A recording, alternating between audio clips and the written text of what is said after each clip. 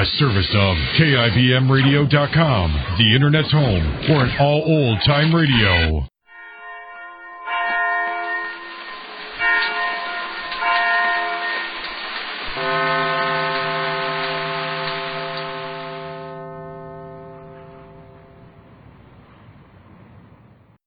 Kroger Tender Ray Beef, no other beef so fresh can be so tender, presents Hearts in Harmony transcribed.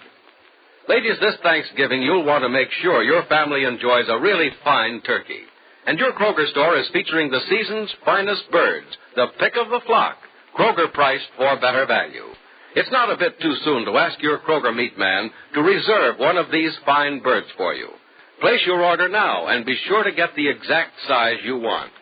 These top-quality Kroger turkeys are just naturally better. They're plumper, they're juicier, they're more tender.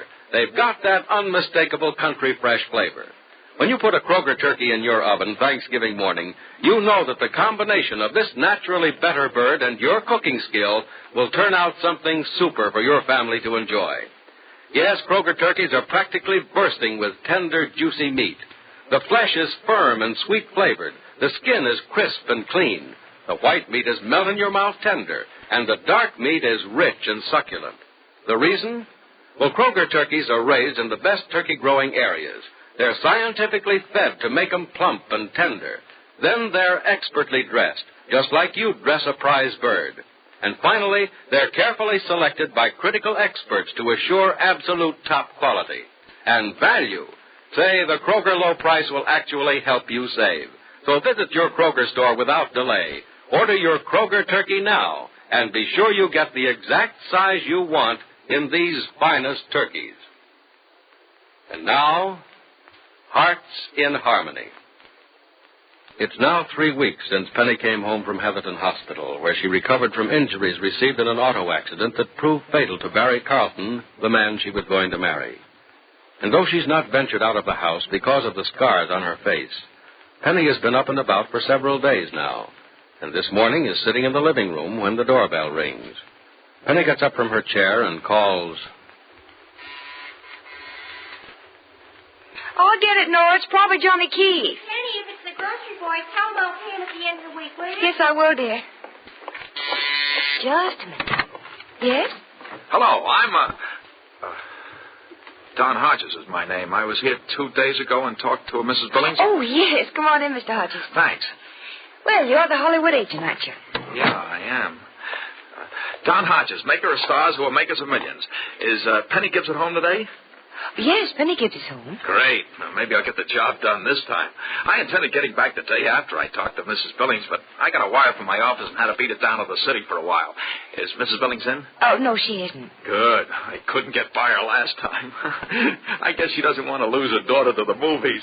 Old-fashioned people are like that sometimes. Well, I assure you, Mr. Hodges, she isn't old-fashioned. Well, she has something against letting her daughter make a name for herself. Maybe she's seen too many Hollywood movies. You know, Hollywood isn't like that. Not if you got the stuff and a good agent to push you along. And if you ask anyone, they'll tell you Don Hodges is the best 10%er in the business.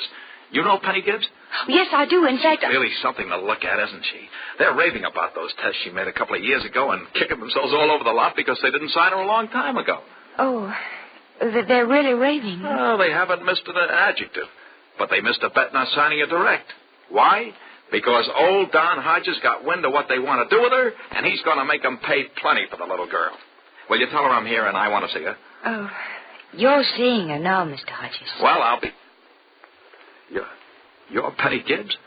Oh, no. Oh, yes. I'm Penny Gibbs. Oh, now, look, lady, a gag's a gag.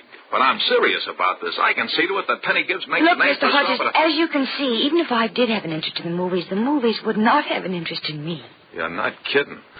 Look, who stood in for you when you made those tests? I made those tests. With that face? Mr. Hodges, really, I'm quite aware that I'm not exactly what you call a pretty sight, but I think you're extremely rude, and I think you better leave. Oh, now, wait a minute. No one asked you to come here in the first place. No one asked you to offer me a contract, Mr. Hodges. And if you knew as much as you think you know, you'd know that I wrote to the studio several weeks ago and told them I wasn't interested in being in pictures. Now, goodbye, Mr. Hodges. Just a minute, Miss Gibbs. I'm sorry. Believe me, I am. I really thought you were pulling a gag of some kind. Now I realize you're not, and I'm sorry about your face and what I said. Please forgive me. It's all right. You're forgiven. Thanks. Thanks a lot. What was it, an auto accident? Yes, it was an auto accident. Tough. But you know, plastic surgery will take care of those scars so you'll never know they were there. Thank you. I've been told all about that. Matter of fact, I'm going to see a doctor about it pretty soon. It'll be a cinch to make you as beautiful as you were before, Miss Gibbs. And I can tell how beautiful you were and will be. Now, maybe we can do business in a year or two. Thank you, Mr. Hodges, but I wouldn't be interested even if I hadn't had an accident. My face weren't scarred. Oh, won't you even give me a chance to sell you on the idea? No, I think not. You'll be a hit, Miss Gibbs. You're different. There's something different about your voice, your mannerisms. I've seen stills of you. Before this happened, and there was something different about the beauty of your face. You could be a star, and I'd like to help make you one. Mr. Hodges, I appreciate your interest. I'm truly grateful. But the answer is no. The answer always will be no. Plain, simple, unadulterated no. An emphatic no. I'm licked, then. I know when I'm licked. And so here goes another of the old star maker's dreams. If you ever change your mind, you'll let me know, though, won't you? I assure you, Mr. Hodges, if I ever do change my mind, you will be the first to know. Well, then there's still hope. Look, Mr. Hodges, I won't change my mind about this. But how do you know? How do any of us know what we'll be doing or how we'll be thinking a year from now? I just know, Mr. Hodges, I won't argue with you. There's something about the set of your jaw that tells me you're no one to argue with. I hope I don't look that stern, do I? Oh, you'll be surprised. Say, I like your smile. That would knock those theater audiences dead. Mr. Hodges, I think we'd better drop the matter. Caught me, huh? Yeah, I got you. Well, all right. You can't blame a guy for trying. Oh, excuse me. Yes, Nora? Is Julie down there with you? No, she isn't, darling. Isn't she in the yard? No, she's not. Oh, she must have gone over to the hill then to play with the other children. Oh, I guess so. Well, thanks, Penny. I'll send Freddie for her if she doesn't come home soon. All right. Say, are you two talking about that little girl I saw when I was here the first time? Yes, we are. Did you see Julie? I think that was her name. Julie. That's right. She's about so high, black hair and pigtails and brown eyes the size of a balloon. Yeah, that's Julie. Look, I came to talk about her, too. I think that kid's a natural. I'd like to arrange a few test shots you're not for her. serious. Oh, look, I make a living selling talent, and I have to know talent to sell it. Unless that kid's shy, she has the makings of another child star, and I mean a big star. Oh, well, Julie is anything but shy, but I didn't think she was. How old is she? Oh, just a little over 6. 6, huh? Can she read? Well, she's beginning to learn. She does memorize beautifully, though. Can she sing, dance, anything like that? I don't know about that, Mr. Hodges. She knows most of the Look, Mr. Hodges, I don't really believe you're serious about Julie. I told you I was. Are you her legal guardian? No. As a matter of fact, I have no idea where to get in touch with her mother. You see, her father's dead. All the family she has is a grandmother. I see. Her grandmother's name is Mrs. Clara Brennan. She lives in New York. Well, I want to do something about that kid. I think we can get away with testing her and scooting a few prints out to the coast without legal consent. How about it? Well, I'll see. It's partially up to Julie, you know, and really, I shouldn't do anything without her mother or grandmother say so. Well, you can get in touch with her grandmother, can't you? Well, I suppose so. Well, you do it. And let's not waste any time about it either. Let's get going on it right away. I'll stick around Rossville a few days more, and maybe I can take those tests back to the coast in person.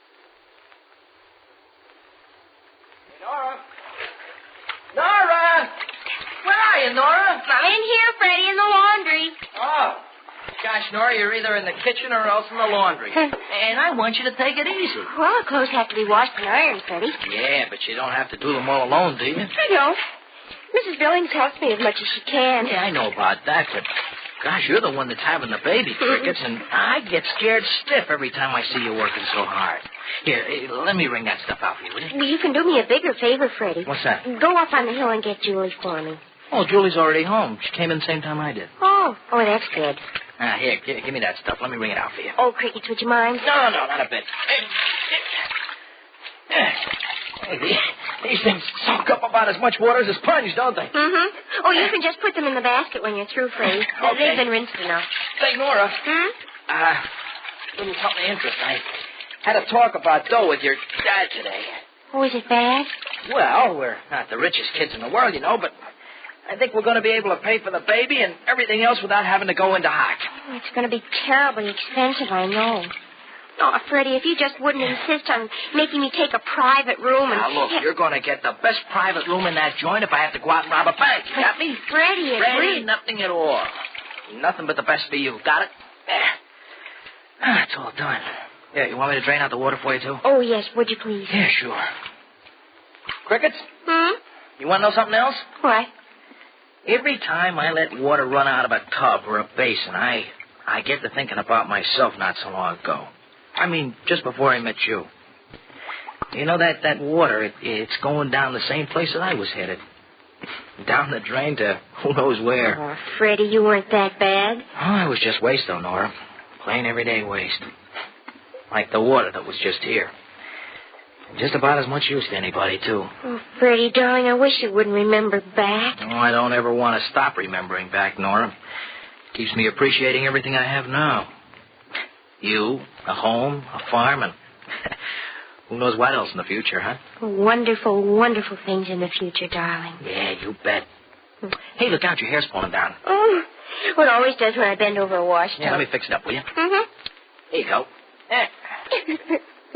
Well, what's so funny? You roughneck, you fixing a girl's hair. Oh, so now I'm a roughneck, huh? Well, let me tell you. But the sweetest roughneck in the world. Oh, hi, Gibson. Oh, come on in, Penny. You just missed the sight of a century. Yeah. Freddie was fixing my hair. Cut it out. Oh, yeah. No, I wanted to see if I could help you with the wash, but it looks as though it's done. Mm-hmm, all but hanging it out on the line. But Freddie will do that, won't you, Freddie? Oh, sure. Freddie will do it. Just put an apron on me. Call me Susie. Okay, Susie. What do you think this is? Oh, crickets, Penny. It's just super seeing you up and around the house again. Oh, Nora, it's just super being up and around again. You want to know something, Gibbsy? Mm-hmm. When you've been home only a couple of days, Nora and I thought you were going to be headed back to that hospital right quick. Only a different kind of hospital, Penny. Mm-hmm. You did? Mm-hmm. Well, why? Well, you said some awfully funny things that just didn't make any sense at all. Yeah, and nigh that you couldn't remember what you had said. I think I know what you mean, Freddie. You know what we were thinking, too, don't you, Gibbsy? We were scared to death it was true. It's an awful thing to say, Penny, but, well, golly, we sort of thought maybe you were losing your mind. You sure did. Nora, it isn't such an awful thing to think I was losing my mind. Why? Well, I'll tell you a big secret. What? Well, to tell the truth, Freddie, so did I. Oh, so did I. Penny seems to have won her struggle to return to a normal life and find new hopes for the future. But will her plans be successful? And will little Julie Martin become a movie star? Be sure to listen to the next dramatic episode of Hearts in Harmony. Ladies, don't let Thanksgiving Day sneak up on you. This season, be sure you enjoy a really fine turkey. See your Kroger meat man at the earliest possible moment and ask him to reserve a top-quality bird in the exact size you want. You'll find that your Kroger store is featuring the season's finest turkeys, plump, tender, heavy-breasted birds that are full of real country fresh flavor. And no wonder. These turkeys are raised in the best turkey-raising areas by master turkey growers. They're scientifically fed to make them plump and tender. They're expertly dressed, as cleanly as you yourself would dress a prize bird. And finally, they're carefully selected by critical experts to assure absolute top quality. So visit your Kroger store without delay and place your order for your Thanksgiving turkey. This Thanksgiving, enjoy a better turkey, Kroger priced for better value. Yes, the Kroger low price will actually help you save. So visit your neighborhood Kroger store today and get the exact size you want in one of those top-quality Kroger turkeys. Be sure to listen in tomorrow. Same time, same station, for another absorbing transcribed chapter of Hearts in Harmony. The Anchor Hawking Glass Corporation brings you Crime Photographer.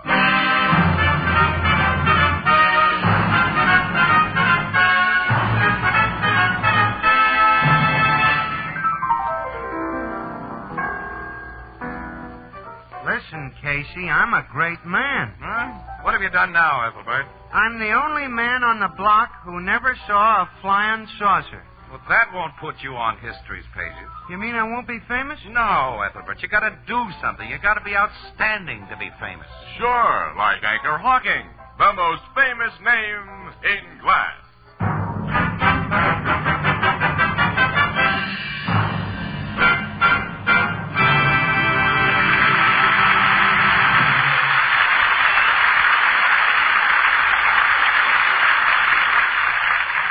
Good evening, ladies and gentlemen. This is Tony Marvin. Every week at this time, the Anchor Hawking Glass Corporation of Lancaster, Ohio, and its more than 10,000 employees bring you another adventure of Casey, crime photographer, ace cameraman who covers the crime news of a great city. Written by Alonzo Dean Cole. Our adventure for tonight, Lady Killer.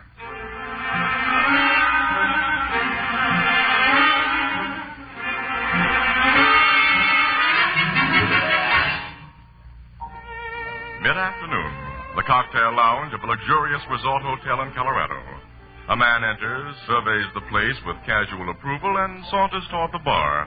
He's about 35, well-dressed and rather good-looking, but there's nothing distinctive about him. As he waits for one of the bartenders to serve him, he hums an old tune.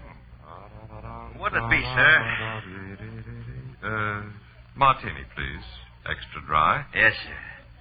Say, haven't I served you before, sir? Well, no, I just checked into the hotel an hour ago. This is my first visit to the bar. I don't mean here. Someplace else. Maybe L.A. I worked there last year. I've never been to Los Angeles. Denver or Frisco, then? No, I'm sure we've never met before. I've spent the last 10 years in Europe. Well, I've never been across the water. Yet. I guess you just remind me of somebody. Yes, I imagine that's it. Yeah. See how this martini strikes you. Uh-huh. Oh, it's exactly right. That's how I try to make everything. Call me when you want another. My name's Frank. Frank. Yeah? I shan't want another for a while, so I'll pay you now. You are? Keep the change. Say, thanks. Quite all right. Oh, by the way, that fine-looking woman at the corner table over there, you know her? The brunette with the big diamond ring? Uh-huh. Yeah, I know her. Her face is very familiar. I was just wondering... You've probably seen her picture in the papers. There was a big story about her a couple of weeks ago when she got a Reno divorce from her husband, plus $1 million settlement. Oh. She's Madeline Chalmers. Oh, yes, of course. I used to wait on her back in Toledo, where she comes from. I worked there 2 years ago.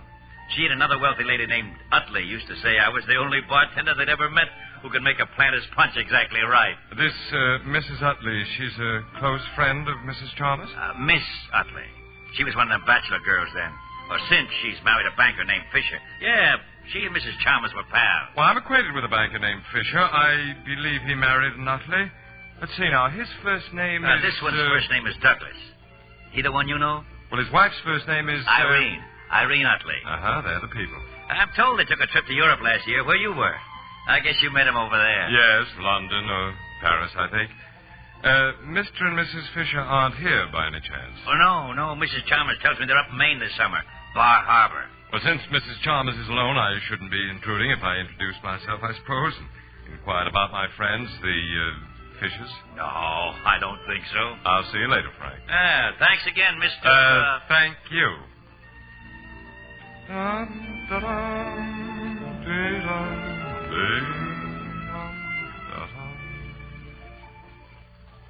How do you do, Mrs. Chalmers? I beg your pardon? I can see you've forgotten me.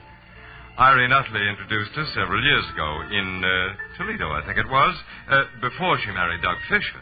Oh, you're a friend of Irene's and Doug's? Well, I spent a day with them only a week ago in Bar Harbor. How are they? Irene hasn't written to me in ages. They were fine, enjoying themselves. May I sit down and order us... I seem to remember you had a preference for Planter's Punch. Do sit down. Thank you very much. I'm terribly embarrassed. You remember even my favorite drink, and I can't recall... Well, unlike you, I have a face that people soon forget. My name is Grammerton, Cecil Grammerton. Cecil Grammerton. You plan to stay here for some time, Mrs. Chalmers? At least several weeks. Well, I'm going to remain about the same period, and if you'll permit our acquaintance to ripen, I'll try hard not to be forgotten again.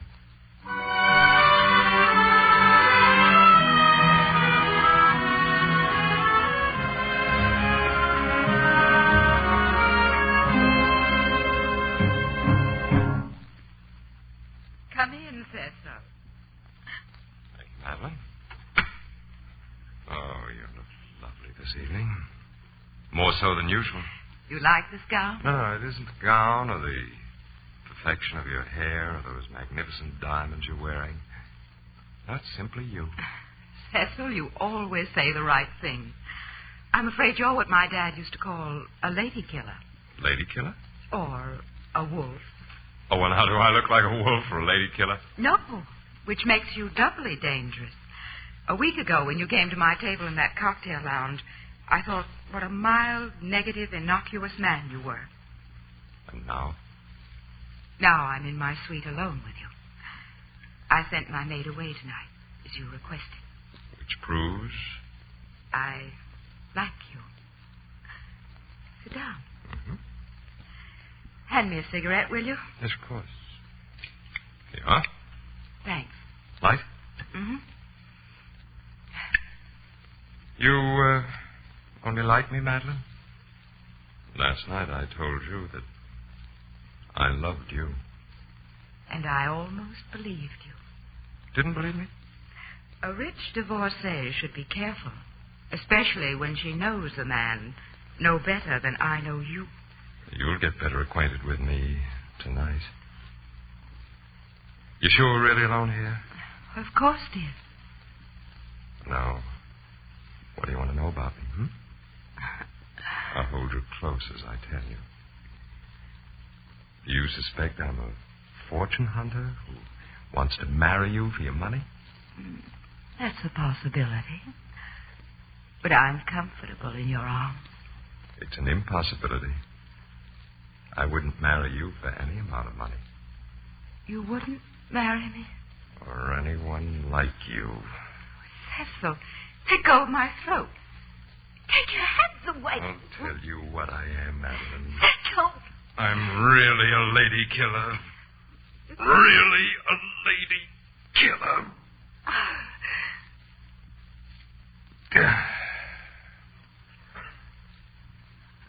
Such nice diamonds you had, Mrs. Chalmers. You won't need them anymore.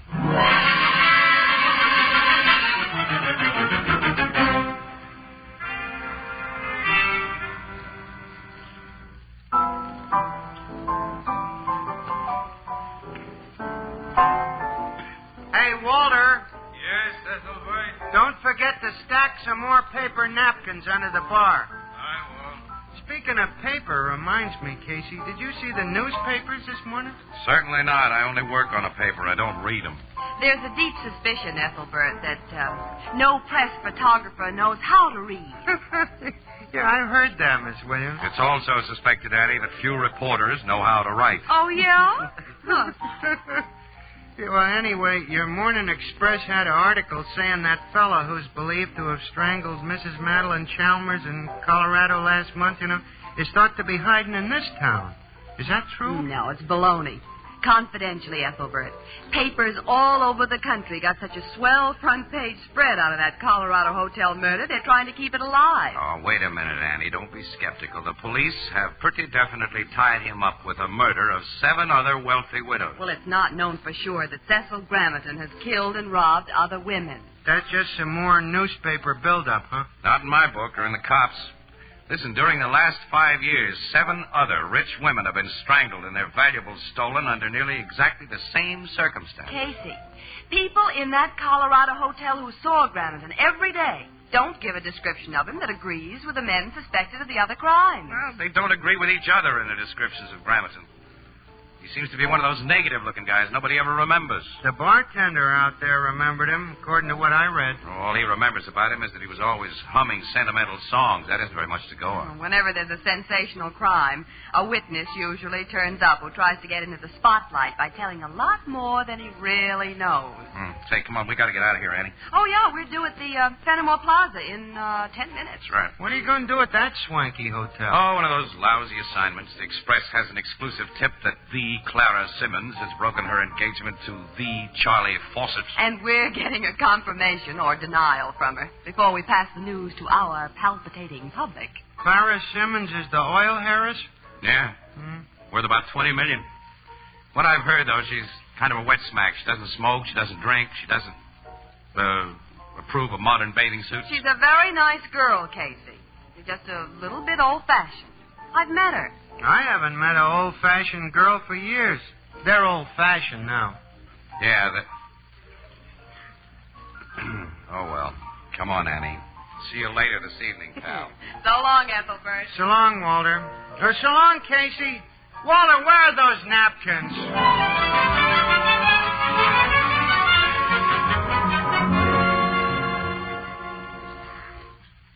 The report you heard is altogether correct, Miss Williams. Mr. Fawcett and I have broken our engagement. Do you care to give me the reason, Miss Simmons? I can only say that he and I agreed upon the termination and that we shall remain the best of friends. Now, if you'll excuse me, I'm expecting guests. May I take a picture of you before we go, Miss Simmons? I'd rather you wouldn't, Mr. Casey. Oh, well, we can run one of your old ones that we have in our files, but you look so nice this evening, I'd rather... You know that no woman can withstand that kind of flattery. Take your picture. Thanks. Will you stand over there by the piano, please? Surely. Casey wasn't guilty of flattery, Miss Simmons. That gown is charming. Thank you. Do you like the style? Very much. I haven't seen anything like it. It must be the latest. It was 20 years ago. My mother wore it then. Your mother? She wore it to a ball only a week before she died. I was just a child then, but I've never forgotten how pretty she looked. I kept it. I had it made over to wear tonight. Some big event must be scheduled for tonight, eh? It is, Mr. Casey. Will you take your picture now and then excuse me? Oh, sure. Oh, I'm afraid I'll have to answer that. I've given my servants the evening off. Evening, Clara. Come in, Evans. Where's your mother? Well, she phoned that she'll be delayed. She'll join us here in a little while. Oh. You have guests. This lady and gentleman are from the Morning Express. They're leaving right away. Miss Williams, Mr. Casey, this is Mr. Pentecost. How do you do, Mr. Pentecost? Pleasure. Sit down, Evans. Mr. Casey is going to take a picture of me. Very well. Will you stand by the piano again, Miss Simmons? Well, yes, of course. Like this? Yes, that's swell. Got it. Thank you. You're welcome. Now, I hope you won't think me rude if I ask. Oh, you've been very kind. Thank you very much. Good night, Miss Simmons. Mr. Pentecost. Evans Pentecost. Good night. Good night. Oh, and thanks again. Yeah, you bet. Not at all. Why were those newspaper people here, Clara? To ask me about my engagement to Charles. I told them I'd broken in. To tell them why? I didn't say a word about you.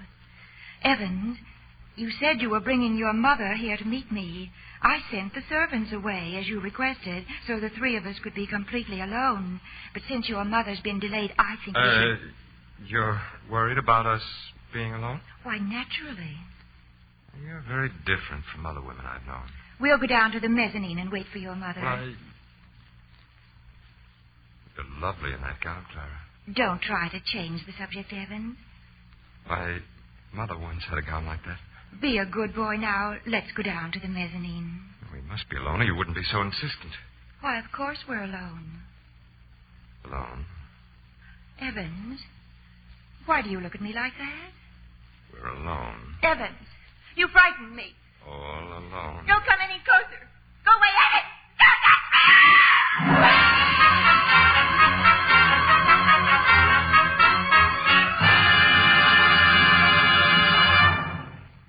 At the end of a long, hot summer day, listen for the tinkle of ice cubes on Frosty Crystal. Cool summer drinks are doubly inviting when served in the amazing new Sunburst Crystal. Now, this truly fine crystal has the radiance of a diamond. Its brilliance is like rare old hand-cut crystal. And now, thanks to a revolutionary new anchor-hocking manufacturing discovery, you can enjoy this magnificent crystal at unbelievably low prices. Imagine a sunburst crystal glass for fruit juice priced at only 5 cents. Imagine 10-ounce table tumblers, 2 for 15. Big oversized glasses for ice drinks, only 10 cents each. And a beautiful matching 2-quart pitcher for only 50 cents. That's what you'll find tomorrow and Saturday in the windows and on the counters of the retail stores of America. Prices slightly higher in distant cities. Don't put it off. Enjoy Sunburst Crystal this weekend. Sunburst Crystal is a product of Anchor Hocking. The most famous name in Glass.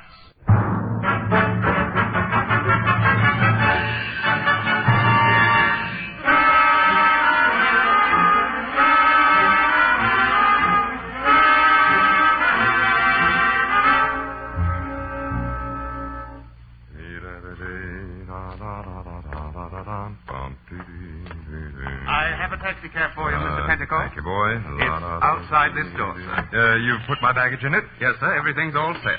Here, this is for your trouble. Thanks very much. I hope you'll be our guest at the Fenimore Plaza again, and very soon, sir. I don't think I shall be. Union Terminal driver. Goodbye, Mr. Pentacle. Goodbye. Bellboy! Huh? Bellboy! Yes, sir? The guy who just got into that cab. Where was he going from here? It's against Fenimore Plaza rules to give out information concerning our guests, sir. Nuts with rules. That guy's a murderer. Of what? I was bartender in the Colorado Hotel where he killed Mrs. Chalmers. That guy's Cecil Grammerton. Grammerton? The lady killer. Get the cops after him, quick. Then find out what dame he strangled here.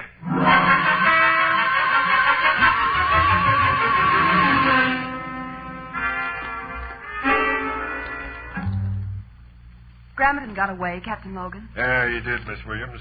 My men located the cab that took him from this hotel, but he'd gotten out of it with his baggage only a few blocks from here. He didn't go to Union Terminal where he told the driver to take him. Oh. Where he is now is anybody's guess, Casey. You said he didn't hurt Miss Simmons, Logan. That's right.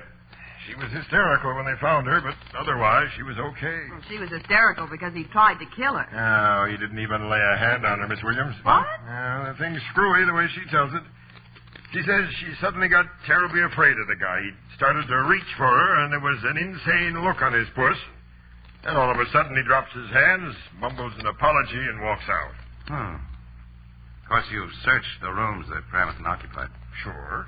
Well, did you find anything that might lead to... No, nothing that looks very hot, just an old photograph. A photograph? Yeah, of a woman. I'd say it was taken 20, 25 years ago. It was in a nice leather frame and obviously slipped out of one of the guy's suitcases. Can we see it? Yes, but there's to be no mention of it in your paper. I'm not tipping Grammerton that we have the thing. That's off the record, Logan. No. No, of course. Okay. Here it is. Huh? Oh, she's a sweet-looking old lady. Too sweet. She's a prim and prissy type. Uh-huh. Hey, look, the name of the photographer who took this picture is at the bottom, Logan. Perkins. Name of the town. Yeah, Perkins of Fairview. Fairview, that's only about 100 miles from here. I'm taking a trip up there tomorrow. Oh, huh? I'll go with you. Okay, but you may be wasting your time. It's my job to go. Well, I got a hunch it won't be wasted time, Logan. And I've got another hunch. A hunch that no newspaper guy should get. Yeah, what's that? That you should kill the entire story of what happened tonight. Kill the story? Yes, Annie, every bit of it. Oh, it's big news, Casey. Front page. It doesn't matter. Put that bartender under wraps, Logan. Tell the hotel people and Miss Simmons to clam up about what they know and give all the papers a hush-hush order. Since this is the first time I ever got that kind of advice from a news hound, I'll take it. Oh, you should be thrown to the squirrels for this, Casey. Oh, no, Annie. The big story will be Grammerton's arrest, and we'll play for an exclusive on that.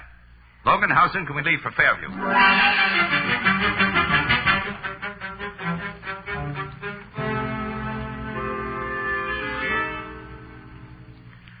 Oh, yes, Captain Logan. I took this picture of the lady, 20 years ago, I'd say. It was shortly before her death. Oh, she's dead, Mr. Perkins. Yes, she died of pneumonia. Well, who was she? Mrs. Asa Bristow. A very fine woman. I was her neighbor for many years, and we attended the same church. Did she have any children? Why, she had an only son, Elmer, an extremely well-behaved boy. They were inseparable, and her death was a great blow to him. He was only about 15 at the time. Now, you know what happened to this Elmer? No. Relatives took him out west to live, and I've heard nothing of him since. Could you describe him, Mr. Perkins? Well, I knew the boy so well I should be able to. You know, that's strange. I can't just seem to remember what he looked like. You can't? Well, there was nothing about him. All that I can really recall is that he had a great attraction for girls and older women, although he seemed to care nothing for anybody but his mother. And he had a habit that was frequently irritating, a habit of humming sentimental old songs. I'm sorry I can't be of greater help to you. You've helped plenty, Mr. Perkins, and thanks a million. Let's go, Logan. Yeah. I'll probably get in touch with you later, Mr. Perkins. Well, I'll be at your service, Captain. Goodbye. Goodbye, gentlemen. Goodbye. couldn't have given us a better description, pal. Yeah, but what does it get us? Apparently, the lady killer's real name is Elmer Bristow, and he had a doting mother. Wait a minute, Logan. I think he developed what the psychological docs call a mother complex. So what? So it finally made him go haywire and start killing gals like Madeline Chalmers. Listen, Logan, all of the 8 women strangled by this guy were direct opposites of his mother. They were unconventional babes who did all the things that Mama had taught her only son to despise. Casey, he did those murders for dough. Those thefts will send him to the chair instead of an asylum when he's caught, Logan. But his real motive, I believe, was hatred of a type. Well, he proved that last night when he didn't hurt Clara Simmons. Because I think she was the same type as his mother. In that old-fashioned dress she had on, he may have seen her all of a sudden as his mother. Yeah, you may be right. And from what you just suggested, maybe we can figure a way to make him walk right into our hands. Of course we can. And by using your dear old power of the press and Clara Simmons.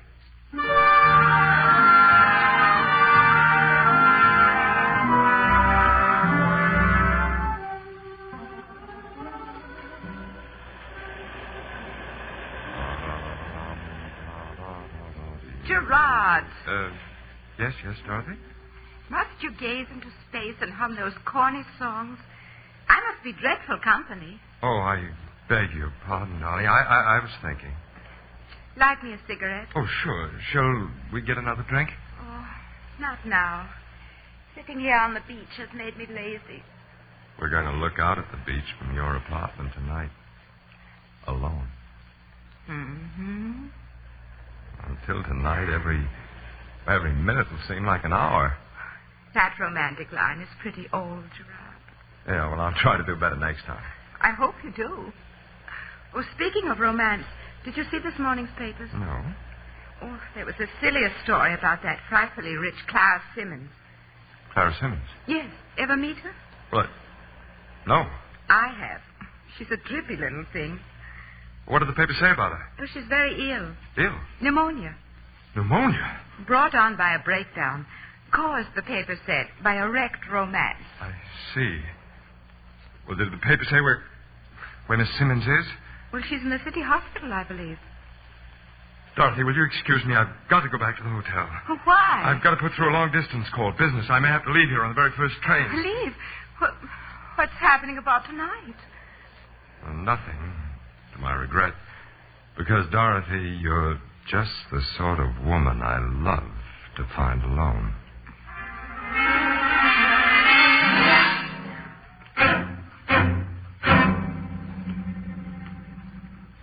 There he is, Captain Logan. The man getting out of that cab. Fine, Miss Simmons. Well, Casey, our cockeyed scheme worked, I was pretty sure it would. We knew he'd fallen for it after that long-distance call came through to the hospital. When they told him I was really ill, Miss Williams, he came to me. Now, don't think of what he's doing now, Miss Simmons. Think of what he has done. Yes, I must. Oh, here he comes, Captain. This is it. Hello, Elmer Bristow. What? Will you let go of me? You're a collector of jewelry. Here's a pair of bracelets for you. Oh, what's the meaning of this? What? Clara. Clara. Yes. You're not ill. This was a trick. Yeah. And now a few uninhibited rich gals are going to enjoy longer lives. Take them away, men. Now, come on, Miss Simmons. I'll help you back to Annie. Huh. Miss Simmons is crying. So what has that insignificant-looking guy got? Made the women fall for him. Casey, if he wasn't on his way to jail, I think I'd try to find out. Yeah. Huh? We gals crave romance. And if we don't get it from overwhelming personalities like yours, well, there are a lot of Elmers.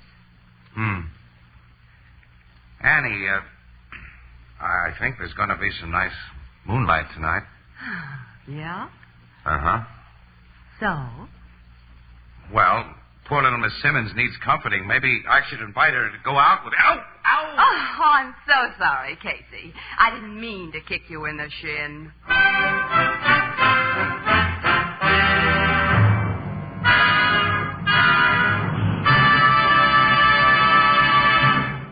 We'll join the crowd at the Blue Note in just a moment. You know, beer isn't the most important thing in the world, but it certainly is one of the pleasantest. And Anchor Hocking's revolutionary new one-way bottle makes beer and ale easy to enjoy. You know, it took a lot of research to develop this one-way bottle. It had to be light, compact, sturdy. It had to be so low in cost that no deposit, no return to the store is necessary. And that's what it is. A little wizard at fitting into packed refrigerators. Easy and safe to open. Easy and safe to drink from. No trouble about returns. When it's empty, just throw it away. And best of all, it's glass. Glass that can't affect the flavor and purity of beer and ale. Glass that keeps your beer brewery bright. You will find 12-ounce, no-deposit bottles of your favorite brand at your local store. For beer at its best, ask for it in the new Anchor Glass one-way bottle, a product of Anchor Hocking. The most famous name in glass.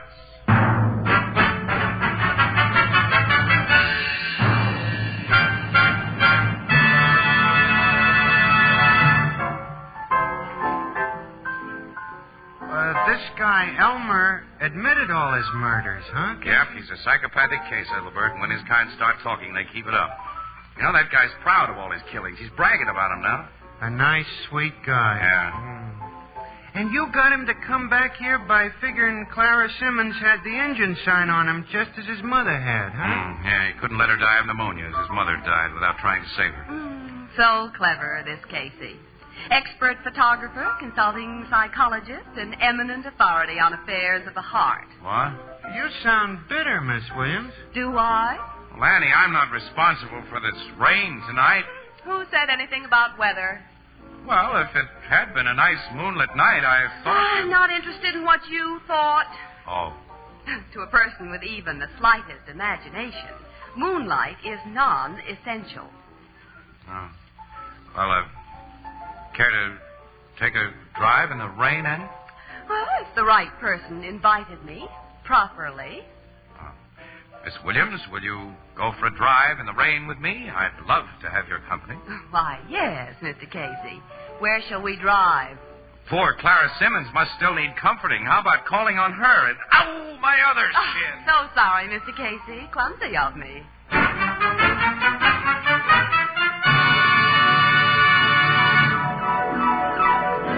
Crime Photographer, starring Stotts Cotsworth as Casey, is brought to you each Thursday by the Anchor Hocking Glass Corporation, makers of Fire King Oven Glass, Anchor Glass Containers, Anchor Caps and Closures. All products of Anchor Hocking, the most famous name in glass.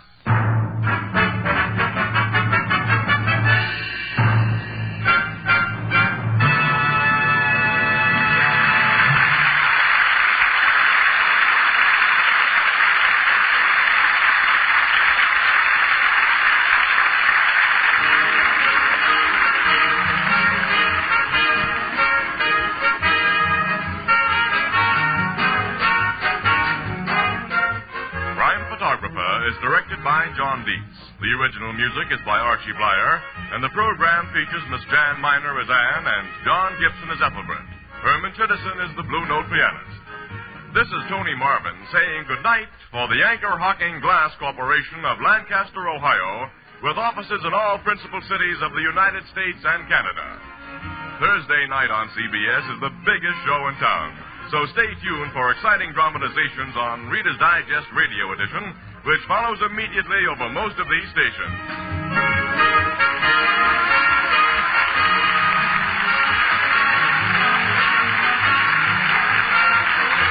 This is CBS, the Columbia Broadcasting System.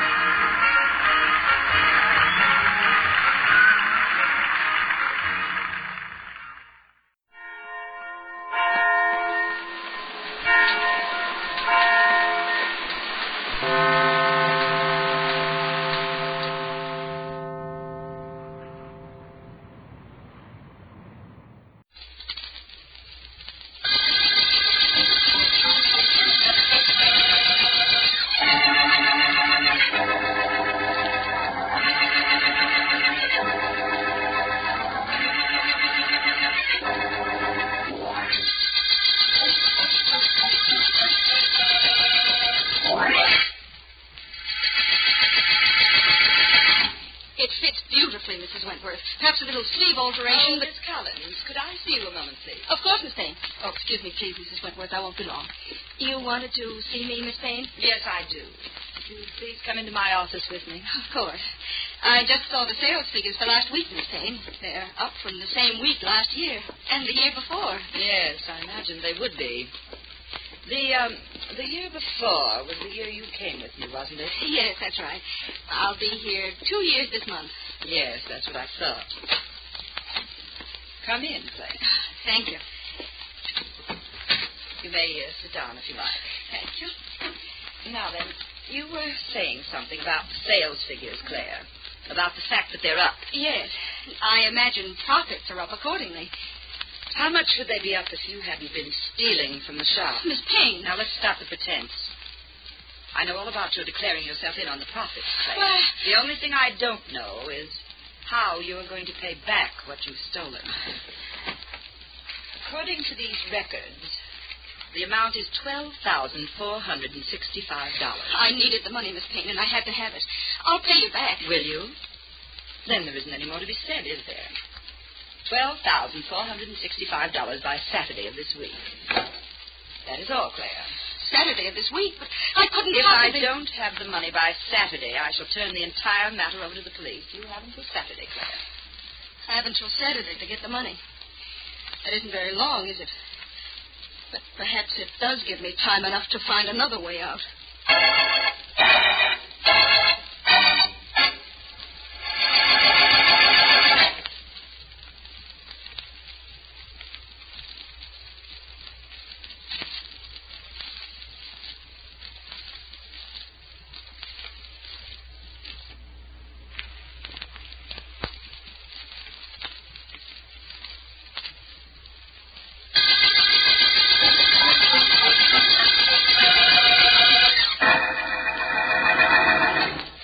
Any time, Mrs. Jameson. I'm sure we'll have something that you'll like. Goodbye. Come. Hello, Edith. Sidney. What do you want here? A job in the store, Edith. I need a job pretty bad. How the mighty have fallen. What do you think you could do around here? Anything. Anything at all. Stock clerk, maybe? Shipping room? Anything you wanted me to do. You know, Sidney, if I ever needed any assurance of my success, your being here, asking for a job, would do the trick. What about the job, Edith? You'd better get used to calling me Miss Payne. You remember my last name, don't you? I remember everything about you. How you came to my shop, this same shop, 5 years ago, and asked me for a job. And how I gave it to you. Yes, you did. As a stock clerk, $12 a week. With a chance for advancement. You certainly advanced, and quickly. Before I knew it, I was depending on you for everything. And then one day I found you had control of my business. That won't happen again, Sidney. The other way around, I mean. All right, you start as a stock clerk for $12 a week. And no chance for advancement. Want the job? Edith! Nobody can say I don't remember my friend. Oh, excuse me. Friend. Miss Payne speaking. This is Tom Henderson, Miss Payne. Oh, yes, Mr. Henderson. I own the Paris Import Dress Shop on Fifth Avenue. I know. What can I do for you? I'll tell you what you can do. You can stop sending those snoopers of yours over to my store to sketch my imports so you can make them up cheaper. That's what you can do. So far as I've been able to find out, there are no copyrights on designs, Mr. Henderson. And besides, my designers just happen to think of the same models which you go to the expense of importing. Is that all? No, it isn't all. My business has been cut in half. I'm on the verge of bankruptcy because of your unethical tactics. You're going to have to stop, Miss Payne, or I'll find a way to stop you. That is all. Very excitable man. Now, where were we, Sidney? You were offering me a job at $12 a week. The same job under the same circumstances that I offered you 5 years ago. Not exactly the same circumstances, Sidney. You see, I was smarter than you are. And I still am. You want a job. You've got it. Now, go on. Get out and tell the bookkeeper. Only leave me alone right now. I have troubles. Have you, Edith? I mean, Miss Payne. I don't doubt it. You can't push little people around without having worries. Yes, my dear. One little person can see to it that you have one big trouble.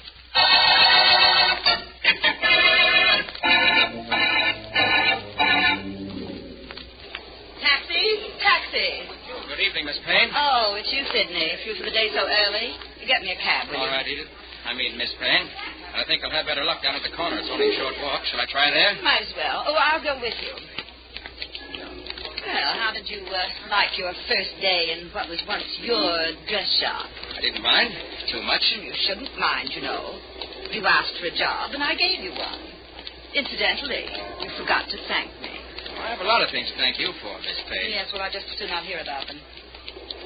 Well, here's the corner. What about a cab? Taxi! Are all the cabs taken? In my present financial condition, cabs don't represent much of a problem to me. A popular corner we stopped on. People waiting for the lights to change before they cross the street. Sidney, what about that cab? There should be one along in a minute. Well, somebody else had the same idea about taxi cabs in this corner, apparently. Look there in back of us. The rather tall man. The one in the striped trousers and dark coat? Who's he? Tom Henderson. You should remember him. He's one of our competitors.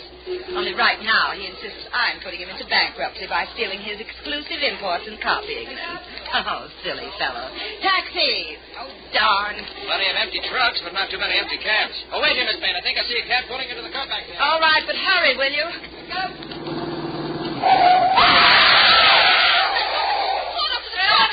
Somebody pushed her. Let me through. No. Look, lying there dead. And I was with her only a moment ago. Poor Edith Payne.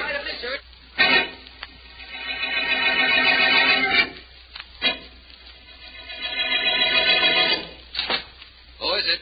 Markham, Vance. Well, come right into my private office, Markham. You alone? Yes, Miss Deering's out to lunch, and my other secretary's on an errand, so I'm holding down the fort all by myself. How are you, Vance? Well, thank you. And my favorite district attorney? All right, thanks. How busy are you at the moment, Vance? Very. Unless there happens to be a murder my favorite district attorney wants investigated. There happens to be a murder. In that case, I'm completely at your service. Details, Markham. What are the details? Well, Vance, a woman named Edith Payne owned a very successful dress shop. She was standing on the corner of 5th and Main waiting for a cab when suddenly she cried out. And an instant later, she was dead under the wheels of a truck. Well, I follow that, Markham. We got one break on the case, Vance. A newspaper photographer happened to be in the crowd. He heard her scream and managed to get a picture of her lying on the ground. Now, you can see the figures of the people who were in back of her, but not their faces. The camera was pointed down at the ground, is that right? Yes. Before I show you the print, Vance, I want to tell you what else we know of this case. Now, Sergeant Heath made inquiries and found out that a man who admits being with Miss Payne, but claims he left her a moment before, once owned the shop, but was now working for her. His name is Sidney Taylor. And he was with her at the corner? Yes. Sergeant Heath uncovered another suspect for you, too. A man named Tom Henderson, who was being forced out of business by Miss Payne. Uh-huh. Heath found out at the shop that he was intensely bitter about it. And, well, that's all I can tell you. Now here's a picture of the body of Miss Payne in the crowd. Doesn't seem to tell us much, does it? People are pretty hard to identify when their faces aren't shown. But it can be done. It can? How? Clothes, posture, some idiosyncrasy of dress peculiar to a particular individual. Oh, I see. Yes, it can be done, Markham, and in this case, I'd say it had better be done. What's this? What's what? This figure in the front row of the crowd. The man wearing the double-breasted herringbone suit? Yeah. What about him? I don't know. But there's something peculiar about this suit. What's wrong with it, Markham? I'm sure I don't know. It doesn't fit very well. No, that isn't it. It's something else. May not be important, though. Markham, what kind of a man is this Tom Henderson? Well, from what I've learned, very stately, well turned out, and his store had quite a society clientele. Really? Then this conceivably might be his picture right here. Where? You see the cutaway trousers in the front row? Oh, yes. Henderson might well be wearing a cutaway in view of his ultra dress shop. We can check that, of course. That herringbone suit still puzzle you, Vance? Very much. I wish I could figure what was wrong with it. Well, Markham, I think we've spent enough time here. Let's go down to Miss Payne's dress shop and see what we can find out there.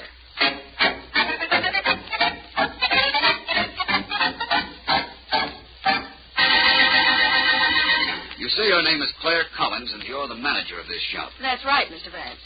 It was I who told Sergeant Heath about the trouble Miss Payne was having with Tom Henderson. That's correct, Vance.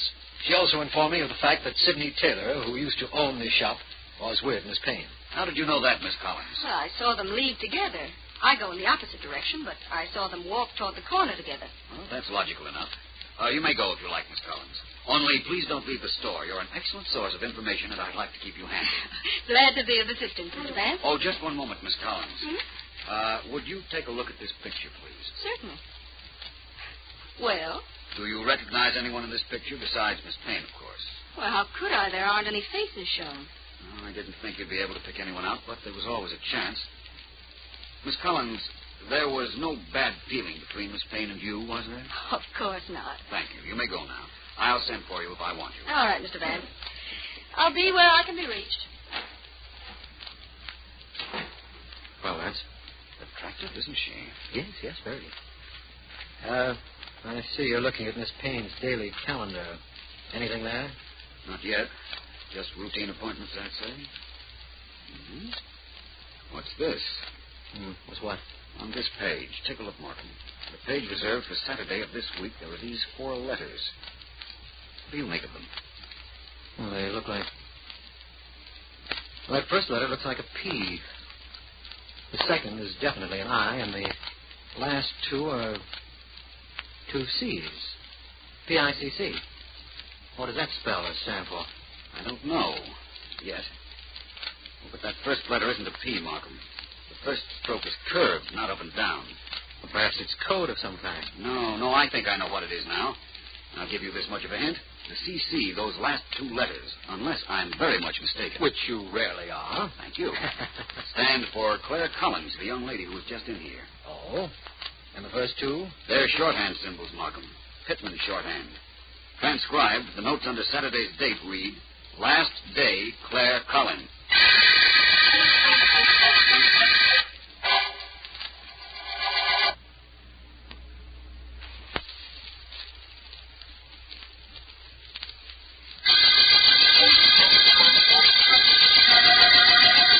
This is District Attorney Markham. The Herringbone murder case opened with the finding of the body of Edith Payne, dress shop owner. She had apparently been pushed under the wheels of a truck, and a newspaper photographer passing by had snapped a picture almost immediately after the accident. No one in the crowd that surrounded the body was identifiable. Later, at the dress shop, Philo Vance discovered a memorandum concerning the store manager, Claire Collins, left by the dead owner. Vance has appeared puzzled by a figure in the photograph, the figure of a man wearing a double-breasted suit. He hinted there was something wrong with it, and in an effort to find out what, I have gone to a photography studio. Of course, Mr. Markham, you closed the coat. I'm sorry. Never do I photograph a man in a double-breasted suit with the coat open. Yes. Always it has to be buttoned. Yes. Of course, Mr. Bird, of course. There. Now, remember, I don't want my face shown, just the suit. No face? No face.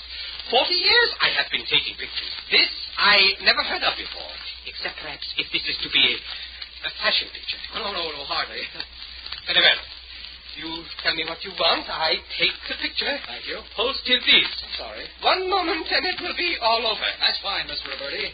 I have a great deal to do, and the sooner I get this picture, the sooner I may be able to show my friend Philo Vance some results.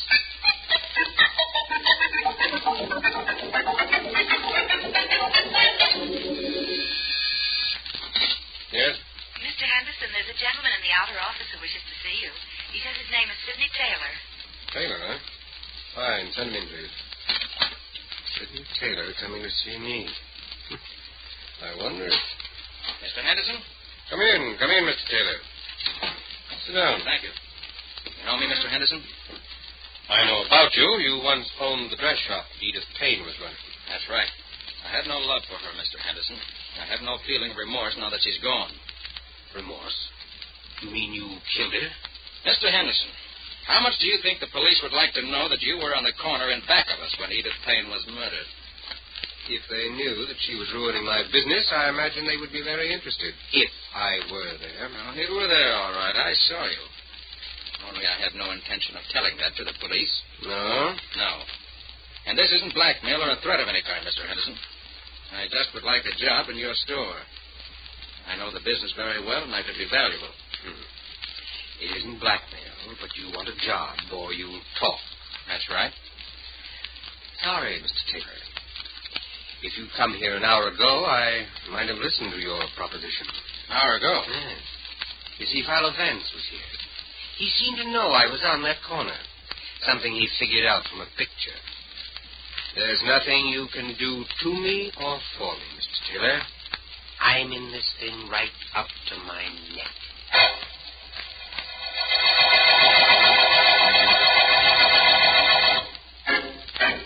I just dropped into your office for a moment, Markham. I want another look at that photograph of the crowd at the death scene. That double-breasted herringbone suit still has you stopped, Vance? I wouldn't say that exactly, Markham. What about that mysterious memorandum you deciphered from Miss Payne's calendar? The one that read, "Last day, Claire Collins." I'll get to that in due time. Vance, I'm quite convinced that you know more about the solution of this case than you're admitting. Why the reticence? I'm not holding back because I want to be secretive, Markham. It's true I have a definite idea as to who killed Miss Payne. But you're the district attorney, and you're liable to become prejudiced against the person who I think is guilty. If you think he's guilty, Vance, I guarantee he is. That's just what I meant. I'd rather wait until I had proof. Just as you say. But I felt a little unhappy about that herringbone-suited figure. You mentioned there was something wrong with the suit, so I had a picture taken of myself to compare with it. And you found that there was a difference in the way your suit was buttoned and the way the one in the group picture was buttoned. You knew that, Vance? I realized what was wrong with the herringbone suit after I left you, Markham. Sorry you went to the trouble of having a picture taken. So am I now. Do you think that the herringbone suit is important, Vance, in the solving of this case, I mean? Important, Markham? No, I wouldn't say it was important. I'd say it was vital.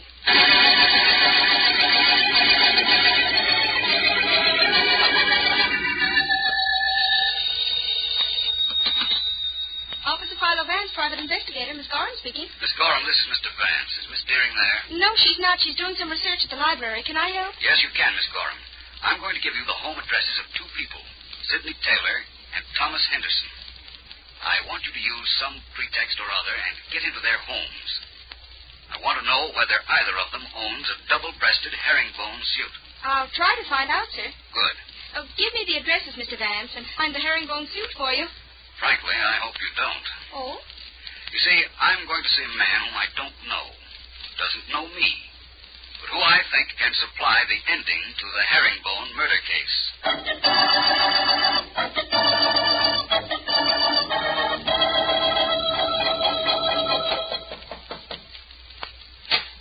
Yeah? How do you do? My name is Vance. You don't know me. No kidding. Of course I don't know you. And I'll let you in on something. That's okay with me. Just one moment, please. I'm not selling anything. That's good, because I'm not buying nothing. So suppose we start where you're knocking on the door, and this time I'll ignore it. So long. Wait a moment. Just one moment. How would you like to make $50? Oh, I see. You're not selling anything. You're the one that's buying. That's right. $50 worth of the answer to one question. Brother, this beats those radio quiz games. You've got to work up to the big money question on them. Well, what is it? Do you own a double-breasted herringbone suit, and did you let somebody else wear it yesterday? That's really two questions, but I'll let it go on account of there's only one answer to both of them. The answer is yeah. Thank you. Here's your money. You've earned it. I have. Well, what do you know about that? Hey, call again, will you, Mr. Vance? Call again.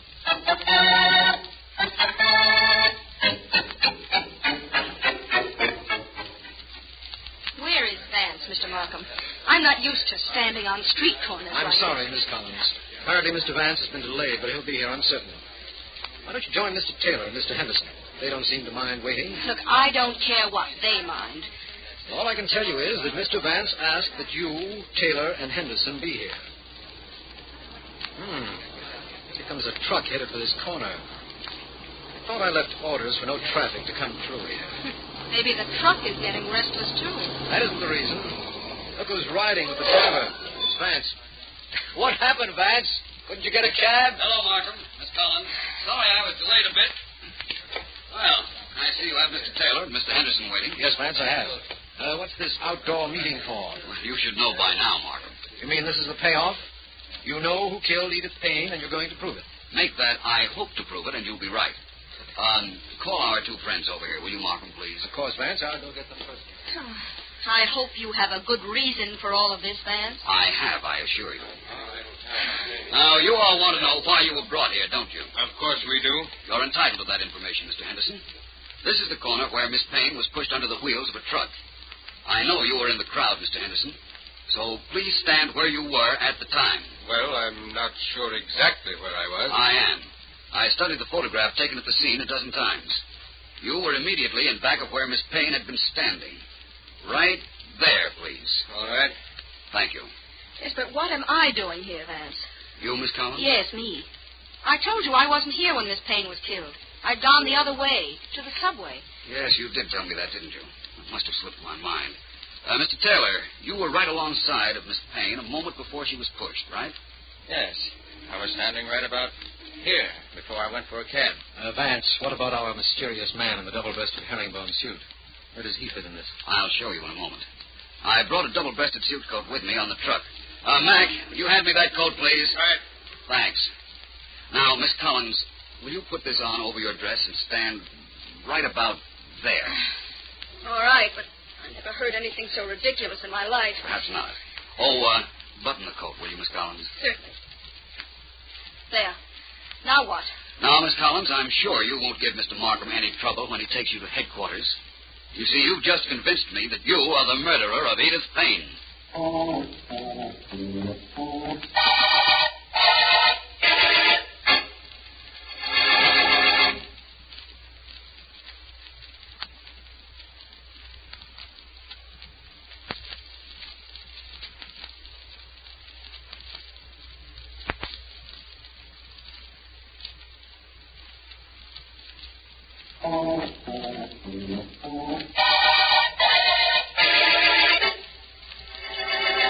May I have this in very small pieces, please, Vance? The explanation of how you knew Claire Collins pushed Miss Payne to her death, I mean. Certainly, Markham. First of all, you're entitled to know how I knew it was a woman. I go along with that. It was a herringbone suit, Markham. The double-breasted herringbone suit we saw in that picture.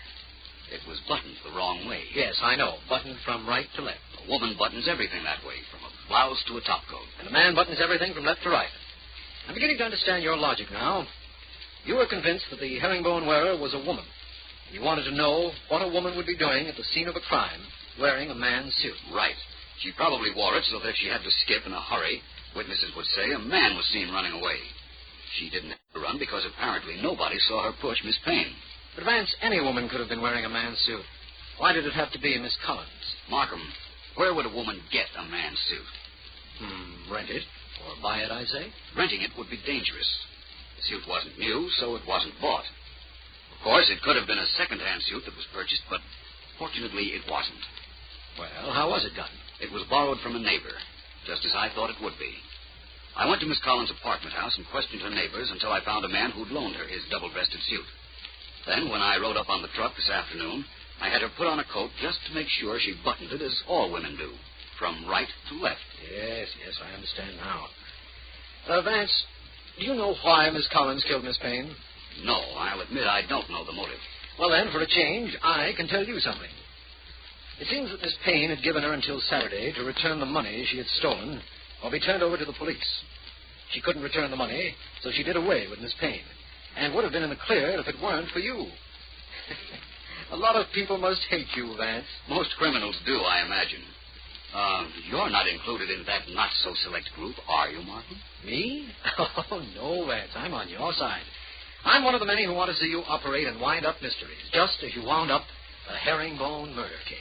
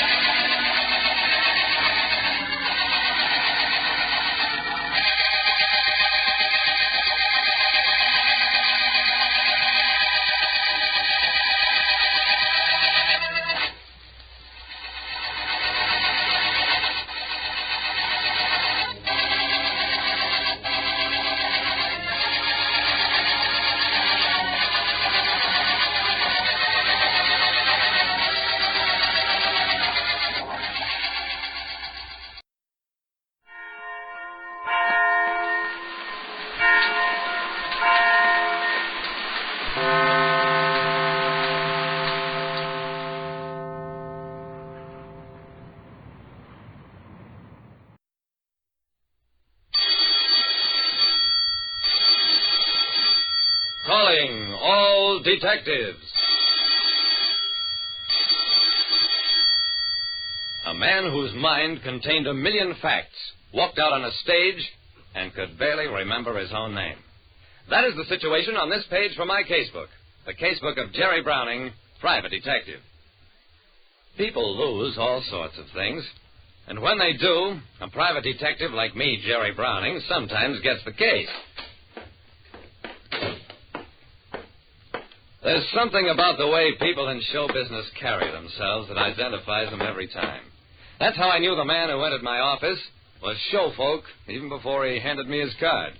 I glanced at it, then, sit down, Mr. Mysto. You're a magician, eh? I, Mysto, a magician? Certainly not. I, Mr. Browning, am a memory marvel. My brain is the repository of 1,000,000 interesting facts. Ask me anything, anything. I grinned. Okay. What's the population of Nome, Alaska? Mysto wrinkled his brow. Nome, Alaska? Childishly simple, but I don't know the answer. I stared at him. Well, how about this one, then? What's the area of Texas? The area of Texas is... I'm afraid I don't know. Mr. Browning, I can't remember anything. With my memory gone, my living is gone. You're a detective. Help me find my memory. When Mr. Mysto, the memory marvel, lost his memory, he asked me to help him find it again. I was driving Mysto back to the Casablanca Club, where he was the headliner of the floor show.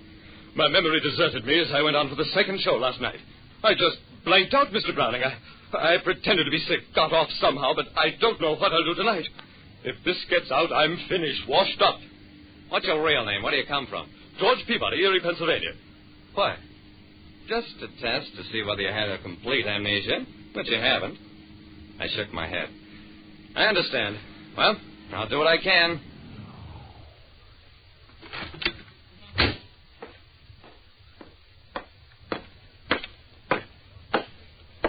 There was a swarthy, heavy-set man waiting in Mysto's dressing room. Mr. Damati, Mr. Browning, Jerry here is a friend of mine. Damati glowered at Mysto. Don't care who he is. All I want to know is you in shape to go on tonight or not? Mysto looked at me helplessly. I twisted my face into a leer. He'll go on tonight, but first he pays me the money he owes me, see? Mysto's mouth sagged open in surprise, but Damati got it, or thought he did. Oh-ho, so that's what made you sick. Okay, Mysto, if you got yourself on a hook to gamblers, you get yourself off the best way you can. But remember, you work tonight or you're through. Poor Mysto looked ready to collapse. I helped him to a chair. I hated to do that, Mysto, but it's the only kind of alibi a man like Damati understands. Mysto nodded weakly. Yes, but what happens tonight? I can't go on. I don't even remember the capital of Maine. It's Augusta, and we'll worry about tonight when we come to it. Now, what happened here last night? Mysto looked around, shrugged. Nothing. You're not even trying. Did you have a visitor, Damati, somebody in the show, or a stranger? I'm trying to think. Visitor. Oh, it's no use. I can't remember. What's your name? George Peabody. Where are you from? Erie, Pennsylvania. Who was here last night? Janie Morland. Janie Morland? Yes. She's the singer. Okay. Now, we're getting someplace. Why did Janie visit you? Just to talk. She's a nice kid, young enough to be my daughter. Oh, I wouldn't want that to get around. She comes from Crawford, PA, which practically makes us hometown neighbors. What did you two talk about last night? Just hometown stuff. Let it go for now. You'd better start dressing for your act. I'll go try to find Janie Morland. But I tell you, I can't go on. Don't worry about it. Just get dressed.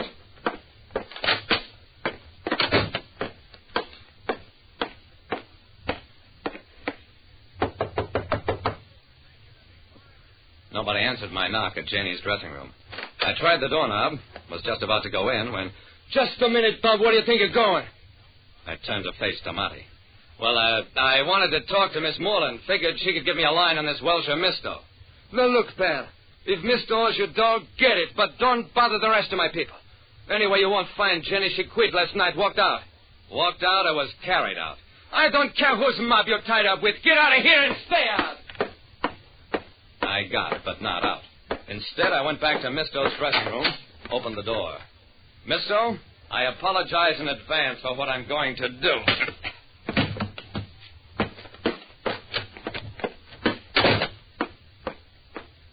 Slugging Mysto was a dirty trick, but it was the only positive reason I could give him for not going on with his act. I went out to my car, drove back to my office, and really went to work with the telephone. What I wanted was to locate Jenny Moreland, if she was alive. At the fourth booking agent I phoned. Sure, Jenny quit the Casablanca Club. Who are you and what's it to you? I explained who I was and how urgent it was for me to get in touch with her. Finally, I learned that Jenny was working at another club way out on Green Oaks Road.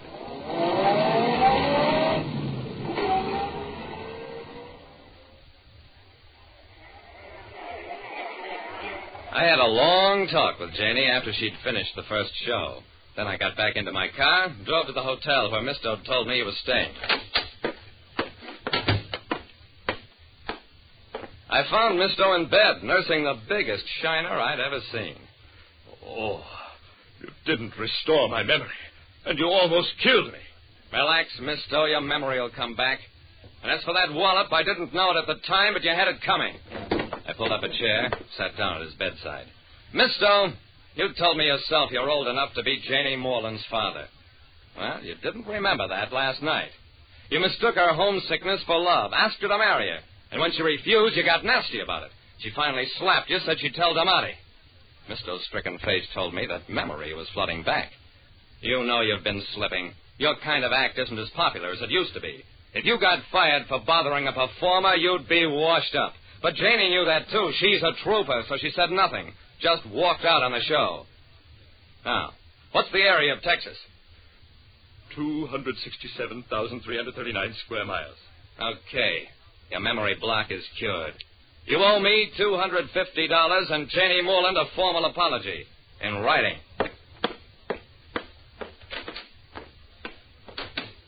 And that's all there was to finding a missing memory.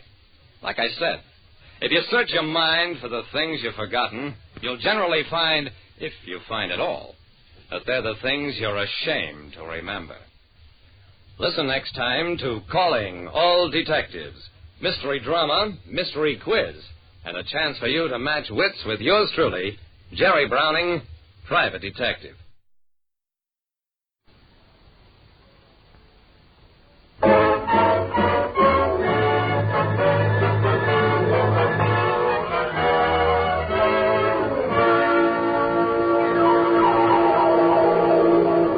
The F.W. Fitch Company, makers of those fine Fitch products, presents Dick Powell as Private Investigator Richard Rogue in Rogue's Gallery.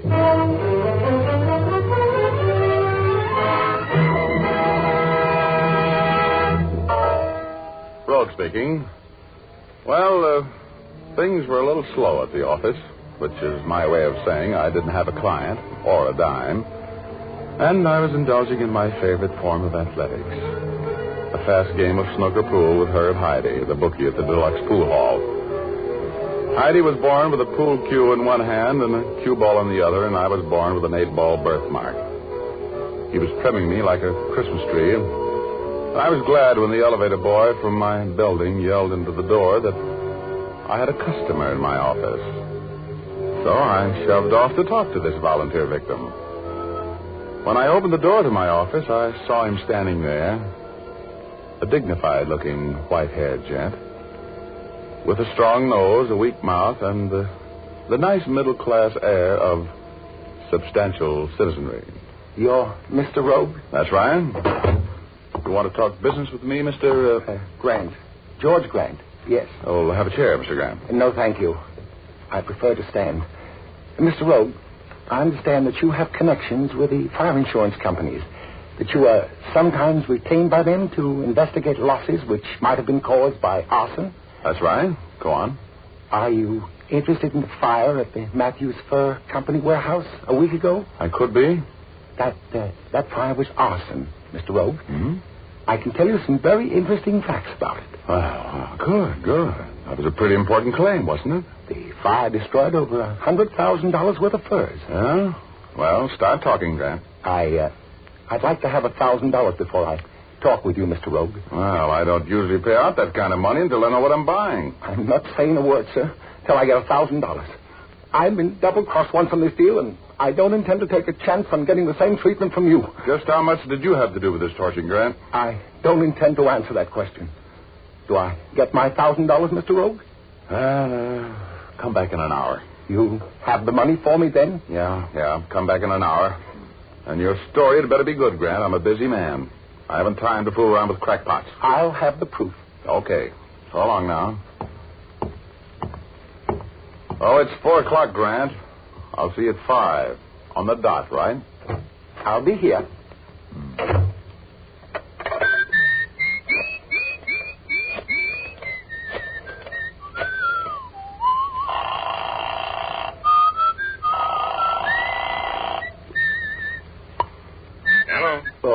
Hello, Flynn.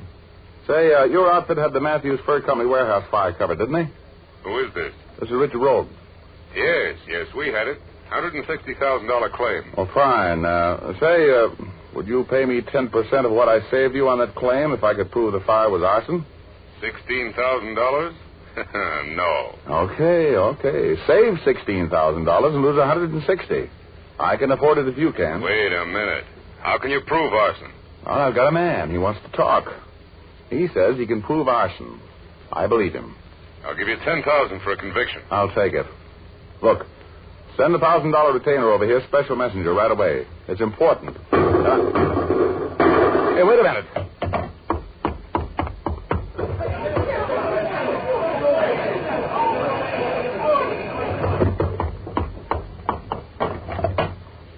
Hello, Flynn. Yes, where have you been, Rogue? Well, my source of information has just been eliminated. But the deal's on. What do you mean? Well, he must have known too much. He's been murdered.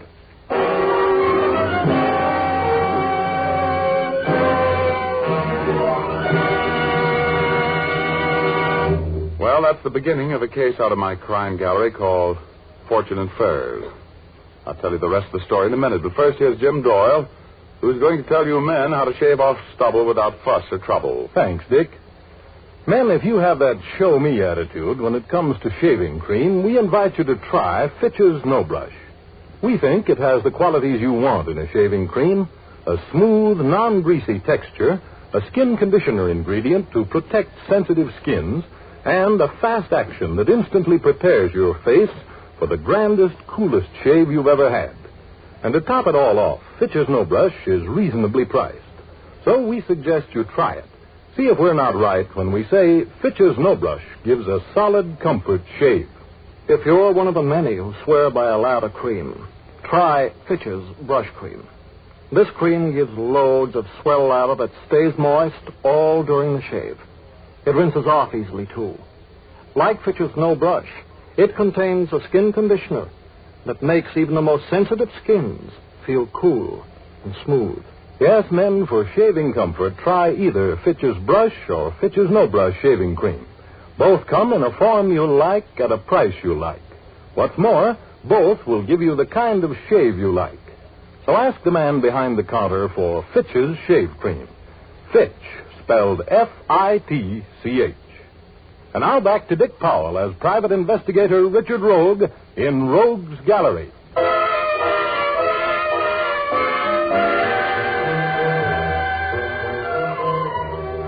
Well, as I was saying, I was as broke as a New Year's resolution when I ran across proof that the Matthews Fur Company warehouse fire was arson. I called Louis Flynn, who headed up the Fidelity Fire Insurance Company, and made a deal with him for $10,000 if I could prove that the fire was of incendiary origin. And while I was talking with him, George Grant, my witness, was killed leaving the building. Well, I couldn't afford to lose a $10,000 fee right then, so I took a fast distance to the home of the late George Grant. I knocked at the door. What do you want? I want to talk with you. You're George Grant's daughter? Yes. You're the police? Yes. Come in. Oh, thank you. I suppose you want to question me about my father's affairs. Yes, that's right. Come in here, please. can't believe that Dad is dead. I'm sorry. Believe me. And if you'll help me, I'm sure we can find the people who murdered him. Sit down, please. Thank you. Oh, Miss Grant, what was your father's business? Oh, don't you know? He was warehouse manager for the Matthews Fur Company. He had been for years. Oh? Did he have any enemies that you know of? No. Dad wasn't the kind of a man who made enemies. He was... Well, he was sweet. Oh, I don't know. There'd been something wrong with him for the last couple of weeks. He wasn't himself. He was worried. It was all that blonde's fault. Blonde? Yes, Bernice Maxwell. Dad became involved with her. And he was spending too much money on her. Much too much money. How long ago did he meet this Miss Maxwell? Oh, about a month ago, I guess. She deliberately chased him. She must have had some reason for it. Dad was no great catch. He was just a little guy working for a salary, trying to get along. Oh, you say he's been acting strangely. In what way? Could you break that down a little bit for me? Well, I'll try. You see, for a while he was talking about how he was going to have a lot of money. All of a sudden. He was happy and carefree then. He was gone from home quite a bit. One night he had a meeting here with some rough-looking men. He wouldn't tell me who they were. Yes, go on. Then after the warehouse fire, he was depressed. And he talked about... He talked about killing himself. I knew he was in some awful trouble, but he wouldn't talk with me about it. He just kept calling Bernice Maxwell. She wouldn't answer the phone even. Did your father talk with you much about the fire? No. But I'm sure that fire had something to do with his murder. I know it did. That Maxwell woman has something to do with it, too. Who do you suppose that is? I think I know. Oh, please don't go away. I don't want to talk to anybody else. If you stay here, maybe they'll leave.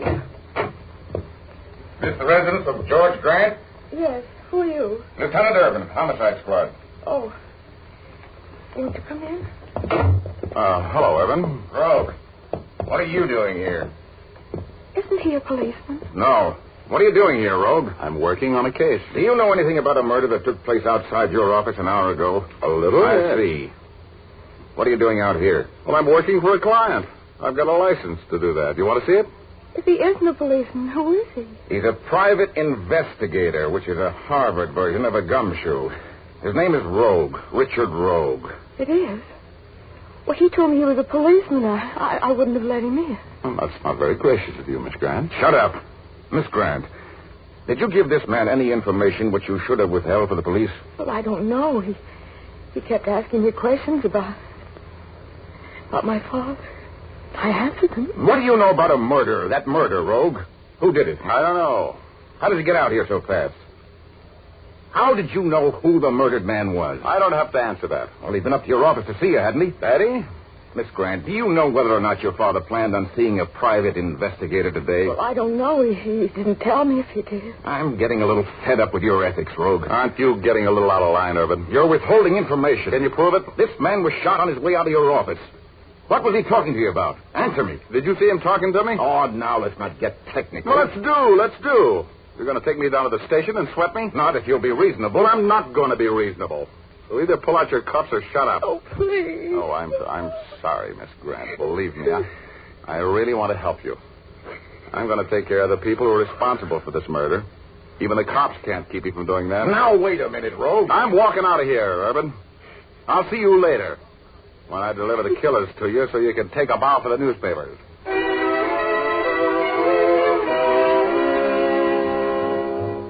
Oh, I was burned like a bride's biscuits and feeling just as tough when I walked out of that house and passed Urban's squad car to my coupe. It didn't do my atomic temper any good when a pasty-faced gunman got out of the front seat of my car and pointed a pistol at me. Hello, Rogue.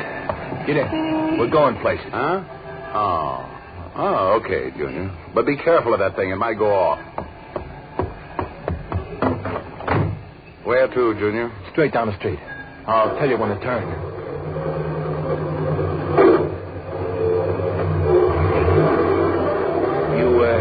You had a visitor at your office this morning. How much talking did he do?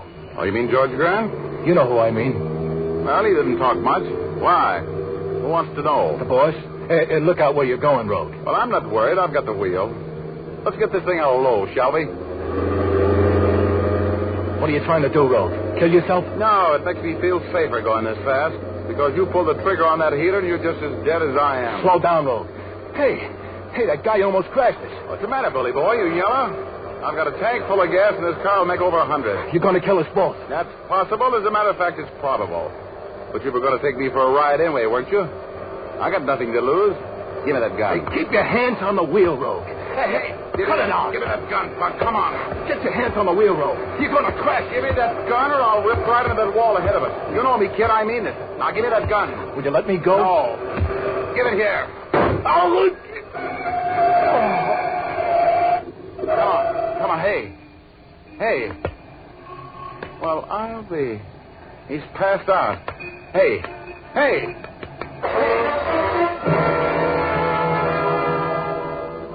In the struggle for the gun, I twisted this torpedo's hand around, and, well, he pulled the trigger himself, with me a contributing factor. He shot himself through the chest, but it didn't look fatal to me. So I drove him to a hospital and left him there. Told them to call Urban. I used the hospital phone to check up on Bernice Maxwell and found that she was a sort of a notorious babe, ran an escort service, which was legitimate enough, but she's had a few sidelines, such as blackmail. I got her home address out of the book and went out there. She lived in a nice enough house out on the east side of town. I rang the doorbell. Yes? Hello, Miss Maxwell. I'd like to talk to you for a moment, please. Who are you? Let's talk about that inside, shall we? What do you mean, forcing your way in here? I mean business, Blondie. And that's what we're going to talk. Now, let's go in the other room and have a chat. You just lead the way. After all, you are the hostess. If you don't get out of here, I'm going to call the police. Don't bother, baby. I'm the police. And I want to talk to you about a fire and a murder. So just get moving. Come on. Murder? Yes, a murder. Doesn't the fire surprise you, too?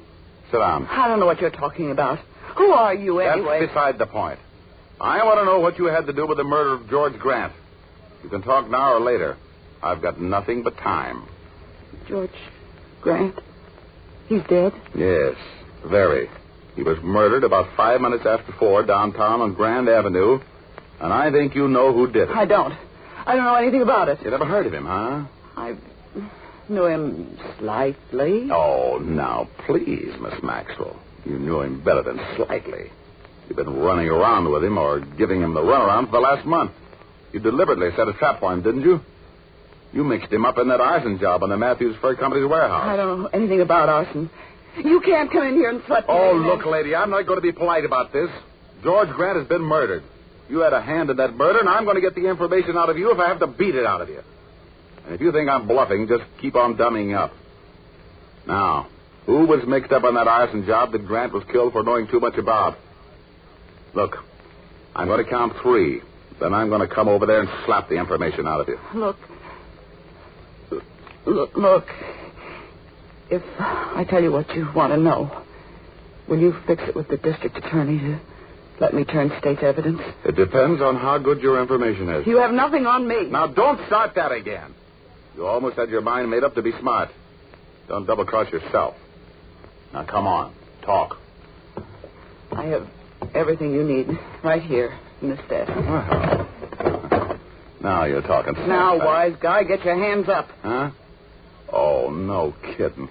Now, look, Maxwell. This is nothing you can shoot your way out of, especially with a toy gun like that. Sit down. No. If I'm going to be shot, I want to be standing up when I get it. This is a silly piece of grandstanding, Blondie.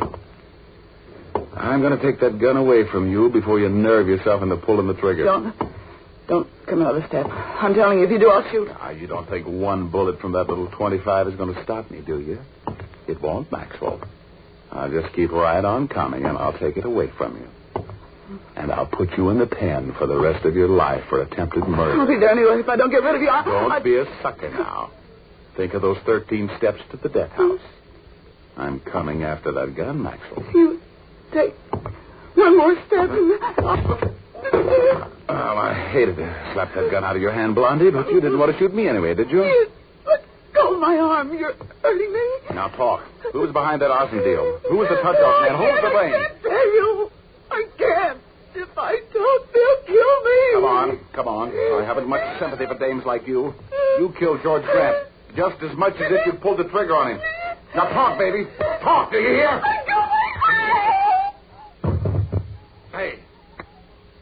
Hey, Blondie, come out of it. Come on. Well, I'm a son of a gun. She passed out on me. Hey, Maxwell, come out of it now, will you? Come on. All right, Rogue. Just stay right where you are. Huh?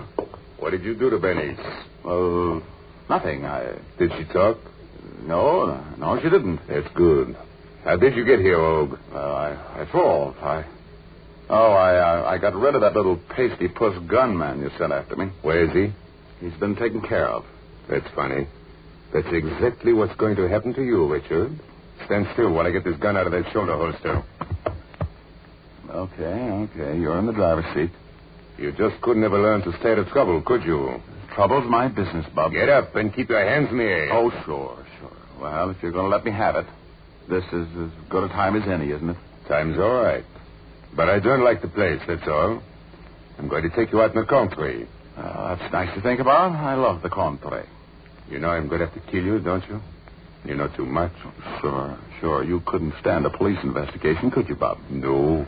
You know, you should have covered me yourself when I left the Grant house. You should never send a boy to do a man's work. No? You're yellow, too, aren't you? You haven't got the guts to pull a trigger yourself. You've got a lot of nerve. Talking that way when you're looking down the barrel of this gun, Richard. Yeah, you're a two-for-a-nickel penny-added tin horn, Frenchie. And I'm going to take that gun away from you and make you eat it. Yes? Well, I have plans for you, Richard. I'm going to bend this gun over your head first, and then I'm going to get rid of you. For good. You haven't got the guts.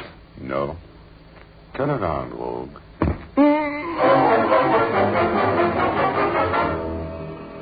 Well, I wasn't as batty as I sounded there, believe me.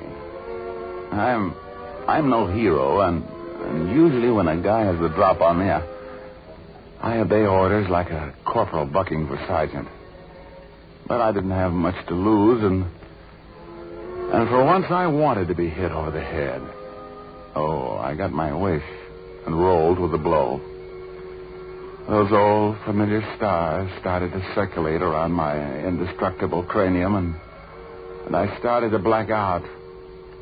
But I pulled myself back and hung on to consciousness. I didn't move after I fell. I didn't have to. You see, I fell with my left shoulder in the shadows, covering the automatic I'd slapped out of Bernice Maxwell's hand a little earlier. And when I heard this character walk away from me, I got my right hand on the gun. He went over to where Bernice was, just coming around to this world again. I could hear him talking to her. Bernice! Get away from me! Oh, it's you, Marcel. Where's he? Rogue, he's on ice over there in the corner. You kill him? No, but I'm going to. I didn't want to do it here in your house. Drop that gun, Marcel. I'm taking over from here. What? Drop it! Marcel, he's over there by the piano.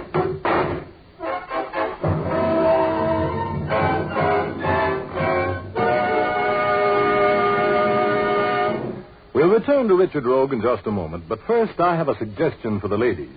Do you have trouble finding a shampoo that your whole family likes? If you do, why not present them with a bottle of Fitch's saponified coconut oil shampoo? We'll wager they'll be delighted with it because Fitch's saponified shampoo is a favorite with both men and women, young folks and old. Dad likes it for the business-like cleansing it gives. Your young daughter will swoon over its fragrance and the way it gives her hair dancing highlights.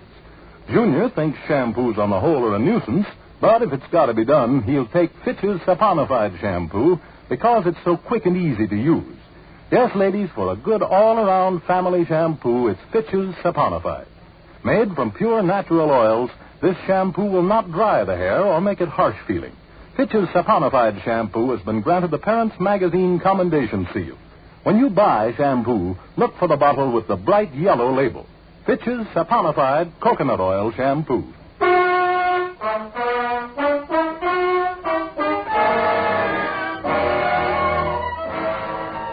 And now we return to Rogue's Gallery with Dick Powell as private investigator Richard Rogue. I was a little worried about my future as I stood there behind the cover of that piano and pumped lead at my cell. But if I could get in a lucky shot, I knew I could put him away for the murder of George Grant and the arson job at the Matthews Fur Company warehouse. I'd hit him a couple of times, and his girl, Bernice Maxwell, was screaming at me to stop.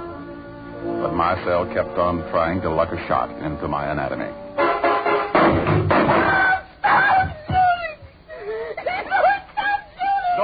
Don't move, either one of you. I still got plenty of blood here to stop you if you do. What are you going to do with us? I'm going to turn you both over to the cops, baby. Yeah. Well, this guy will live to hang. Now, here, tie him up. Use his necktie. Come on. He needs a doctor. Well, I'll call one as soon as he's secured. Come on, tie him tight now. He's bleeding to death. Shut up. Here now. Take my tie. Here, tie his feet tight. You're really tough, aren't you, Rogue? When I'm mad, yeah. Oh, yeah. Here's my gun, and here's the gun that's going to send your boyfriend to the chair. Now, you want to go with him, or do you want to tell me all about it? You mean I can still turn state's evidence? Were you mixed up in the murder? No. I don't know anything about that. You know about the arson deal, though, huh? Yes. Okay, baby. Now, start talking. And maybe I can get you a deal with the DA. I'll talk. I'll tell. I'll tell you everything.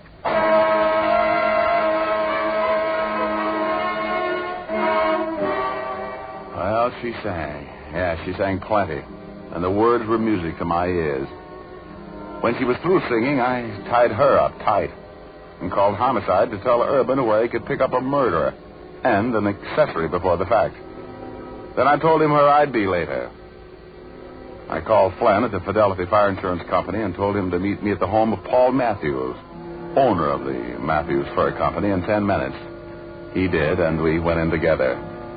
The butler sort of unwittingly showed us into the study where Matthews was reading. I'm Richard Rogue, Mr. Matthews. The investigator? The celebrated investigator, Mr. Matthews. This gentleman with me here is Mr. Flynn of the Fidelity Fire Insurance Company. How do you do? Well, I'm puzzled as to the purpose of your visit, gentlemen. Well, I'll unpuzzle you, Matthews. The fire at your fur warehouse was deliberate arson. Oh? Why, that's preposterous. It's a nice act, but no go. We're not paying the claim, Matthews. We have absolute evidence. Let me tell you, Flynn.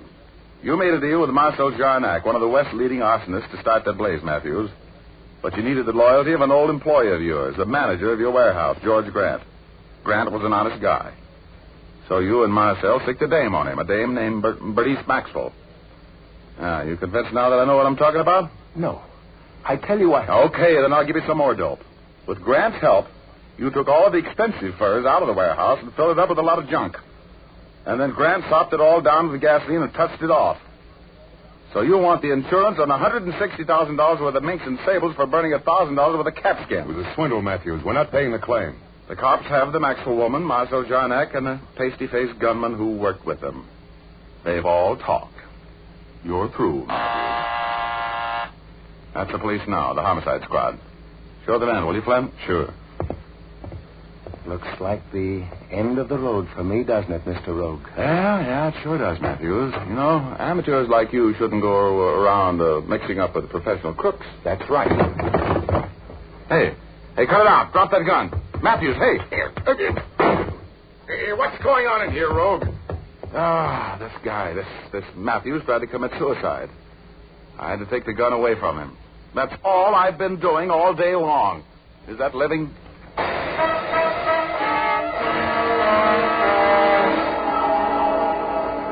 Well, it was Pasty Puss's gun that bumped George Grant. He and Marcel got the chair. Matthews and Bernice Maxwell got 10 years apiece, and I got $10,000 reward money for cracking the case. Yeah, I really had a time with that $10,000. Went to Mexico. Mexico City, incidentally. Las señoritas. Muy simpáticas. Yeah. Spent the month of January there. What a month, January. So as soon as I get time, I'm going to write a book.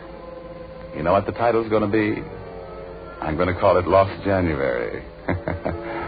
Oh, dear. Incidentally, I hope you noticed that I didn't get my brains knocked out and make my regular visit to my alter enemy, Hugor, tonight. And, huh? What's the idea, Rogie? I missed you. Are you mad because I threw that Betty dame off our cloud? No, Hugor. Oh, but look, Rogie, you made a reservation. On cloud number 8? I did not. Oh, yes, you did. You said it. I said what? You said, see you next week, Hugor. You said it. I heard you. Okay, I've seen you. Good night, Midget. Goodbye, Rogie. Say, Rogie, aren't you going to wish me a Merry Christmas? Oh, sure. Merry Christmas, Hugor. Merry Christmas, Richard. So long. Merry Christmas. Imagine that little dehydrated Santa Claus. Oh, well, I love everybody. And God blesses one and all, to coin a phrase. You know what I mean?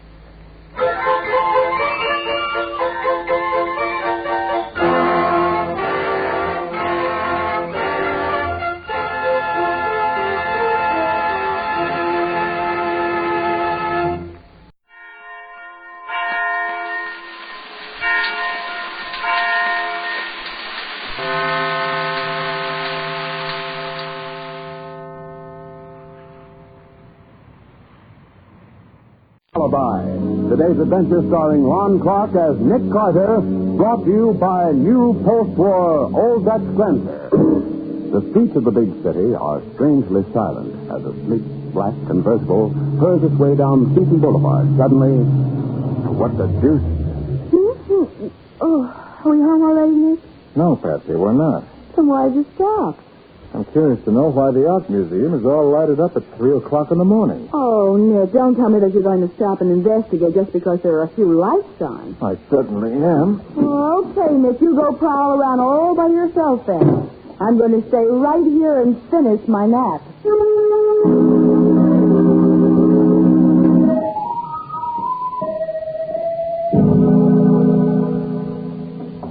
Come in. Yeah, that's right. I'll wait here till the squad arrives. Yeah, goodbye. Something wrong, officer? Hey, who are you? I'm Nick Carter. I was just passing... Nick Carter? Hey, I've heard of you. Well, thanks, but what's wrong? Plenty. Sam Hildred, the night watchman here in the museum, has been murdered. Well, how'd you happen to find him? You on duty here? No. I'm on the park detail, so this was on my beat.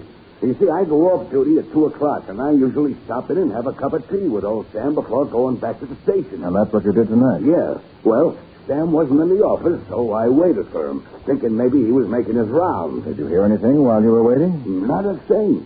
But when he didn't show up after half an hour, I went to look for him. And found him dead? Yeah.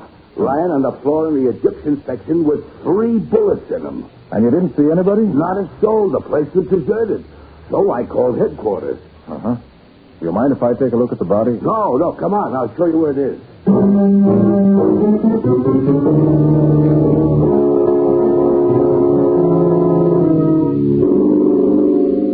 ain't a pretty sight, is he? Murder is never pretty, Bert. Say, this is rather odd. What's that? You notice how 2 of the bullets got him right near the heart? Both were apparently fired from a distance. Neither one of them would have killed him, looks like. Yeah, but this third shot, the one on the abdomen, that was fired from close up. Say, you're right. You can see the powder burns in his vest pocket. Well, look. What? This watch, or what's left of it, was in his vest pocket. Yeah, and would you look at that? The bullet shot the stem clean off of it. And stopped the watch at exactly 2:27. Well, that's one clue we got, the time of the murder. Apparently.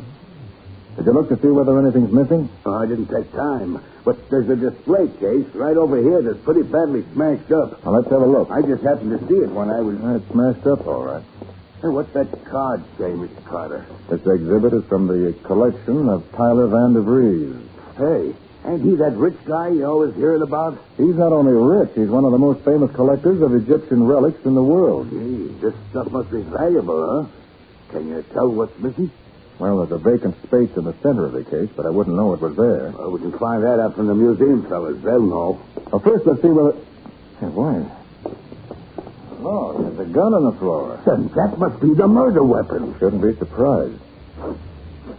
And judging from the smell of it, I'd say it's been fired very recently. Oh, watch out for fingerprints, Mr. Carter. Yeah, I'm watching. I doubt that there are any identifying marks of any kind on this gun. If there were, it wouldn't have been left here on the floor. 3 empty shells.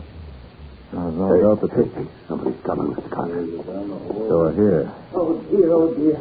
This is very bad for the museum's reputation. That ain't all it's bad for, it. Hey, is that you, Nick? Nobody else, Matty. Look, how come you always seem to beat me to the scene of any crime? I don't. Not always. Too bad they had to drag you out of bed at this unearthly hour, Matty. Yeah, I'll say. Oh, Nick, this is Mr. Steiner, curator of the museum. Nick Carter, Professor. How do you do? You picked him up and brought him along to see if anything's been stolen. Mr. Carter, this is terrible. Such a thing hasn't happened here in 20 years. Is anything missing? Well, suppose you tell us that. Oh, dear me, I'll never hear the end of this. Oh, by the way, your watchman is over here if you care to see The it. Vandergrief's case has been broken open. The most valuable collection in our whole... Sergeant, the Ankatar scarab is gone. Yes. Gone. The what is gone? The Ankatar scarab. One of Mr. Vandergrief's most priceless pieces. One of the few remaining jewels of the 5th dynasty of Egypt, worn by the Princess Amun-Ra herself. Obviously a collector's item, then? Oh, definitely. Only a collector would be interested. Oh, how can I ever explain this to Mr. Vandergrief? Well, under Hey, the... Sarge, what's all them things in the next room? That don't look like museum stuff to me. It isn't. The City College of Science is remodeling their engineering building, and they've some of their stuff here stored in the next room temporarily. Though I do hope nothing else is missing. I'll never be able to hold up my head again. Here's my whole life's work. Sarge, you want I should wait? No, Bert, you go ahead. My men will be here. Oh, there you are, Sergeant. Well, what do you got here? Oh, so you finally got here, did you, Williams? What do you mean, finally? You know what I mean. Now, look, you and McGlone get busy. Go over everything, get fingerprints, anything you can find. And have the boys Sure. Have the boys get plenty of pictures. Huh? Yeah, now, wait a minute. Doc Bradley come with you? Yes, Sergeant, I'm here. Oh. I'm here. Show me the body and let me get back to bed. Yes, right over there, Doc. See what you can make out of it. Okay. He was shot 3 times, Doc. Yes, so I see. What is it, Doc? Any one of those bullets could have been fatal. How long do you think he's been dead? Oh, between 2 or 3 hours. Can't say for sure. Well, what about those 3 wounds? Are they all alike? No, Carter, they're not. I'll have to probe for the 2 bullets in his chest, but the 3rd one's right near the surface. Funny. It was fired close to the body, but it didn't go very deep. That's because his watch stopped it. His watch? I don't see any watch. I have it here. Took it out of his pocket to examine it. Huh? Well, will you look at that? The stem was shot clean off. And the watch was stopped at 2:27, which may indicate What that... in the world are you... Hi, Patsy. Who's that on the floor? The night watchman shot by a burglar. You were right, Nick. There was trouble here. Yes, Betsy, there was. Theft and murder. Well, I guess I've got all I can get here for now. Well, if so, then it's not getting any earlier. Very sage observation, my comely and efficient young secretary. I shall act on it at once. Good night, Matty. See you in the morning.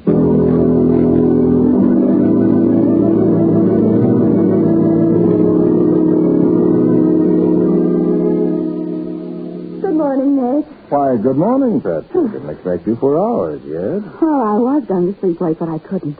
I was much too curious to find out about the murder. The true professional instinct, Patsy. What are you doing now, Nick? Oh, I've been going through our files, trying to pick out all the crooks who would be interested in stealing that precious scarab. Would that be a special kind of a crook, Nick? It would. Why? Because in spite of the scarab's value, there's a limited demand for such things. The thief would have to know where to sell it after he stole it. Oh. And there are very few crooks who would know that. How many such crooks have you found? Only 3. Who are they? Danny Mearson, Jim Peterson, and Jack Grogan. I don't seem to recognize any of those names, Nick. No, we've never had any active connection with any of them. Now, let's see. Danny Mearson stole a railroad vase from Senator Johnson's home 3 years ago and is now in state prison. Looks like him now. Who's next? Jim Peterson. Let's see, he's doing time in Nevada for forgery and counterfeiting. His sentence has several years to run yet. And he couldn't have done it. Which leaves Jack Grogan. Wanted on a burglary charge by the Montana police. Disappeared 6 months ago. Believed to be dead. And none of them could have done it. Suppose you call Matty. See whether he knows anything about any of these men. Of course not. But haven't you any other clues? This seems like guesswork. Eliminating suspects is never guesswork, Patrick. Part of the routine work that solves many a case. Homicide. Sergeant Matheson. This is Patsy, Sergeant. Oh, top of the morning to you, Patsy. Sergeant, we've got 3 suspects. Yeah? Danny Mearson, Jim Peterson, and Jack Grogan. A fine collection of crooks. Would your record show where any of these men are now? Well, Peterson's still in jail as far as I know. But Danny Mearson was let out on parole 3 days ago. No. He says Mearson's out on parole. Oh, that's interesting. How about Grogan? How about Grogan, Sergeant? Our records show he's presumed to be dead. Yeah? Well, he ain't. He's been seen around town the last couple of days. Does Nick think he did it? Oh, Nick isn't talking yet. Not for publication. Well, tell him to hurry up. If he don't, I'll go ahead and solve the case by myself. Oh, do you have any good clues, Sergeant? Well, why, of course I do. Oh, good for you. Let Nick know when you catch the murderer, will you? Why, you... Goodbye, Sergeant. What do you say about Grogan? Oh, that he's been seen around town in the last few days. Well, now, so Mearson is free and Grogan's back in circulation again. But gives you 2 suspects. Not so good. Well, Mearson's a better suspect than Grogan. He'd be needing money if I know him. But you can't have him picked up without something to go on. True enough. But I can call on him and see what he has to say. If you can find him. I think I can. He always used to stay at the old Sampley house. Shouldn't be surprised if he was staying there right now. But do you think he'd go back to an old address after committing a crime like this? From what I know of Danny, he'd be so sure he left no clues that he wouldn't even try to hide. Suppose you tell Matty to have his men pick up Grogan and to meet me at the Sampley house in half an hour with a search warrant. I'll bet we get results.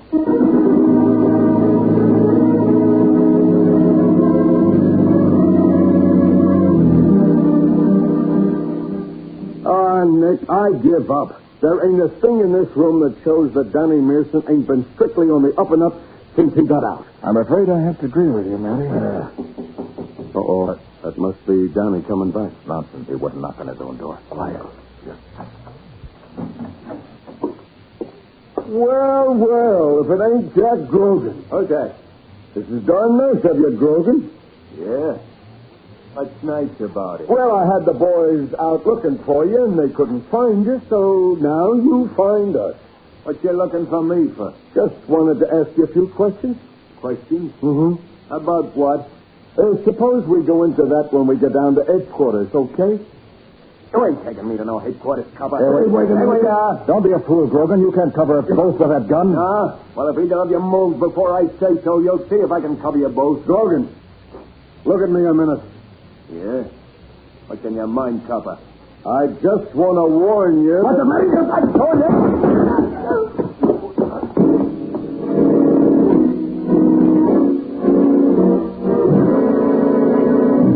So it was Jack Grogan who showed up at Danny Mearson's room in the old Sampley house. We'll see what this means to Nick and Matty in just a moment. Now, back to the case of the exploded alibi. Today's adventure with Nick Carter, brought to you by new post-war Old Dutch Cleanser. When Sergeant Matheson invited Jack Grogan to go down to headquarters and talk things over, Jack objected strenuously.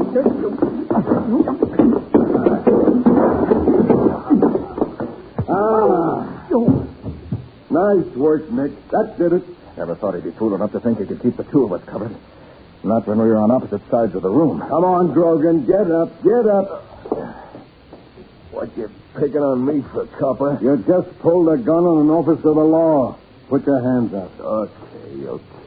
Grogan, what are you doing here anyway? Well, Danny and me, he owes me some money. So you dropped in to collect? When he wasn't here? Yeah.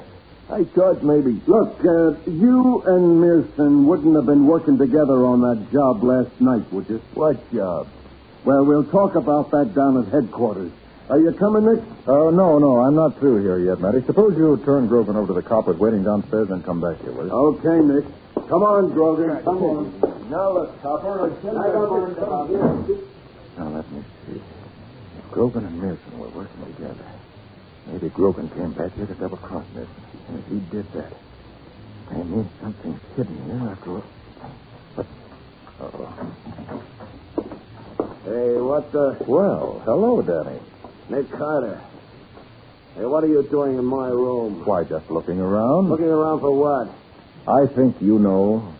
Don't try to be cute, Carter. You got a search warrant? Sure, we got a search warrant. You want to see it? Well, so you're in this, too. You're darn right I am. What do you expect to find here? Something that disappeared from the museum last night. Well, you won't find it here. You seem to be right this time, Danny. We've looked and we haven't found it. Where'd you hide it? Seeing I don't know what you mean, I can't answer that. You mean you won't? Well, what's the matter, Sergeant? You look unhappy. I am. I got a fierce headache. Didn't get enough sleep last night. Well, there's some aspirin in the medicine cabinet in the bathroom. Help yourself. Hey, I'll do that. You got a glass? I can't take the stuff without water.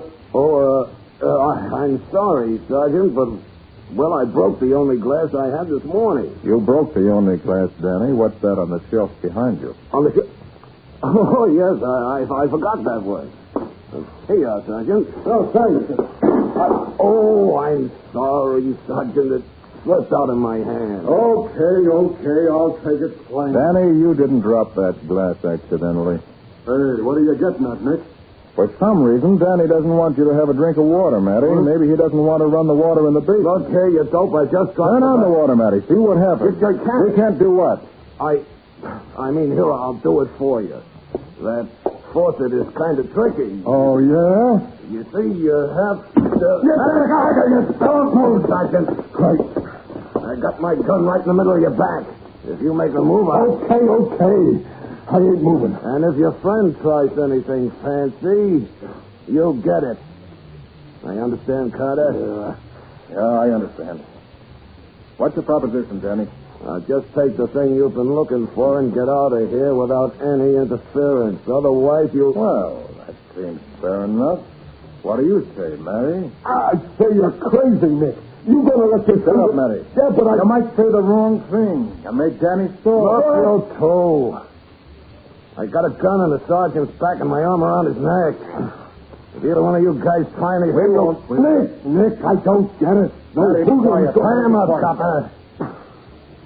I can shoot you, strangle you, and if anybody makes a break, I'll... Matty, don't talk. All right, but up nod your head, yes or no. No. Now, what do you say?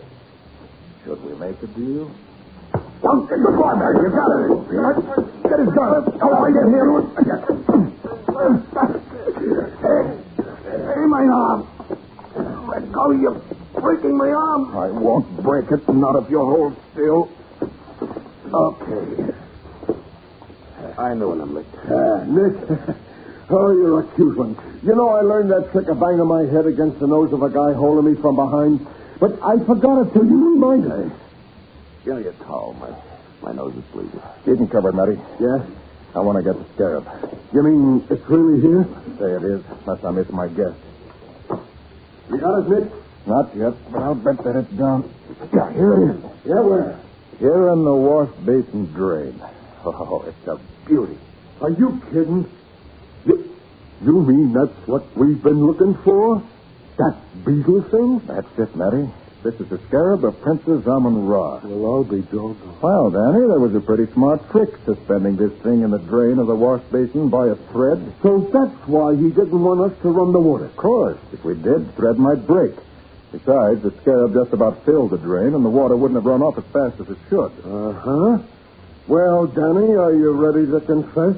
Confess what? That you stole that scarab and knocked off the museum watchman. No. All you got on me is having stolen goods in my possession. As for the watchman, I got an alibi. Well, that's interesting. Yeah. Suppose we all go down to headquarters so you can tell us about that alibi of yours.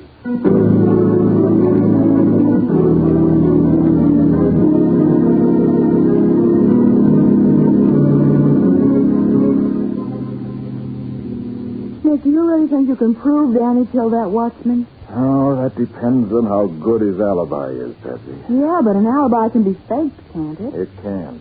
And I'm positive Danny's is. Excuse me. Nick Carter's office, Patsy Bowen speaking. Nick there, Patsy? Oh, yes, Sergeant. Here, Nick, it's Sergeant Matheson. Oh, thanks. Yeah, Matty, what have you found out? Look, that Danny's alibi is airtight, Nick. We can't beat it. Are you sure of that? I'm positive. The watchman was killed at 2:27.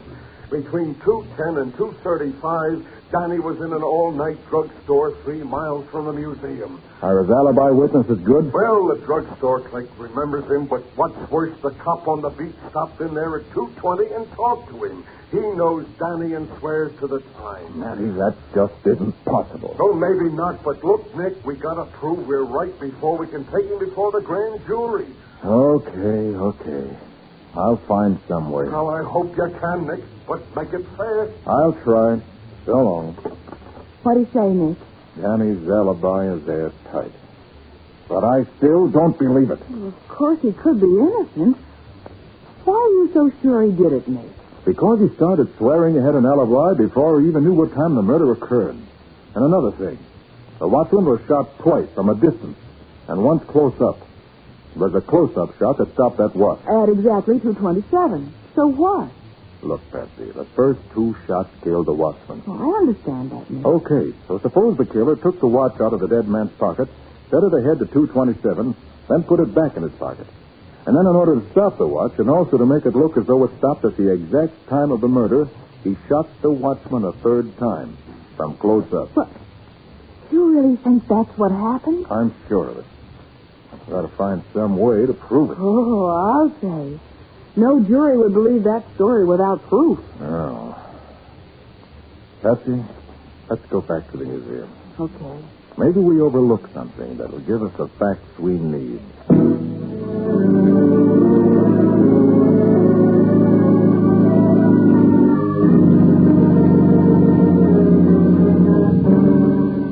Is there anything else you'd like to see, Mr. Carter? No, nothing I can think of, Mr. Steiner. But you still believe this Mysto is guilty? I'd stake my reputation on it.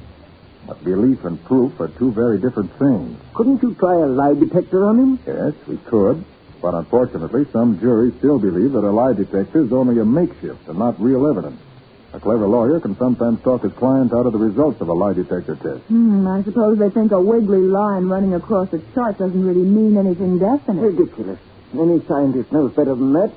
And take the seismograph, for example. I look at it every morning. That wiggly line, as you call it. Do you have a seismograph here in the museum? Why, yes. It's part of the apparatus the City College of Science stored in the next room. Of course, I remember now that you mentioned something. Have they had it running?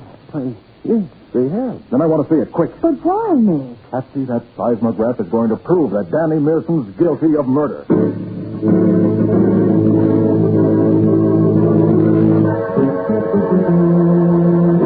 Well, that's a new wrinkle. A seismograph used as proof in a murder case. Just how Nick plans to use this information, we'll find out in just a moment.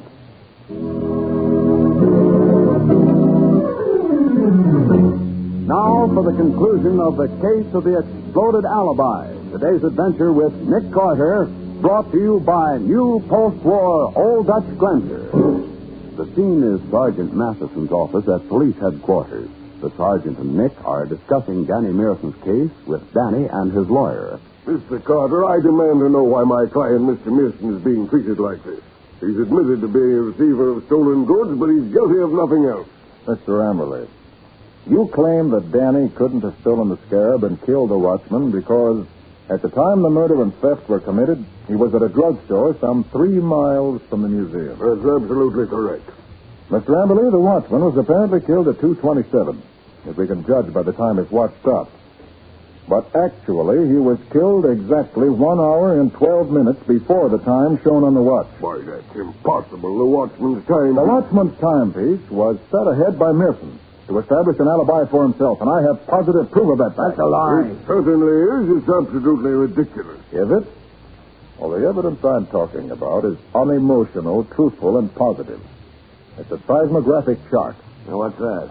Yeah, Nick. What in the name of the saints is a A seismographic chart? Yeah, what you said. I'll tell you, Matty. Yeah? In the room next to the Egyptian collection in the museum, there's an instrument used to detect earthquake tremors. It's called a seismograph. And it's so sensitive it'll record the slightest disturbance. My dear Mr. Carter, I can't. You will in a minute, Mr. Amberley. I have here a chart that was made by the seismograph last night. Let me show you what it says. This is hardly the usual thing. Maybe there was murder. Now look. At 12:45, there was a slight tremor. A trembling of the earth, probably due to some very distant earthquake. Well, what do you know? Go on. At 1:05, 5 minutes past 1, there were 2 sharp eruptions in the immediate vicinity. I can't say exactly what caused them, but they're probably due to blasting in the neighborhood. Or to gunshots in the immediate vicinity. There was no blasting done last night. Get to the point, Mr. Carter. My time is valuable. So is human life, Amberley. Now, notice. The chart shows that at 1:17, 12 minutes later, there was another sharp report, just like the previous one. But from then on, until 15 minutes before 6, the line made by the seismograph shows nothing whatever out of the ordinary. Then there were no shots fired in the museum between 1:17 and 5:45 yesterday morning. That's right, Matty. And that means that the watchman was shot and killed at 5 minutes past 1. The killer then took the watch out of the dead man's pocket and set it ahead to 2:27 and then shot him again at 1:17. And that gave him plenty of time to get to the drugstore and set up an alibi. See here, that doesn't mean... Don't waste your breath, Amberley. It happened just the way they said. I might have got away with it if it wasn't for that size... Let's call it a truth machine, Danny, because that's what it really is. It tells the truth, and in this case, makes others tell the truth, too. Doggone it, Nick. That's sure a great machine. Yes, sir, a great machine.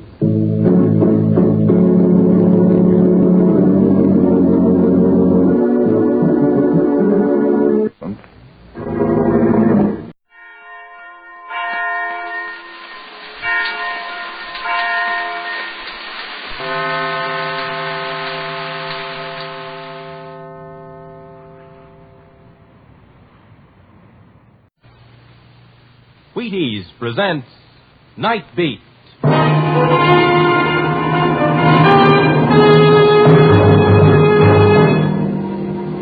On stage tonight from Hollywood, Night Beat, another in the Wheaties' big parade of exciting half-hour presentations. Night Beat.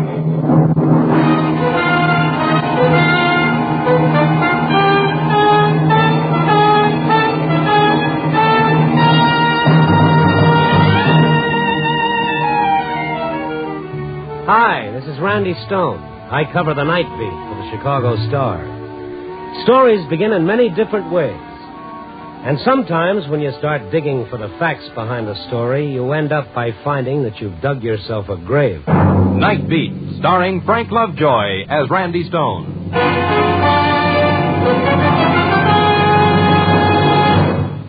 On a hot August afternoon back in 1936, young Bobby Feller stepped out on the mound and started his first major league game as a Cleveland Indian.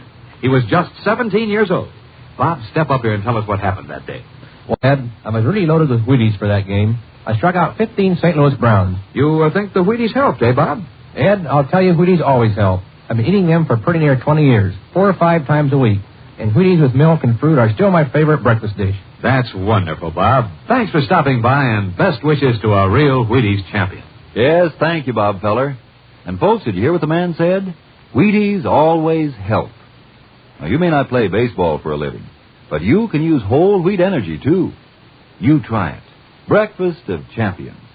Have some and see yourself how Wheaties at 7 can help at 11.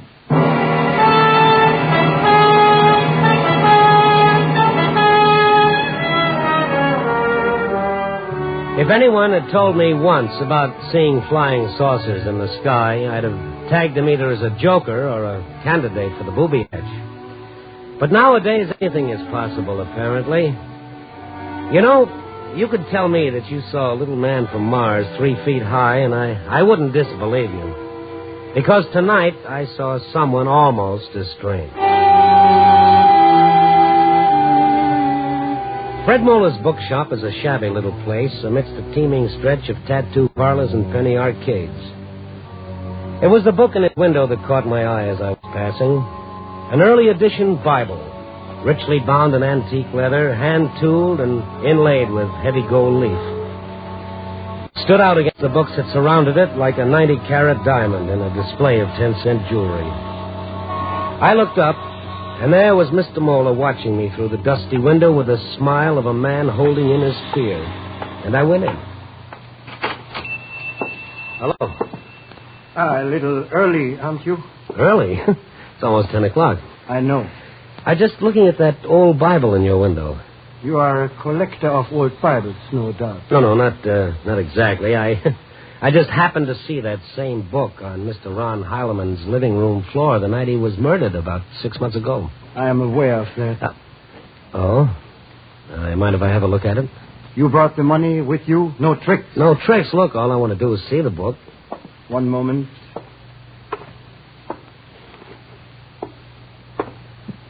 How much do you want for it? The price is still $50,000. 50? Are you kidding? I said no tricks.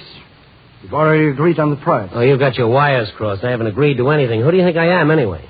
Aren't you the man? The name is Stone, Randy Stone of the Chicago Star. Oh, a newspaper reporter. I'm sorry, Mr. Stone. I thought you were a messenger from one of my customers. He was supposed to be here at 10 o'clock. Yeah, sure. If you don't mind my asking, why is this book worth $50,000? Why, this, sir, is one of the finest volumes of its kind in existence. Published in 1513 by Martel, the contemporary of Caxton. Yeah, but I know enough about books to know that $500 would be plenty. Do the bloodstains on the cover increase the value? Bloodstains? Was lying on the floor in Heileman's study when the police found the body. Ron Heileman had been stabbed with a pair of desk shears. Yes, a terrible thing. Murdered by his houseboy, wasn't it? A man named... Canto, Willie Canto. That still doesn't make the book worth $50,000. Well, there's something different about this book. Is that so? Oh, this book is a black gospel. Fine. Don't rush away. It's very interesting. For instance, the first 12 sections are the first 12 books of the Bible. Can you read this Old English script? Well, not as well as an old Englishman, but I can try. Read it. And he burnt the house of the Lord at... What's this other stuff that follows on the next page? Hail to thee, Lucifer. What is this, anyway? Don't you see? It's the beginning of the black gospel. The devil's Bible. What's that? Well, you see, in the year 1513, possession of this sort of literature was a sure passport to the gallows or the stake. Now, here's the invocation to Satan himself, summoning him up from hell, which was considered the most potent of all the spells used in witchcraft. Mr. Moeller, why are you trying to keep me here? Well, You're not sure whether this messenger you're expecting at 10 will come with money or a gun, is that it? Oh, really now? Well, if you're afraid, why don't you call a cop? I got work to do. I can't stay and play bodyguard. Oh, wait, please. The police wouldn't understand. Well, if it's that kind of a deal, then all I can suggest is you make with a spell, call up the devil, let him protect you. I'm going. Some of these prayers to Satan are remarkable, Mr. Stone. Here, let me read you one. Oh, well, if it'll make you feel better. Hail to thee, Satan, Lord of death. Praises to thee, Prince of destruction. Let transgression of the wicked be glorified, and the purple testament of war be proclaimed. Take us, Lucifer, son of the morning, for we are thine. Good evening. Moeller's eyes popped at the apparition that had appeared behind us. He'd come in soundlessly through the open door, a bearded man in a black turtleneck sweater, dark trousers, and black sneakers. What do you want? The book. I came to get the book. What? What book? The one you have there. The Devil's Bible. Who sent you? Don't answer that. Mr. Stone, if you don't mind, sir. This happened to be my business. Virgil said it would be here. Who? Virgil, my guide. Who are you? Mr. Stone, I'm going to close in a few minutes if you don't mind. Good night. Oh, so this is your messenger. Now it's time to get rid of me. Is that it, Mr. Moeller? What's your name, pal? Dante. Dante. Did you bring the money? Money? What money? Well, this doesn't look like your $50,000 to me, Mr. Moeller. I need no money. Get out of here. Now, wait a minute. Dante, what's your last name? I am Dante Alighieri. The 14th century Italian poet who wrote the Divine Comedy. He's a madman. Yeah, but he writes like a dream. It was Virgil who took me to purgatory. My Beatrice led me to paradise. We walked with the angel. First it's a newspaper reporter, now it's a lunatic. Princes of hell, Zamiel, Asmodeus, and Apollyon, they are powerless before me. Their testament is mine. Now give it to me. Get out of here. I tell you it's mine. Mine. It's your hands off it. Easy, Danny. Let go. That's better. Now, get out. The fawn in the turtleneck sweater left reluctantly, looking back over his shoulder as he eased out the door and slipped off into the night. And as I watched him go, I had a funny feeling that somewhere, sometime, I'd seen that strange, thin face with the high cheekbones and the pointed ears before. I headed for the garage to pick up my car. I wondered where he'd gone and where he'd come from. And then suddenly, there across the street, leaning against a lamppost, staring back at the light still shining in the bookshop window a block away, I spotted him. I stepped off the sidewalk and hurried toward him. He turned abruptly, and I called, "Hey, Danny, wait!" But he fled into the darkness.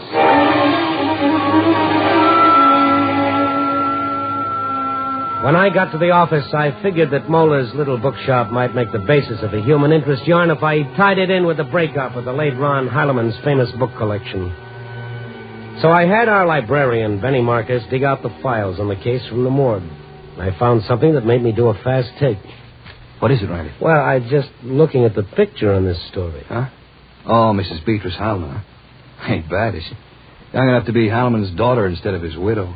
Well, they say he was the kind of story. No, that's not the picture I'm looking at. This one, Willie Canto. Huh? Hey, what are you doing? I'm just drawing a set of whiskers on Mr. Canto's skinny face. Randy, what kind of fool is this? Look, Benny, look. I just brought a dead man back to life. What are you talking? Willie Canto with a beard or his double. If it is Willie, I better go over to Moeller's bookshop, but quick. Well, why? He's killed one man already. Fred Moeller could be number 2.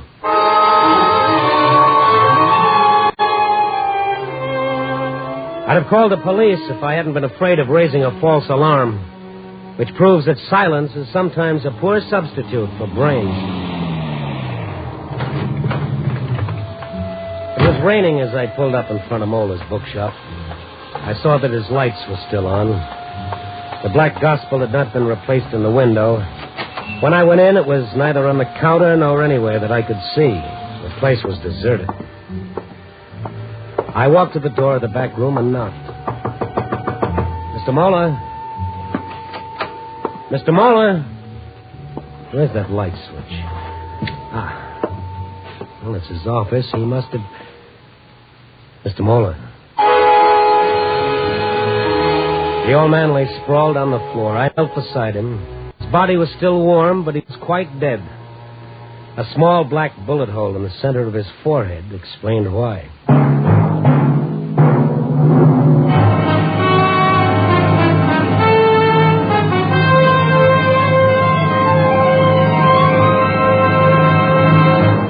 General Mills is bringing you Night Beat, starring Frank Lovejoy as Randy Stone. Hi there.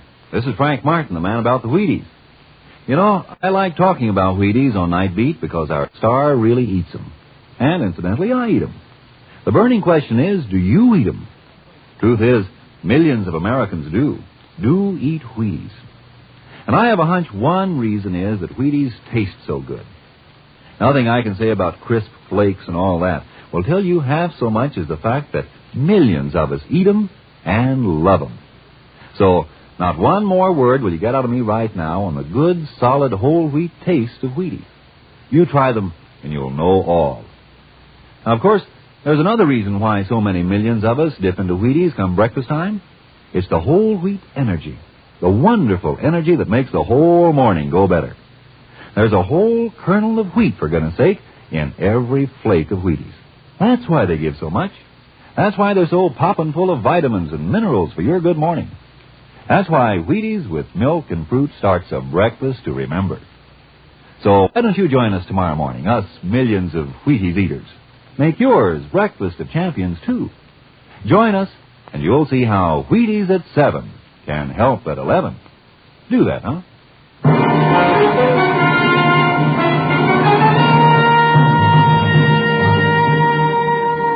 And now, back to Night Beat and Randy Stone. When Willie Canto showed up at Old Man Mola's bookshop, I didn't recognize him at first. After all, he was supposed to have drowned himself after he killed his boss, Ron Heilemann. I hurried back to the bookshop and found that Mr. Mola was dead, a bullet through his head, and the book he'd been trying to sell for $50,000 gone. I reached for the phone. The phone is dead. You must have cut the wire. Yes, I did. Oh. Willie Canto.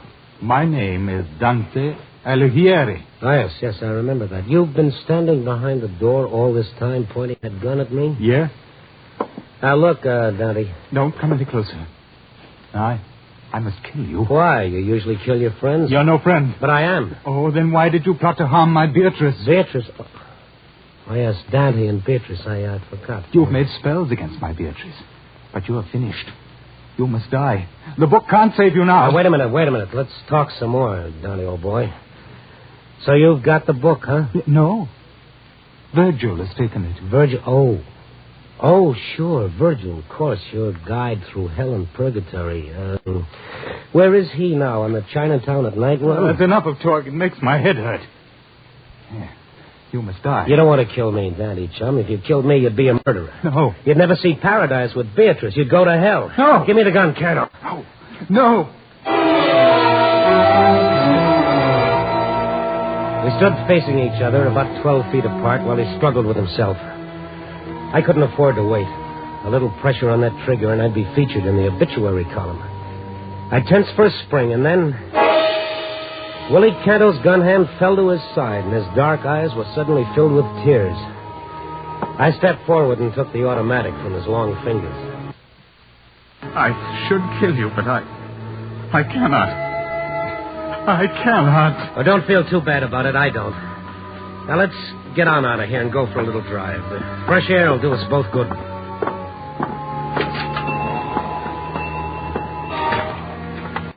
The rain stopped. There's my car. Hey, Willie, come back here. Canto, come back or I'll shoot.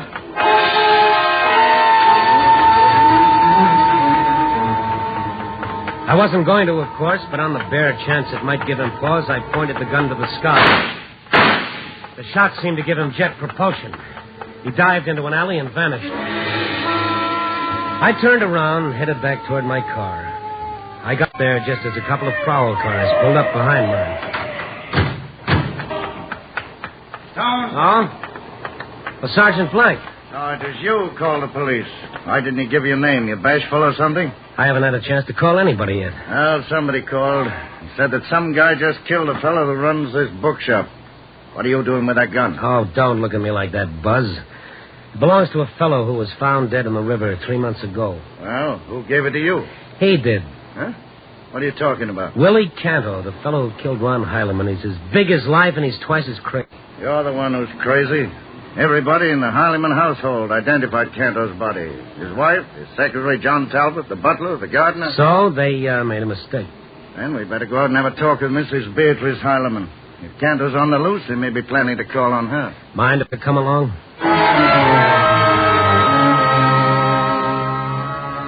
The Heilemann estate featured a lot of formal gardens, 2 or 3 guest cottages, and a mansion about the size of Mount Vernon.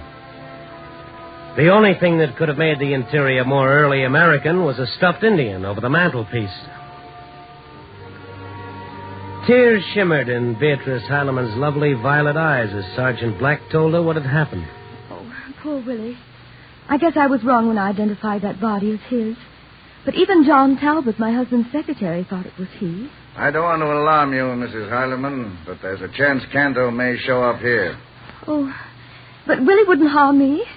Why, he was always devoted to me. He was devoted to your husband, too, but look what happened. I still can't believe it. My husband was so kind to him, so gentle. He even tried to teach Willie to understand some of those dull books of his. Like Dante, Dante? Why, that was my husband's nickname for Willie. How did you know? Willie thinks he is Dante. Oh? Ron was always giving people the names of characters in his books. Sometimes I don't think they were very complimentary. But I was never too sure. Who was Virgil? Virgil? Yeah. Well, I don't know. Wait a minute. That's what he called his secretary. John Talbot? Yes, Mr. Talbot. John Talbot, Virgil. I suppose he doesn't work here anymore. Well, yes. I've needed him to help me wind up my husband's estate. There were so many things to be done. Why? Does he live here on the premises? Yes, but he isn't in town now. Poor man's been working so hard cataloging the rest of those books that I told him to take a week off. He left yesterday. I see. Where'd he go? He mentioned something about fishing in Minnesota. Well, thanks, Mrs. Harriman. Homicide will probably talk to you about this further, but in the meantime, keep your doors and windows locked, just in case. Oh, I'll be careful. Thank you.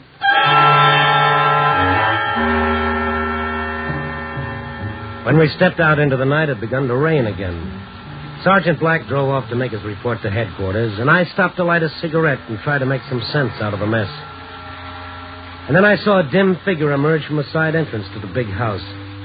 The figure of a man standing momentarily in a yellow fuzz of light that shone from the open door. A small, familiar silhouette. The door closed and the darkness swallowed him, but there was no doubt about it.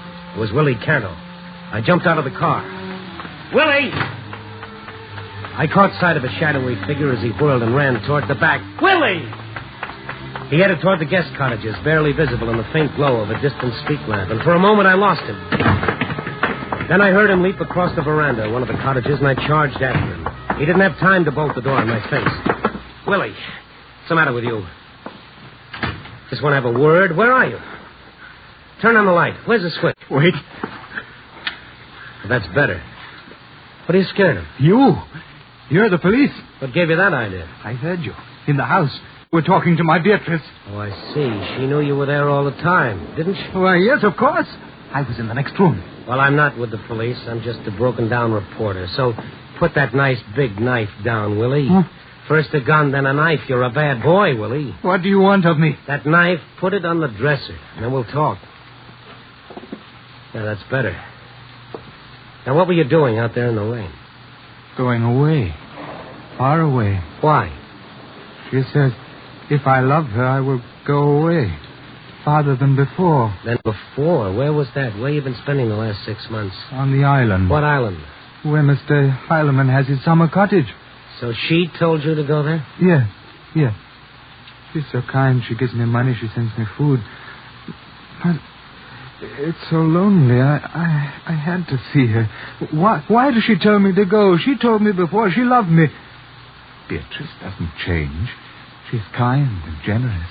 Her heart is like gold. Yes, yellow and hard. What? Did she ask you to kill Mr. Heileman? Oh, no.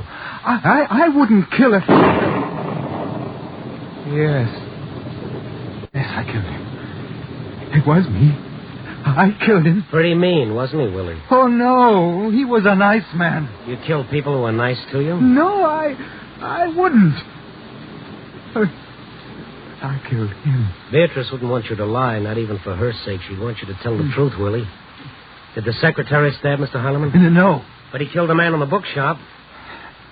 Yes. And you know who killed the man who was so good to you, Mr. Heileman, don't you? Don't you, Willie? You know. You saw it, didn't you? You know who killed him. Yes, I know. Go on, Willie. Tell me what you saw. I saw through the door into the library. Mr. Heileman was there and Beatrice. Yeah? What were they doing? He says he knows about Beatrice and Virgil. He says he'll get a divorce. Yeah? Go on. Then what happened? She picked up the scissors and... No, I did it. She told you to say that, didn't she? What happened after she stabbed him? She ran out of the room. I went in. And Mr. Heileman was trying to get up. He said, Willie, get me some paper. Some paper. There was no paper. There was only the book. My book. And I put it on the floor so that he could write. The Black Gospel? Yes. He wrote in it. On the empty page in front, he said, give this to the police. They will know who killed me. Why didn't you? I was afraid. For Beatrice. She comes in again, and Mr. Talbot is with her. They say that I must go away. You never told them what Mr. Heileman wrote in the book? No, of course not. They've never sold it with the rest of the collection. I don't remember. Everything is all mixed up. So that's why it was worth $50,000. What? What do you say? Nothing, Willie. So they identified that body as yours, hoping the police had dropped the search. Well, you're lucky to be alive. Mr. Stone. Everything falls into place. Not a pretty picture, but it's clear enough. That's unfortunate, Mr. Stone. It was our old pal, John Talbot, the secretary. He stood in the open door of the next room, framed against the darkness. I hadn't seen him since the inquest on Hylaman's death, but he hadn't changed. He was a slender, handsome man, looking like a college professor in tweeds and rimless glasses. The type generally pictured carrying a pipe or a book. But what he was carrying was a snub-nosed .38 revolver. A touching little tale, Willie. Virgil. Does that gun mean I should have knocked before entering? Opportunity is always welcome, Mr. Stone, whether it knocks or not. Opportunity for what? To dispose of an unforeseen problem. Oh, meaning me, I suppose. Meaning both of you. It's Beatrice. Her footsteps. John, it's all right. They've gone. I've been waiting for you. Oh, Mr. Stone. Willie. Beatrice, I was going away, but Mr. Stone... Shut the door. John, what is it?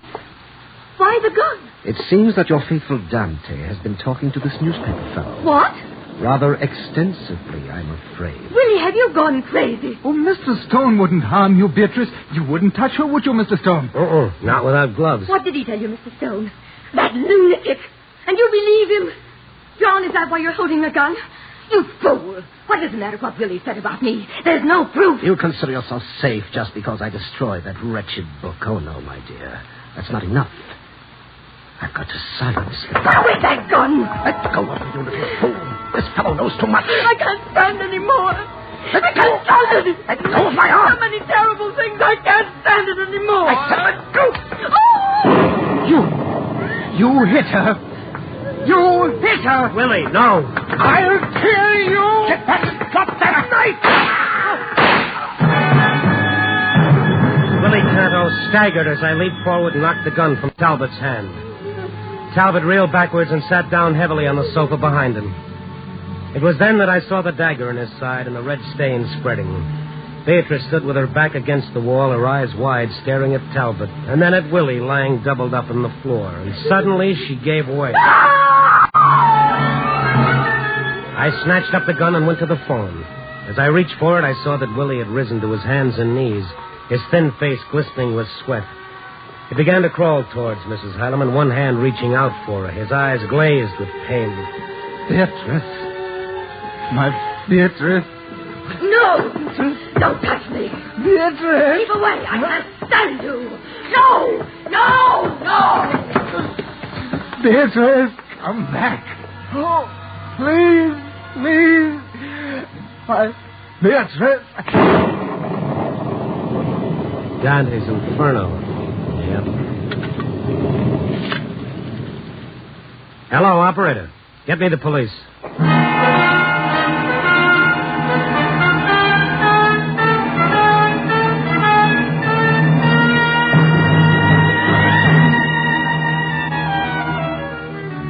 Well, the clock hands are converging on 4, pinching out the last hours of the night. The rain has stopped and the new moon is out. No lover's moon, but thin and curving. Like a knife or a dagger. The curved dagger that Willie Canto used. Poor Willie. He wasn't the first who was betrayed by what he thought was love. Love is like eating mushrooms. You don't know whether it's the real thing until it's too late. Oh, well. Copy, boy.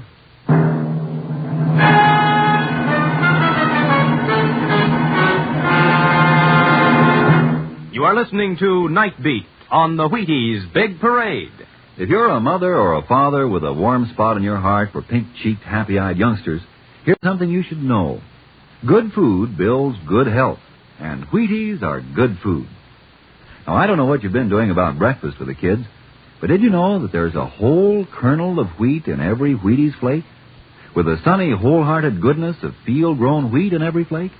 With the full strength of whole wheat vitamins, minerals, proteins in every flake?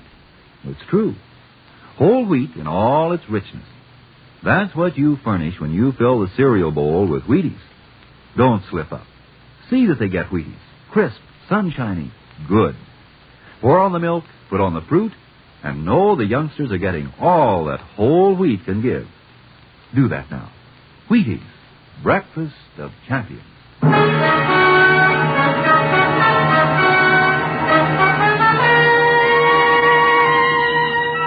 Night Beat, starring Frank Lovejoy, is produced and directed by Warren Lewis and edited by Larry Marcus. Tonight's story was written by Irvin Ashkenazi with music by Frank Worth. The part of Willie Canto was played by Ben Wright. Beatrice Heileman was Lorene Tuttle. Others in tonight's cast were Fritz Feld, Herb Ellis, Tudor Owen, and Lou Krugman. Frank Lovejoy will next be seen in Milton Sperling's production Three Secrets, released by Warner Brothers. Listen next week at this time and every week as Randy Stone searches through the city for the strange stories waiting for him in the darkness. And this is the Wheaties man, Frank Martin, inviting you to listen also on Tuesday, that's tomorrow night, to the Penny Singleton Show on the Wheaties Big Parade. See you then.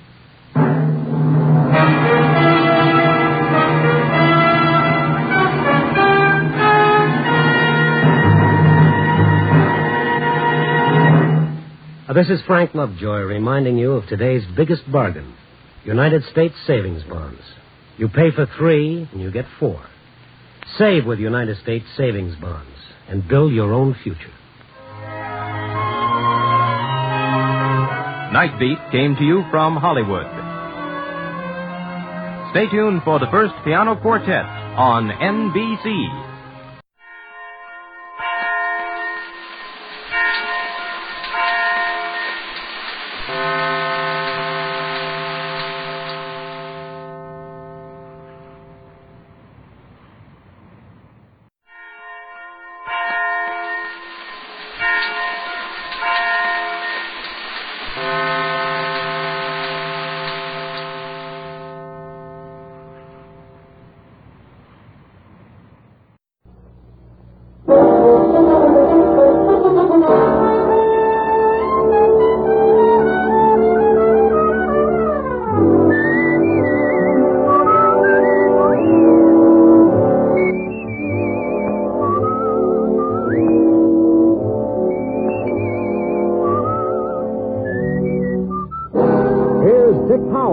Richard Damon, private detective.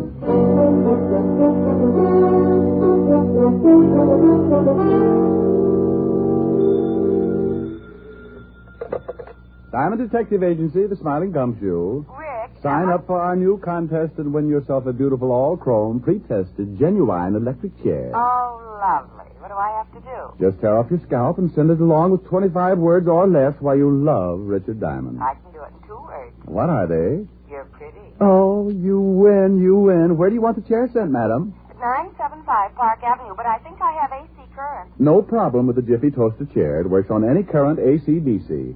And we have it in 3 speeds, 45, 78, and long playing. Oh, no. Oh, Rick, that's awful. Hello, baby. Hi. What are you doing? Oh, nothing. What's with you? Oh, I just thought I'd call and find out if I'm still going to see you tonight. Yes, ma'am.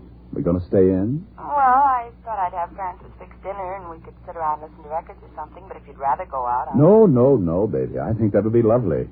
And so does my bank account. Oh, broke again? Not quite. A little bent. I hope the next client I get has a big fat trust fund. Well, don't you worry about it. I'll see you around 8. Okay. Bye, baby. Bye.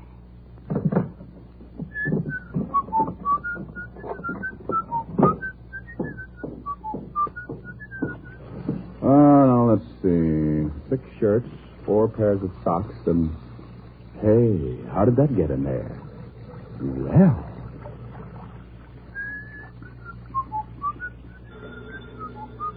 Oh... Okay. Yeah? Well, what's the matter with you? You lost up my laundry. What are you talking about? Today isn't Tuesday. Okay, Walt, so it isn't Tuesday. Nothing's happening around this place. I felt like doing some washing. Why don't you put it away and come on down here? I'll give you something to do. What do you mean? You sound like you're surrounded by Sergeant Otis's relatives. I got a big headache. I think maybe you can help me with it. Trouble? All over the place. You don't have to, but I'd like to, sort of kick it around with you. Sure. I'll throw a few more things into soak and I'll be right down. Oh, thanks, Rick. Hey, it's really serious, isn't it? Now, what makes you say that? Look, Father, Every time your ulcers hold a rally and you want me to come down and join in, you say, thanks, Rick, just like I'd laid an egg or something for you. Oh, you think you're pretty smart, don't you? Sure. If I listen to everybody who thinks I'm not, I'd wind up playing mumbly peg in a straitjacket. I'll be right over.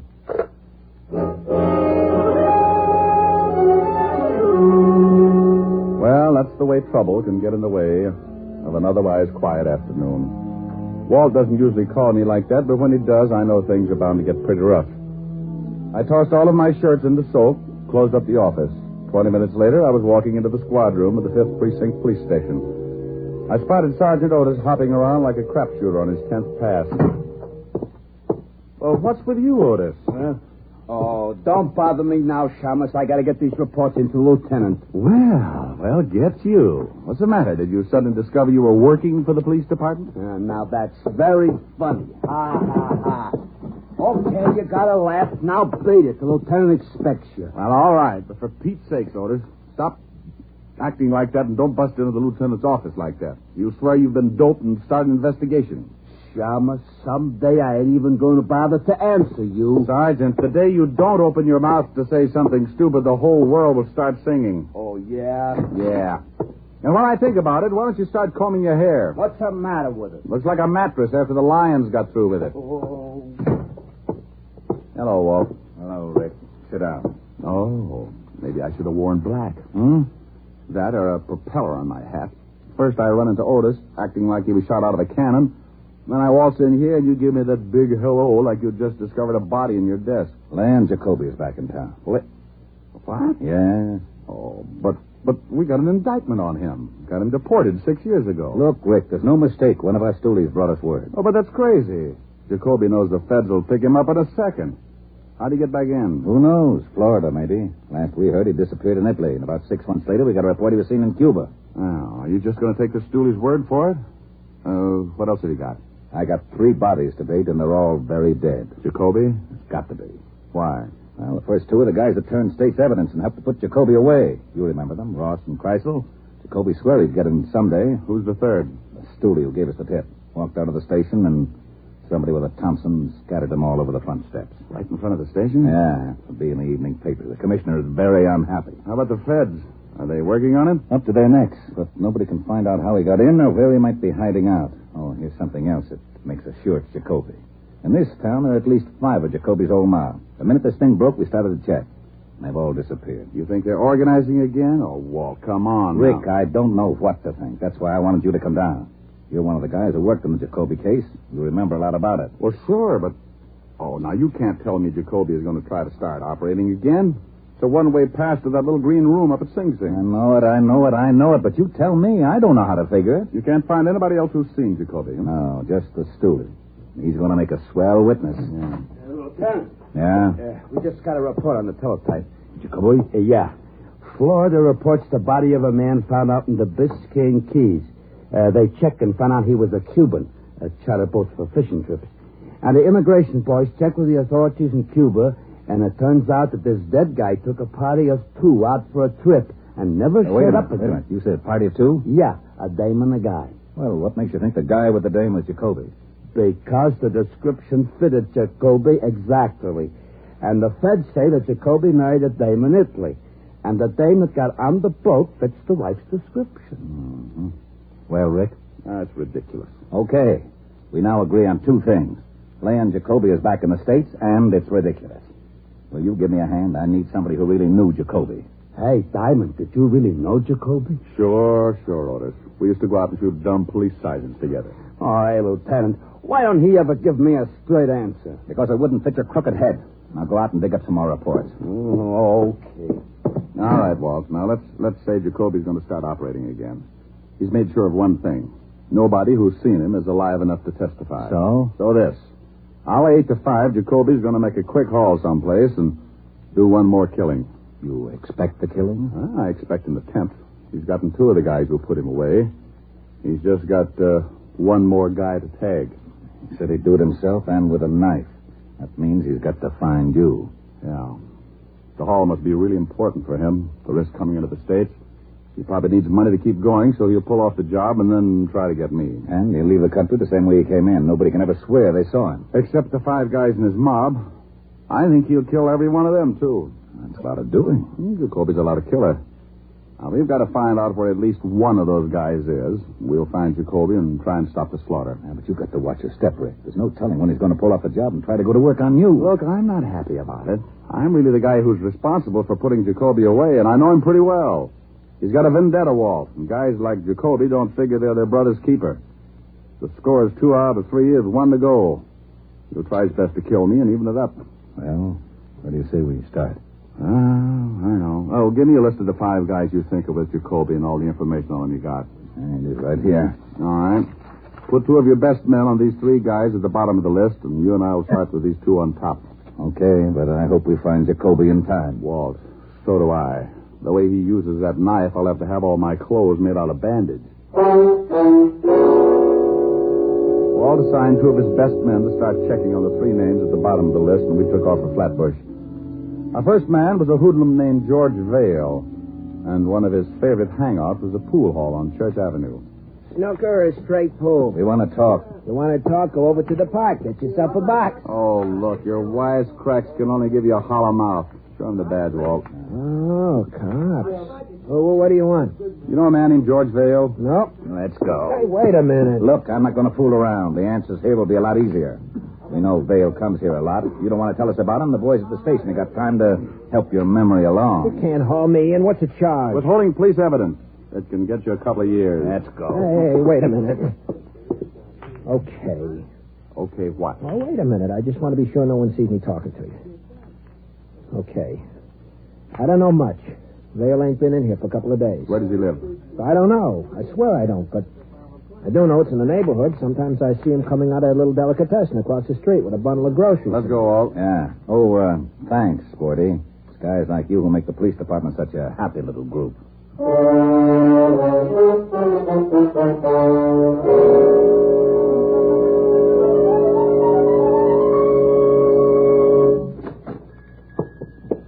good afternoon, gentlemen. You own this place? Yes, there's something wrong. Does a man named George Vale come in here much? Oh, something is wrong. I told Mama that George was on no good. Then he does come in here. You're a policeman, maybe. Yes, we're policemen. Now, would you mind telling us, please, if whether... Mama! Oh, she must be out and back. I want to show her. She liked this George fellow. He was always with the flattery. Now I want to show her what happens to that no good. Mama! Please. We haven't got much time. Oh, I'm sorry, gentlemen. You must excuse an old man. He's so little excitement. So, now what can I do for you? Do you know where George Vale lives? Sure. I'm sending him over stuff lots of times. He's up 2 blocks, but he ain't there. How do you know that? Because his wife, she's coming in for the last couple of days. She said he was out of town on business. He's got a wife? Sure. A blonde. She's not bad looking. Well, you know. Yeah. What is Vale's exact address? Here, I'll write for you on a piece of paper. What time you got, Rick? 2:30. There are, gentlemen. I hope you catch him for whatever he's done that's no good. We'll have to ask you not to mention this to anybody. Not even to Mama. Well, okay, to Mama, but you tell Mama to keep it a secret. Oh, a secret. Well, maybe I'm not telling you for a couple of days yet. Come on, Walt.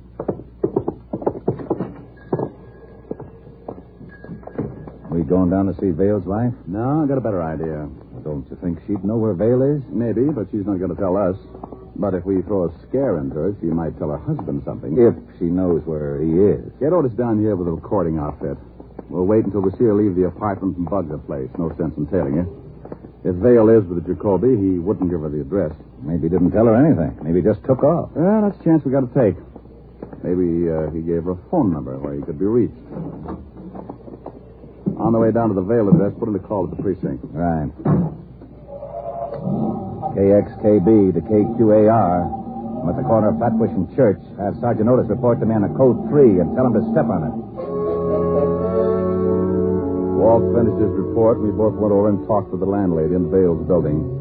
She told us that Mrs. Vale was still in her room and gave us an accurate description. Also, she agreed to pull down her window shade when Mrs. Vale left the building so that there wouldn't be a chance of missing her. Then we went back to the car to wait. In about 15 minutes, Otis showed up carrying a small, portable recorder. Here you are, Lieutenant. All right. Get in the back seat. Yeah. We're going to wire somebody's apartment? No, I just thought it might be fun to play cops and robbers. Now, relax. We might be here for quite a while. Not so long, Walt. Look, there goes the landlady's signal. Yeah. Mrs. Vale should be... There she comes. Now, Otis, get set. We got to go up there and plant a bug before she comes back. I'm set. I got 4 cars at the intersections just in case she's got a car. If she walks, I got 4 men to tail her, depending on her direction. She's crossing the street. KXKB to KQAR. Cars 7, 9, 3, 14. Stand by. Rick, you notice, get up there with a bug. Right. Come on, Otis. Yeah. Right with you. Attention. The suspect is turning into Church Avenue, heading for New Lot. Tom, take these fools there and check the post starting on the back side.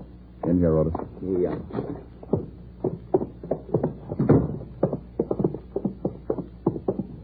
Well, this is her room. The landlady said you'd unlock it for us as soon as Mrs. Vale left the building. Bingo. Go on in. Okay. Now, plant it just like you knew what you were doing, Sergeant.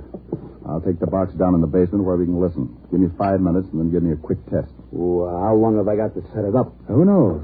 Don't worry about it too much. If Mrs. Vale comes in, just tell her you're selling tape recorders. Oh, she won't believe that. Otis, with your face, you'll have to believe something as stupid as that.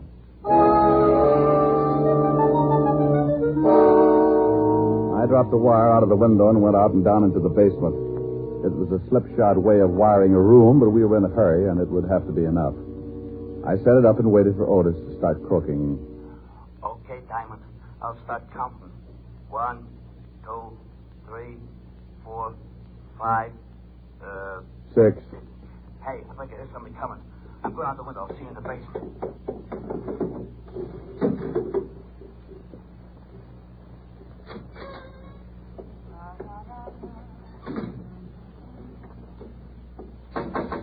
Oh, for Pete's sake. Gee, she nearly caught me. I come down the fire escape. Well, come on in. Yeah. Hey, how's it working? All right. Listen. Hey, she ain't got a bad voice. You've probably got me plugged in with Morton Downey. What are we going to do? Just sit here and listen? The lieutenant's going to give Mrs. Vale a scare, Otis. Then we're going to listen. I don't get it. That's Walt. Who's there? The police, Mrs. Vale. Huh? Oh, well, wait just a minute. Hey, it sounds pretty good, don't it? Shut up, Otis. Yeah? I'm looking for your husband, Mrs. Vale. He isn't here. He's out of town. What's wrong? He's wanted. For what? Murder. Mind if I come in? Got a warrant? Okay, make it tough. Where's your husband? I told you. Well, we're out of town. You didn't tell me. Okay, I'll be back with a warrant. Now we'll see if it works.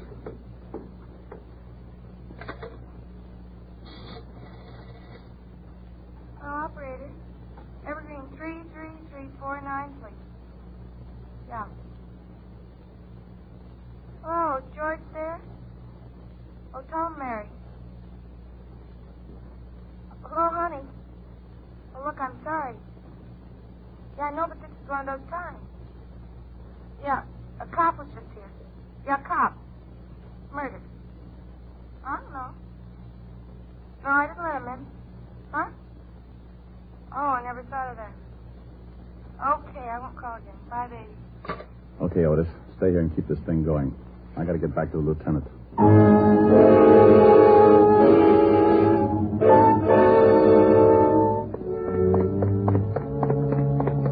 Did it work? Yeah, like a dream. She called Evergreen 33349 and talked to George. I'll check the number. You start driving north, so we'll be in the general exchange area. KXKB calling KQAR, code 600. We headed across town while Walt put in the code to the precinct. In less time than it takes Sergeant Otis to say, oh, yeah, we had our address.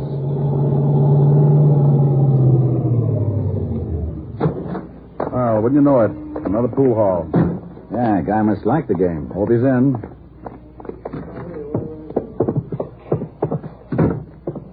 Pretty crowded, I don't... Oh, yeah. There he is. He sees us. He's going for the back door. Let's grab. Right. Hey, let me go. All right. Off me. You're busting my arm. Take it easy, Vale. All we want to do is talk to you. Come on, outside. Okay. Go on, Vale. In the car. Shove it. I'm going. Walt, hello. Now, Rick. Where did that shot come from? Got Vale in the chest. Yeah, across the street. Stay down. Hey, look. Look, Vale, you're not going any place now. We know you're working for Jacoby, and we know he's close. The guy who just shot you is working for Jacoby, too. You're not going to cover up for a louse who just fingered you, are you? Jacoby's looking for you, too, Timer. He's going to cut you up bad. Where's the hideout, Vale? I'm going to put in an 800 on this, Rick. I want this whole area surrounded. Come on, Vale. Where's Jacoby? 455. Vale. Oh, swell. Repeat, code 800 from Central Park West to 10th, from 59th Street to 64th Street, KXKC, now at Pool Hall, 9th Avenue, 60th Street. Okay, Rick, what's with Vale? Yeah, nothing. Dead? Yeah. Gave me half of Jacoby's address, 455, and then made the trip. 455? Well, come on, there can't be too many 455s within walking distance. What about Vale? Yeah, I'll call him for the wagon. Go ahead, I'll start checking apartment numbers. Now, you wait a minute. You better take it easy. Jacoby would like nothing better than to have you go knocking on his front door. If I know Jacoby, Walt, he's got the radio on, and he knows just what you're doing. Besides, that finger man will tell him about Vale. Somebody's got to find him before he makes a break. He's done enough killing. Well, if you do run into something, you wait for the boys. Walt. Yeah?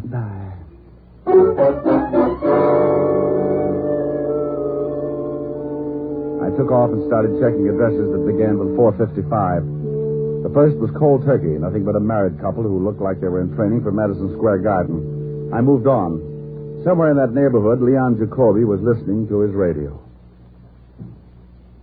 Car 3, code 800, 455 to 61st Street. Car 16, 17, and 18. Shut it off, Jane. But Leon, Avenue, same you're on code. the whole area. Shut it off. All right. All right. I wish the boys would get back. All right, take it easy. Take it easy. Yeah, who is it? Eddie, boss. Okay. Boss, the cops. Come in. 2 cops picked up Vale in the pool hall.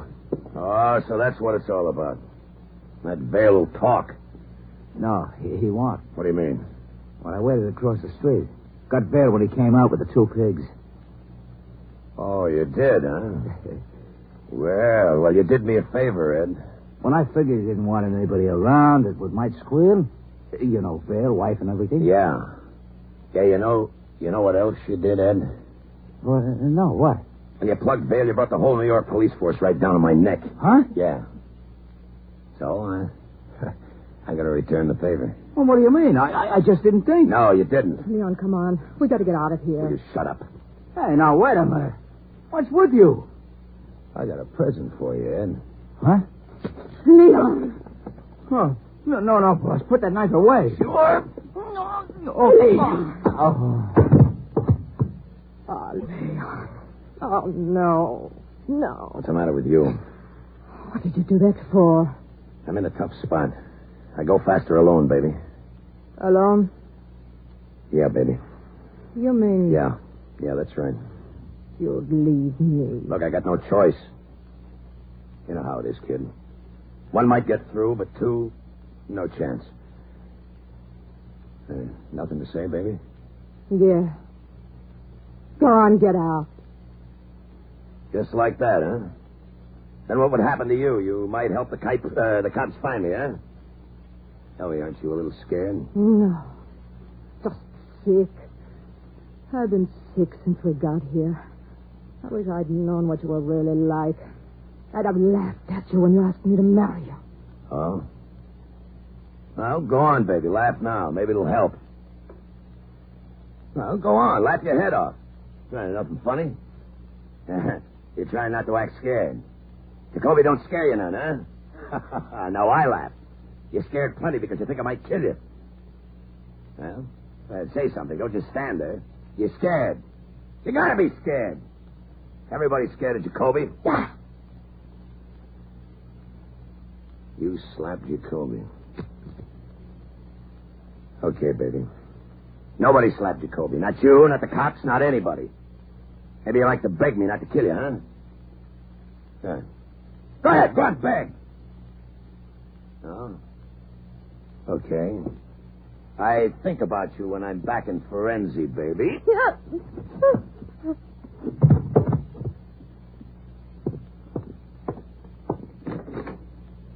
Arrivederci.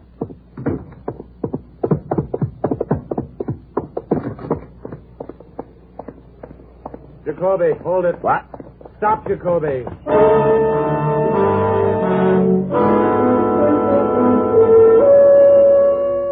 Well, Jacoby had waited 6 years to get a crack at me, and it looked like he was going to finally get his chance. The alley was a dead end. I stopped and listened. The back of the alley was stacked with boxes, and along the sides, garbage cans. He could have been hiding anywhere along the line. I'm coming in, Jacoby. You want to give it up, or do you want to play? The block's surrounded. Okay. I ain't got a gun. Come on out.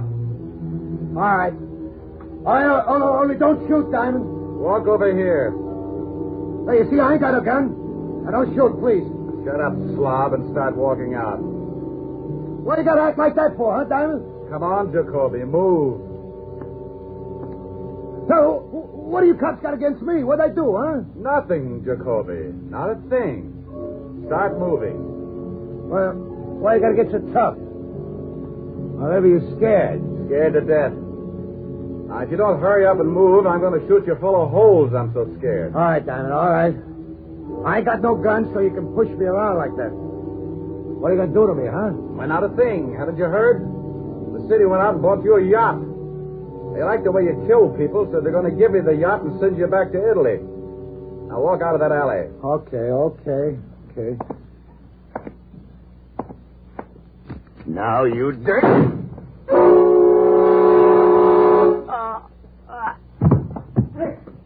Over here, Walt. Over here. He put his knife on you, huh? Yeah, I didn't think I'd see it. Well, you're lucky you're dead. Yeah, well, I expected it. There used to be an old saying 6 years ago. When Leon Jacoby wants you dead, he'll use a knife and you'll lose your head. Yeah, he should have remembered. I keep up on slogans.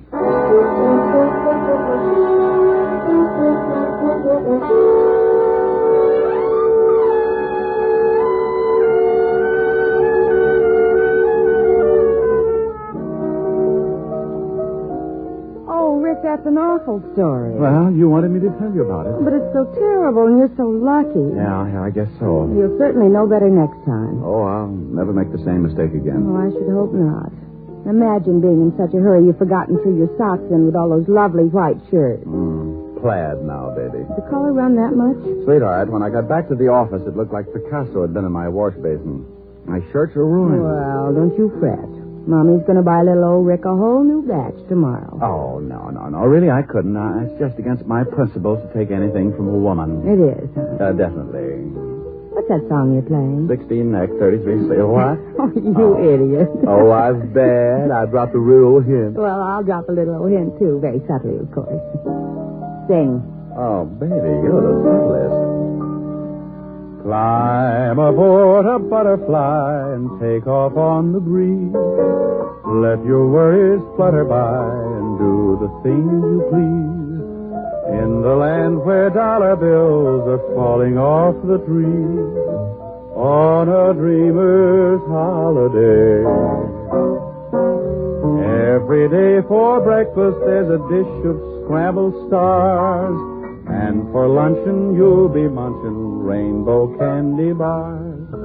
You'll be living a la mode on Jupiter or Mars on a dreamer's holiday. Make it a long vacation. Time there is plenty of. You need no reservation. Just bring along the one that you love. Help yourself to happiness and sprinkle it with mirth. Close your eyes and concentrate and dream for all you're worth. You will feel terrific when you get back down to earth. From a dreamer's holiday. How was that, honey? Huh? Davy, you're the craziest. What? Now, where did you pick up that expression? Oh, I get around now and then. I know a couple of musicians. Oh, I bet they all play lead kazoo. Come here. What do you want? I want to lay one on you. What? Oh. What'd you think of that, Pops? You want the honest truth? Uh-huh. Solid.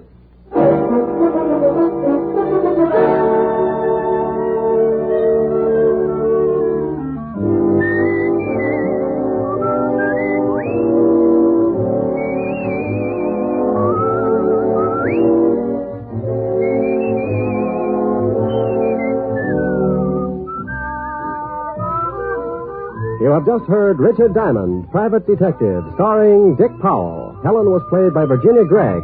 Lieutenant Levinson by Ed Begley. Also in our cast were Wilms Herbert, David Ellis, Gene Bates, Edmund McDonald, and Charles McGraw. Music was under the direction of Frank Worth. Richard Diamond is written and directed by Blake Edwards. Dick Powell soon will be seen in the screen version of the best-selling novel, Mrs. Mike. Now, this is Eddie King inviting you to be with us again at the same time next week when we will again bring you Dick Powell as Richard Diamond, Private Detective.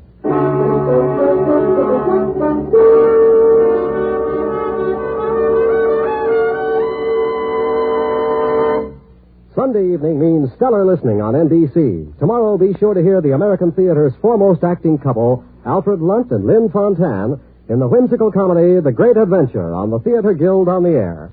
And for another great adventure in comedy tomorrow, remember to hear the Phil Harris Alice Faye Show. Great entertainment Sundays on NBC.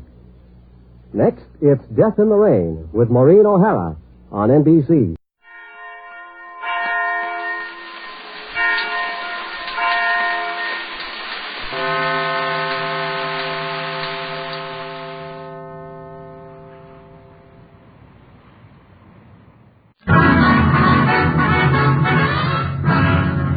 The Damon Runyon Theater.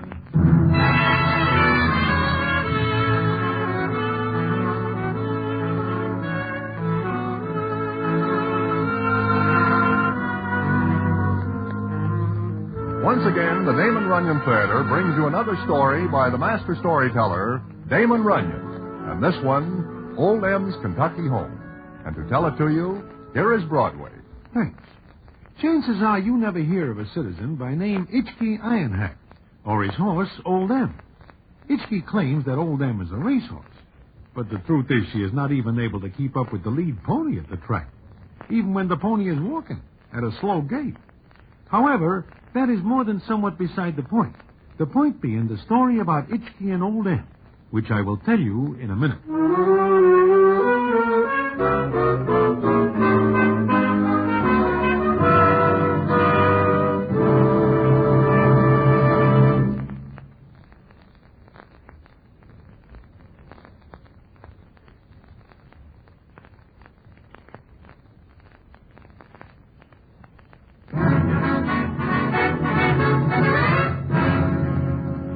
And now, back to the Damon Runyon Theater and the famous story, Old M's Kentucky Home.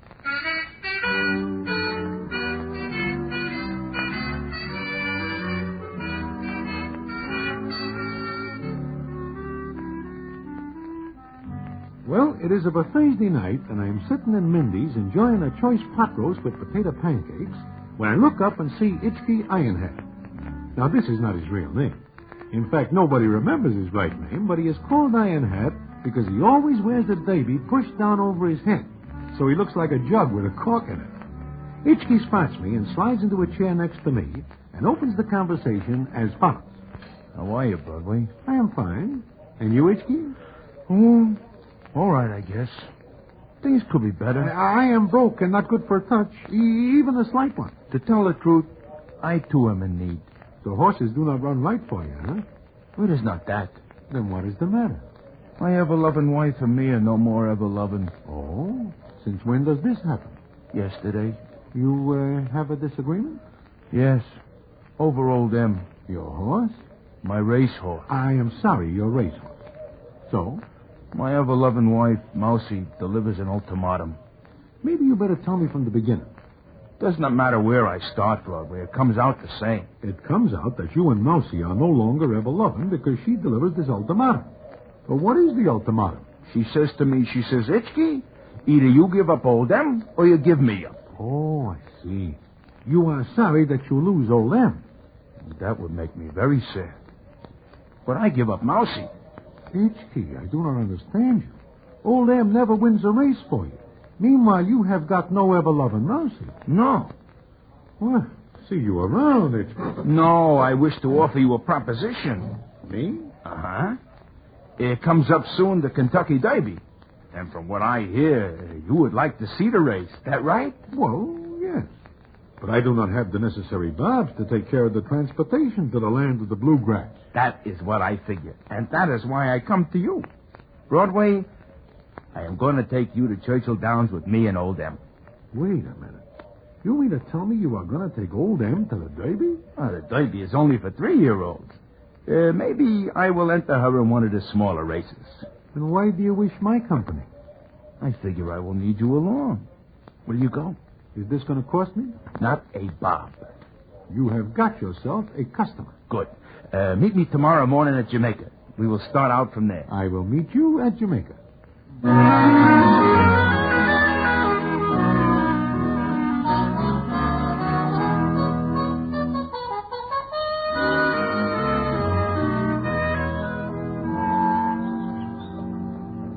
I am glad to see you show up, Broadway.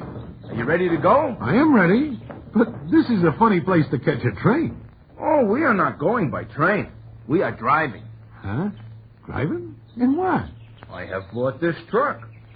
Do you think I would put Old M in a car by herself on a train? Certainly not. Forgive me. What? So long. Where are you going? Back home. If that is the truck you are going to drive, I sooner would walk on my hands. I pay $60 for that truck. I do not care if you pay 60 cents. I am not going to ride in that. It has no top on it. We will probably have good weather all the way to Kentucky. I will not ride in it. But I promise Old M she will have company. You promise Old M she... Who? I figure you do not mind riding in the back with her. I have to drive. Not Tandoa. Broadway, do you ever see a Kentucky Derby? No. It is a wonderful sight to behold. It is right in the middle of the bluegrass country in May. It is like a wonderful dream. Yeah, but And you will never see such beautiful horses and dolls. I figured there are the most beautiful dolls in the world that go to the Derby. Look, Itchkey, Then comes the big race. Broadway, you stand there watching the horses come from the paddock, all heads up and tails switching and legs dancing. Yeah, but And the jockey silks flashing in the sun and the band playing. Yeah, but the truck has no top on it. And it is post time. Your horses are at the starting gate. You stick your neck out with everybody else to watch the start. And then they're off. This is the first time I ever ride with a horse.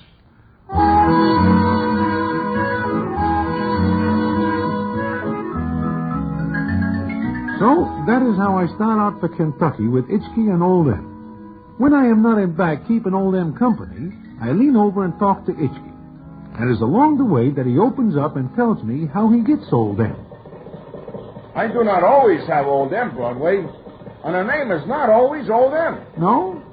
To tell the truth, Itchkey, I always wonder how you come by a horse. Well, it is one day at Hialeah, and I see a race. There is a horse in the race. His name is Emily. That is Old M? Yeah.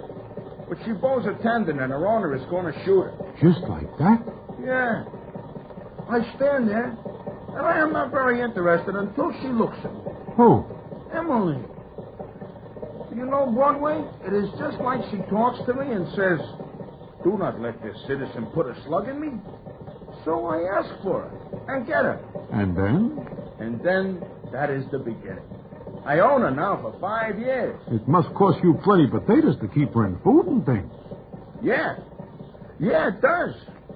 And everybody says I am crazy, including my ex-ever-loving wife, Mousy. Why do you not get rid of the horse? Get rid of Old M? Broadway, I could never do that. Look back at her. She looks exactly like a horse. Only on the outside. Watch. M? You see, she talks to me. What does she say? You know, I think she understands what is happening. I wish I do. You think I am crazy, too? Well, let us say that it seems a little odd that you should give up everything for a horse. Especially a horse that never wins a race for you. You mark my words, Broadway. Someday everybody will have to eat their words.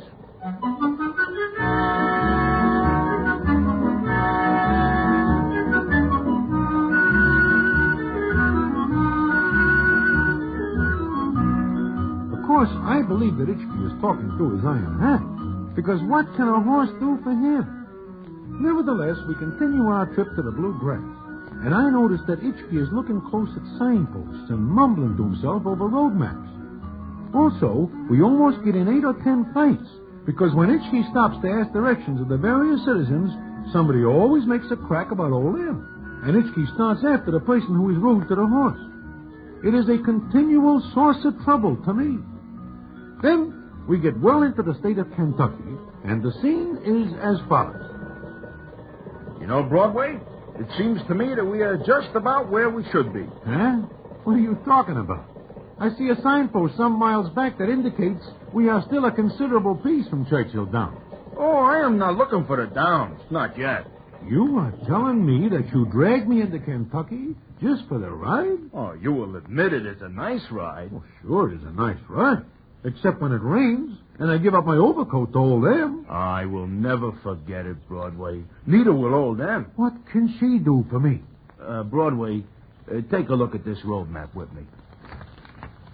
Do I get in trouble if I ask what you are looking for? Old M's Kentucky home. What? What do you say? You see, Broadway, when I first get old M, I find out she is bred on the Tucky farms. I bet you do not know that she comes of a very high-class family. I do not wish to make the acquaintance of her relatives. I only wish to get someplace out of here. Old M is by Christopher, out of love always. I am out of patience, by far. I do not think you like old M. I love her. Now, will you please drive on? I wish to give her a chance to see her childhood home. Itchy, you are a dope. We are 900 miles out of our way because you figure old M would like to see her cradle. We will drive on. I am sure we are near the Tucky farms.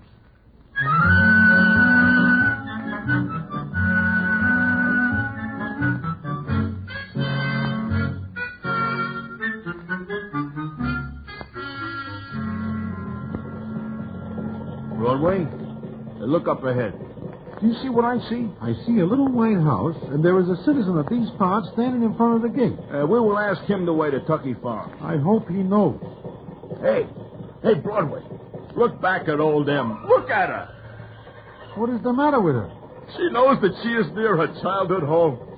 Look at her, sniffing the air. You know, I believe you are right. She looks very excited. Oh, she is a smart horse. I will ask the citizen the way. You better let me handle it, Broadway. You do not speak the language down here. It is different than we speak? Very different. Good afternoon, sir. Good afternoon, sir. See Broadway? No. Watch. Excuse me, sir, but can you all direct me to a place called Tucky Farms, sir? Tucky Farms? You want to find the Tucky Farms? That is the general idea, sir. You're from New York? Well, mostly. And you're looking for the Tucky Farm? Uh-huh. Do you know where it is? Well, yes, I do. It's about 3 miles farther up the road. Thank you, sir. Just a minute. Yeah? It's a big red house with some burned-down barns in the rear. Oh, thank you all. Just a minute. I'd like to give you a piece of advice. That is real friendly. I don't know what your business is, but keep away from Tucky Farms with anything that looks like a horse, or you'll get into trouble. Trouble? Why? Well, let's say the gentleman who owns the farm is a trifle eccentric. Hitchkey, I think we better skip it. Nothing doing. I promised old Em she will see her Kentucky home, and she does. Very well, if you insist. I do. And thank you, sir. Not at all, sir.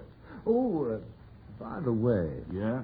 My name is Leland, Dr. Leland. Nice to know you. I said doctor. So, what of it? I'm the nearest doctor within a radius of 30 or 40 miles. You might need me after your visit to Tucky Farms with your horse. Goodbye, sir, and good luck. Now, what does he mean by that? Hitchkey, he seems like a very nice citizen, and he gives us some good advice. I do think we should inquire further into his reasons for the advice. I will not be stopped now. I promise old Em. But you hear what the doc says? I hear. But I will not break my promise to Em. Let us go.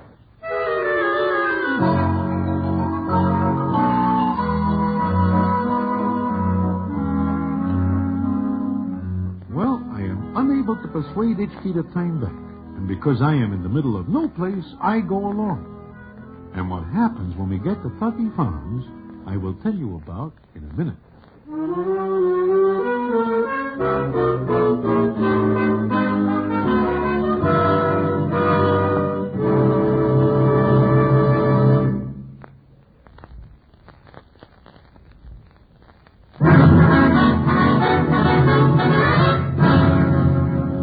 And now back to the Damon Runyon Theater and the famous story, Old M's Kentucky Home.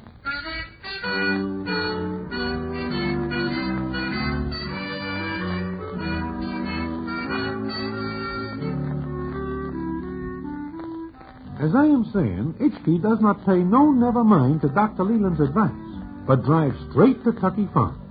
And what happens is like this.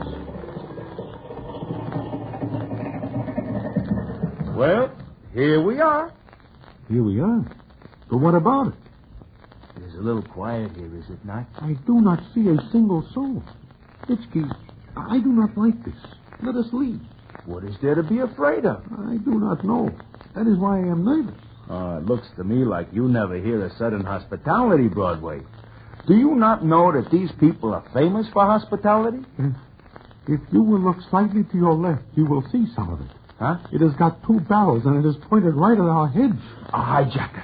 He aims to take old M. He's coming over. Mister, you got just 10 seconds to get out of here. Now, wait a minute. Itchkey, 10 seconds go very fast. That's right, mister. Now you got 7 seconds. And he counts fast. Now, wait a minute, sir. Get out of here before you get hurt. And take that load of dog meat with you. Dog meat? On the back of that truck. That is a horse. It might have been. This is the last straw. All the way down here, old M is insulted. I will take no more. Itchkey, he is much bigger. He will kill you. Roo, Mr. Salisbury, what's going on here? Come on. Put up your dukes. I will make dog meat out of you. Put up that gun. I put it up. Yes, sir, Mr. Salisbury. No, you, sir. Will you please leave my place before I let Ruth continue? I will not budge a step until he apologizes. You're an intruder on private property. I'll forgive that if you go quickly. He insulted my horse. He insulted Emmeline. You can hardly expect him... Oh, what did you say? You hear me, sir. That name. Emmeline. It is my horse's name. Oh, let me look at her. How long have you had this horse? 5 years. What? 5 years. Where did you get her? I get her at Hialeah. She was going to be shot. Do you know her breeding? Sure I do. By Christopher. Out of love always. Yeah. Oh, Emmeline. Emmeline. Mr. Salisbury, so let me take you back in the house. No, Ruth. No. I'm all right. You've taken good care of this horse, haven't you? Like she's my own daughter. Ruth. Yes. Ruth, I want you to allow these gentlemen to park their truck in the old shed and then show them to the east guest room. Show them to guests? Yes, sir? Yes. Do as I say, Ruth. Yes, sir, Mr. Salisbury. You two gentlemen will honor me? How do you like this? First they hold a shotgun at our heads, and then they... Please don't blame Ruth. He was only following my orders. And now, if you please, gentlemen.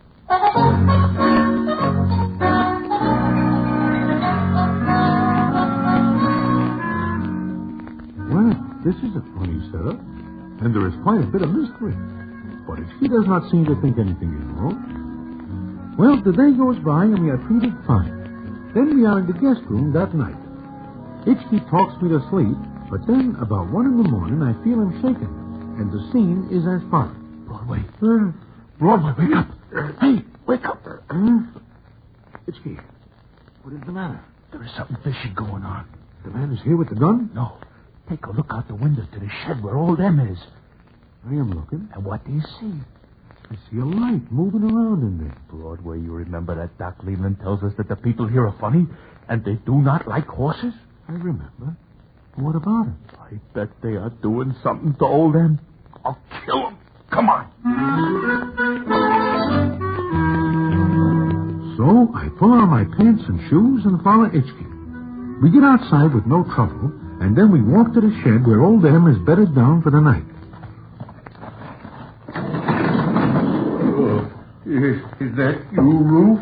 No, it is me, Mr. Salisbury. Oh, there, Emmeline. Easy now. I wish to know what the picture's, Mr. Salisbury. Well, I come out to see Emmeline. I'm sorry if I awakened her. Good night. Oh, no. I want to know what is going on. What do you do to Emmeline? Oh, nothing. I am very fond of old Em. And additionally, I plan to add her 1 or 2 small races. If she is hurt, you... Have my word. I would rather lose my life than hurt that horse. I believe you mean that, Mr. Salisbury. I do, sir. Seems you like her as much as I do. Yes, Will you please come with me? Where? And what for? Is anything wrong, Mr. Salisbury? Oh, Ruth, no. I was coming to get you. You want me to chase these 2 about 10 miles? No, Ruth. Give me the key to the west wing. The west wing, sir? Yes, you have it. Well, yes, sir. Right with me like it is all the time. Oh, well then, please come along. Gentlemen, follow me and Ruth.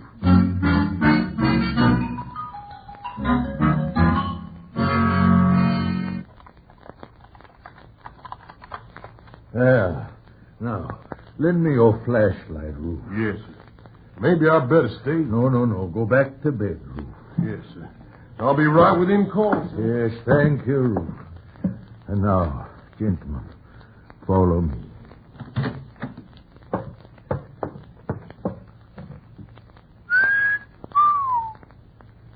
Hey, look at this room. Yeah, and look at the dust. Why, this place hasn't been used in 8 years. There is something wrong with it? Look while I'm flashing the light. Hey, a picture. A doll. A very beautiful doll. She was my wife. That's her portrait. Look closer. But there is a name on a brass plate. It says Emmeline. Yes, Emily. My wife. Then, old Emmeline is named after your wife? Yes. And Mrs. Salisbury? You saw the burned barns? Oh, sure. We've seen them. One night they caught fire. My wife rushed in to save her favorite mare. Love always. That was old Em's mother. Neither one got out. Gentlemen, I'm rather tired. Oh, the poor old guy. No wonder he nearly drops when he finds out about old Em. Yeah. Oh, come on. Let us go to bed. I think I catch a cold.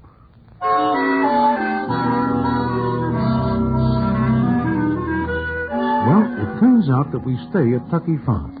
And before I know it, a week is passed. Itchkey and Mr. Salisbury spend all their time watching old Em run in the pastures. And Mr. Salisbury's a different man. He laughs and smiles, and there is a look in his eyes that is not there when we first see him. In fact, one day, Dr. Leland talks to us about it. You've done more for him than all my medicine, gentlemen. The whole county's grateful. The whole county? Yes. At one time, Tucky Farms were the pride of the state.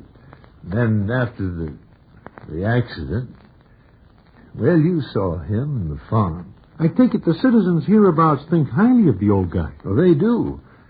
You know, it's the horse that's made the change in him. Old Em? Yes. I think it reminded him that Emmeline would have wanted him to go on after her death.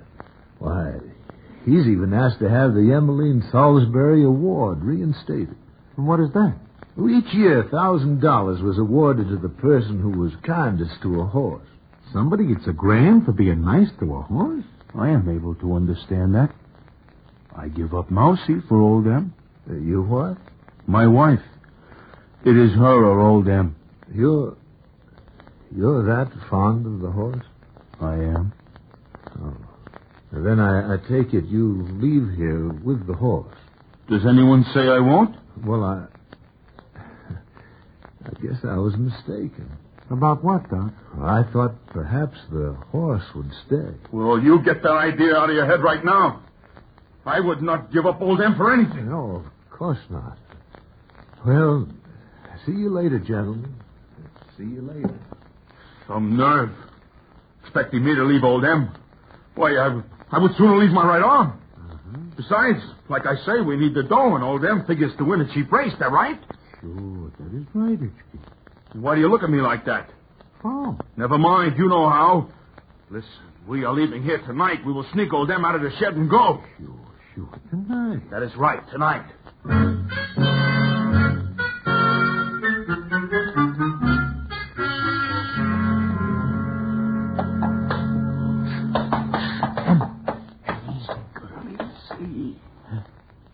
Broadway. Sure the truck has got gas in it. But there is about enough to get us to Churchill down. Okay. She looks good on Broadway. I never see her looking better. Yeah, her legs are good. I bet she wins the cheap race for us. Yeah, that could be. Sure she will. Now let us go. Well, evening, gentlemen. Mr. Salisbury. Is there anything wrong? No. Nothing. Oh, hello, Emmeline. She knew I was coming. I bring her an apple every night. And I brought an extra blanket tonight. There's a nip in the air. That is a pretty fair blanket to put on a horse. Oh, I rarely sleep with more than a light cover over me. You bring that blanket from your own bed? Oh, it's quite warm in the house. Yeah. Yeah, now. Yeah, she'll be comfortable. Oh, you going back to the house, gentlemen? No, we'll go up in a minute. Oh, very well. See you all in the morning. Good night. The truck has got gas in it, Yeah, I know. Come on, let's get out of here. Now? Now. With or without old Em? I guess I know all along. Why are you laughing? I guess I know all along, too.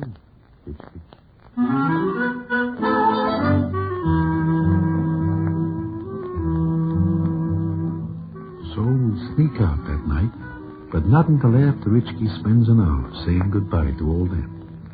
And it seems to me that she cries like he does when we leave. Hitchkey never looks back once we get started.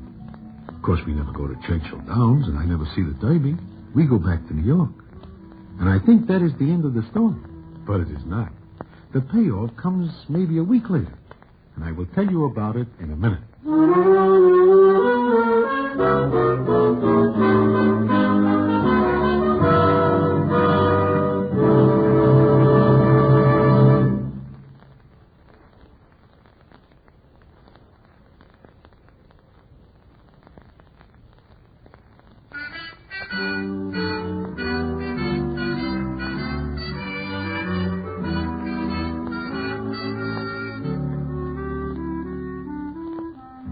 Like I say, it is maybe a week later, and I am walking up Broadway when I run into Hitchkey, who is standing outside a store. He sees me, and the scene is as follows. Broadway.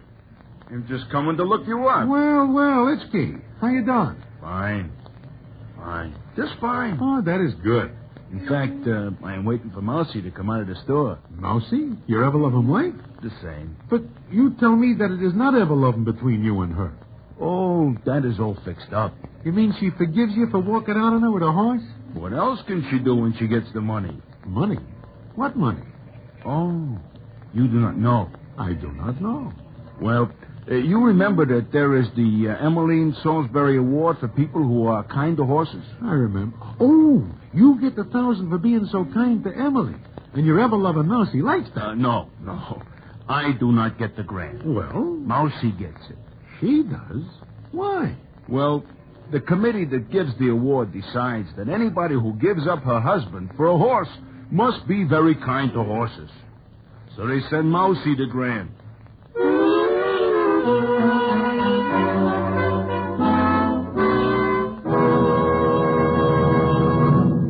And so ends the famous Damon Runyon story, Old Em's Kentucky Home.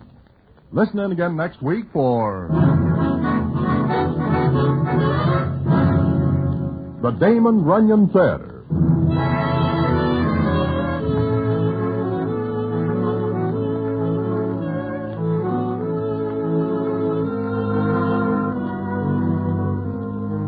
The Damon Runyon Theater with John Brown as Broadway is directed by Richard Sandville, and the story is adapted for radio by Russell Hughes. Vern Karstensen is in charge of production. This is a Mayfair production.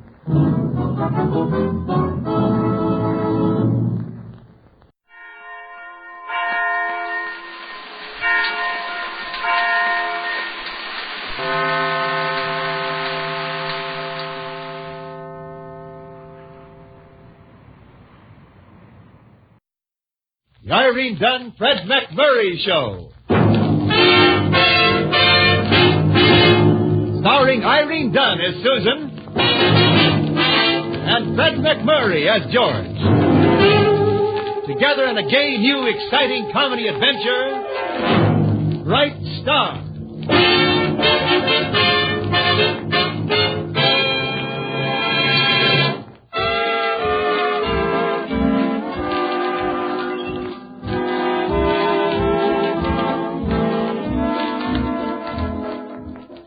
It's the Irene Dunn, Fred McMurray Show with Irene Dunn as Susan Armstrong, editor of the Hillsdale Morning Star, and Fred McMurray as George Harvey, her ace reporter. It's Sunday in Hillsdale, ordinarily a day of peace and quiet at the Hillsdale Star. It's George's turn to spend Sunday in the office. George has his feet up on the desk as he chats at great length with Susan over the telephone, while Sammy, the copy boy, listens in idly. How is George to know that at this very moment something very chic, very classy, very dangerous to man has just blown into town and is in a telephone booth trying to get George and just getting a busy signal?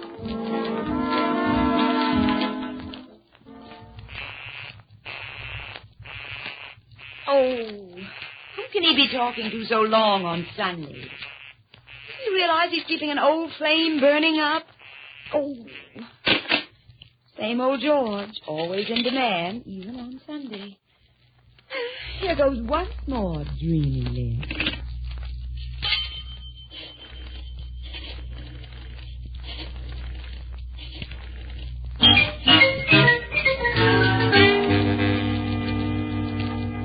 Well, I guess that's about all I've got to report, Susan, except that some former colleagues of ours are slightly pouring into town. Oh, yes, Yes, I know what you mean.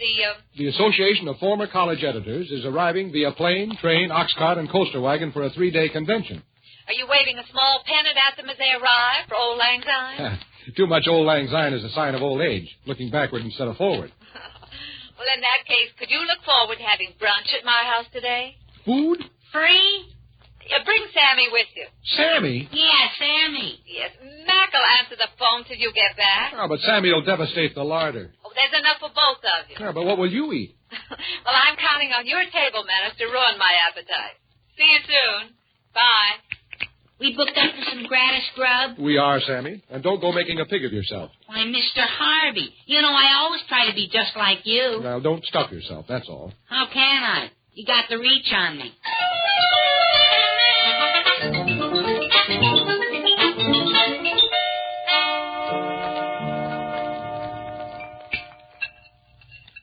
If you don't see what you want, boys, ask for it. I always say. Now, this is really living, Miss Armstrong.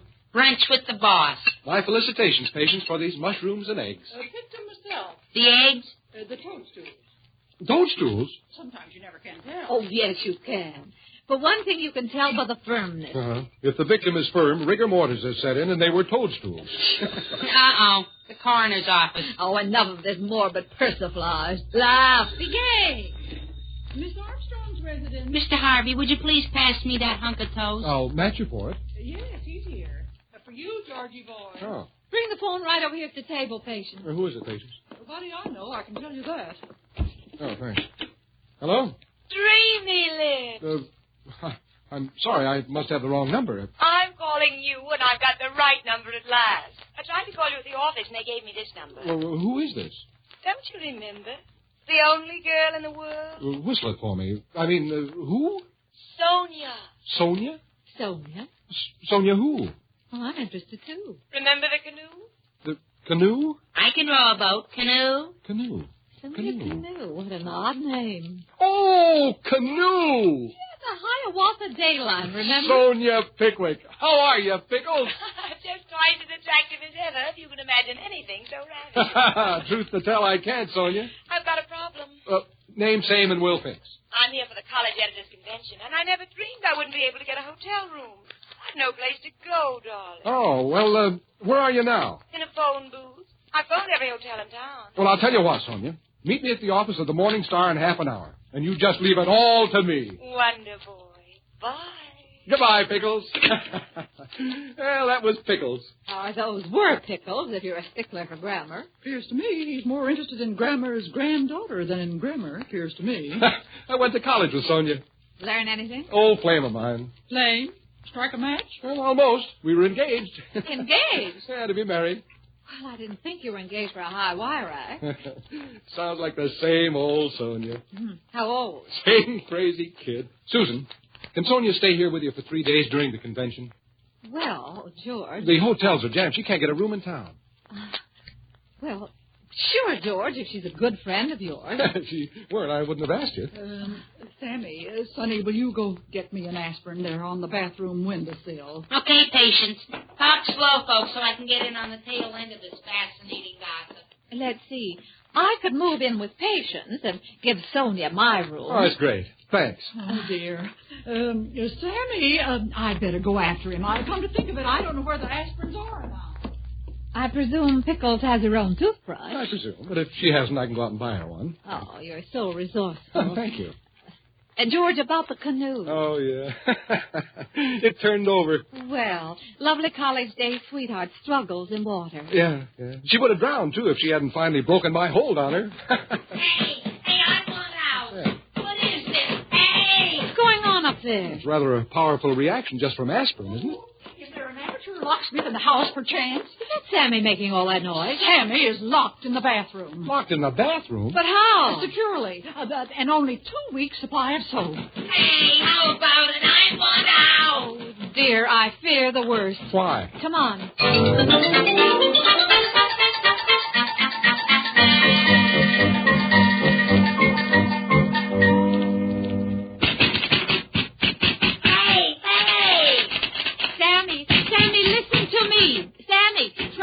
Up on the doorknob. It's a very temperamental door, and well, try it.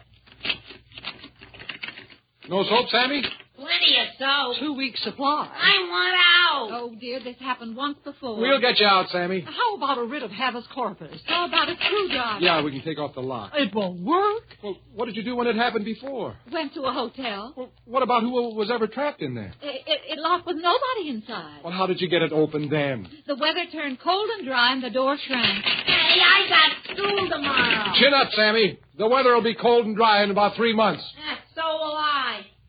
Susan, I just happened to think. Accidents are always among us.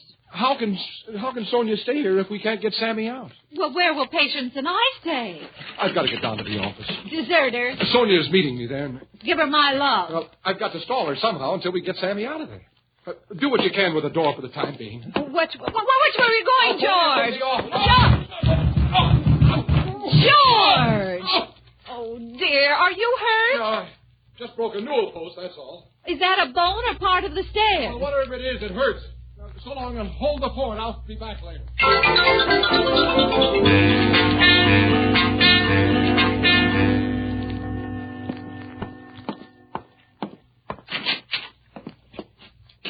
Sonia. George, darling. Pickles, I'd have known you anywhere again. Oh, let me feast my eyes on you, you hulking newspaper man, you. You haven't changed a bit, except maybe more so. Oh, come on, give me one of those great big varsity-type kisses. Come on. You wonderful, beautiful man. Are you married? Well, you might have asked that first, Sonia, but no, I'm not. You wonderful, eligible fellow. Here, let me get the lipstick off your mouth. Well, I've arranged to get you in for 3 nights you'll be here. There. What did you say? I said I've arranged to get you into a place for the 3 nights you'll be here, but you can't move in until, well, tonight, maybe. Yeah. You found me a hotel? No, not exactly. Oh, you're giving me your little apartment while you sleep in the park. No, that's strictly unlawful. Well, then what?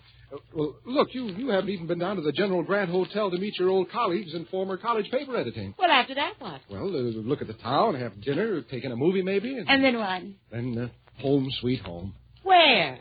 It's a surprise. If you've dug up some fourth-rate flea bag for me to say... Oh, no, you'll see. You'll be pleased.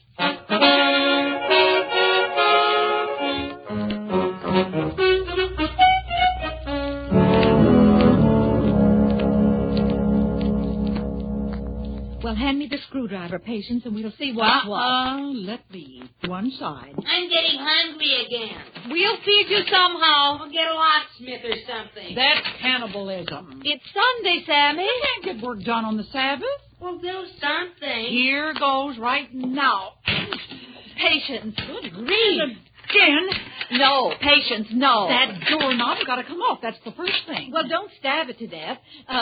This door happens to be over 175 years old. Yeah. This door? Oh, at least. What? It must have been hanging up here in the air for a long time before this house got built around it. Well, this door came from an old colonial house, the Miller House, George Washington's headquarters, just before the Battle of White Plains. Who won? Well, the British, I think. But it's a lovely old door with all that wonderful American history. It's the best thing in the house, so you have to go easy with it, Patience. George Washington touched this very doorknob? Very possibly. Oh, golly. Here, you take the screwdriver. Well, I'll try it anyhow. Ouch! Oh, you nicked it. That's my hand. Oh, who cares about your hand? Look at that fine old door. I'm going for Mr. Wirbelgraff, the handyman. That fine old American door. Patience, you stay with Sammy and answer the phone. And if George calls, insult him roundly for me. Bye. It'll be a real pleasure, Miss Susan. Patience. George Washington himself in person. My good woman. 70 years ago. Hey! Oh, okay. Coast's clear, sonny boy. Hi. So? Some hoax, huh, kid? Miss Susan went out for a handyman. I'll cross him up, too. All right. Huh. Hook or crook, you got to stay locked in there until this Sonia Pickwick dame pulls out of town. And with no place to stay, she'll leave all right pronto. I'd like to glimpse this Sonia babe. Oh, she's an old flame. We got no room for old flames coming between Georgie boy and Miss Susan. Oh, I was just going to the handyman and something to you. I just sold it out to the hotel for a while. Jesus, it's Sam. Inside. I'm starved. Inside there, Pinhead. I ran into George down the street. Did you hear a door close or something? Preposterous. Hey, I want out. All right, Sammy. Well, screwdriver, pliers, hammer. Hammer? Ow. Well, to work.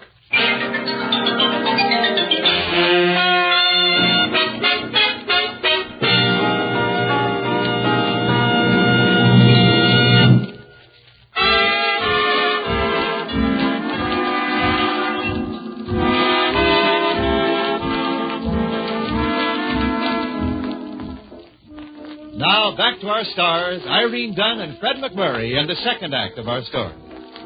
Aha! It seems that Sammy's being locked in the bathroom of Susan's house is a plot between Sammy and Patience to keep Sonia Pickwick from staying in town.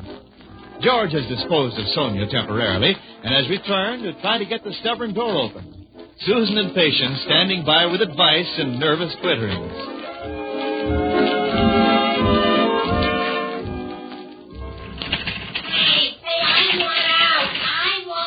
We're working on it, Sammy. Built this door anyhow. Safe company? Stonewall Jackson. But that's not what I said, Patience. Something like that. The door was in George Washington's headquarters before the Battle of White Plains. That's what I said. I stand corrected. I doubt it. Why? If this door was in George Washington's headquarters, he must be still trying to get out. Oh, ouch. Easy there, boy. Well, I can't work on this if I have to keep a velvet cloth between the screwdriver and the job. I can't get the screwdriver in the screw slot. How about a smaller screwdriver? If we ever get this door open again, burn it. Will you promise me burn it? How's it going out there, Rescue Unit 11XB9? Shut up. Thank you. Don't get himself locked in. No. Watch it, Bob. Yes, be careful, George. Be careful, George. Be careful, George. You know how old that door is. 250 years. 175.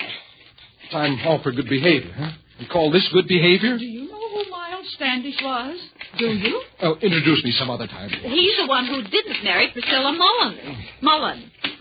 He was carried home from an enemy fight on this very door. Oh, I don't know about that, Patience. Well, the Indians should have burnt Standish to a cinder in this door with them. Fine thing to say about an early American. If he'd been on the wrong side of this door, he'd have been plenty late. Oh, George, you're simply ruining that old brat. I quit. Well, what about Sonia? Oh, yes, Sonia. Hand me the screwdriver again, Patience. I mean, shouldn't you be getting back to her? Yeah, that's right. I've got to get back to her. What are you going to do about her, George? Well, I don't know. I'll just have to stall her, I guess. Let me get this straight. This Sonia is now a horse? Horse? You said stall her. Very funny, Patience. Very jolly. Now, she's just trying to make the best of a situation, George. I'm hungry. I'll get something for you, Sammy. Look, I'll phone you from the office of the hotel. Well, we'll keep on trying for a locksmith. Well, offer him anything. All right. Sammy? Yeah? If I fail to see you alive again, it's been a nice, warm relationship. Goodbye.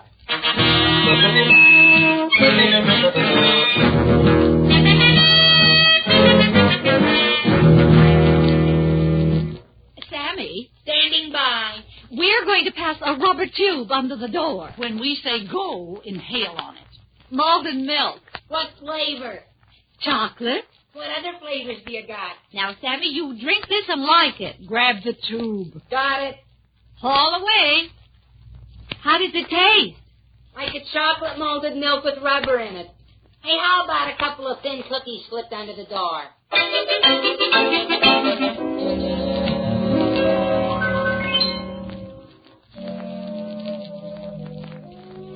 This is like the old college dances, isn't it, George? I got to make a phone call. You never did when we danced in college. Got to make a phone call. Some woman? Yeah, sort of. Can't you tell anymore? You had an eye for the girls in school, all right. I've got to make a phone call. Will you excuse me, Sonia?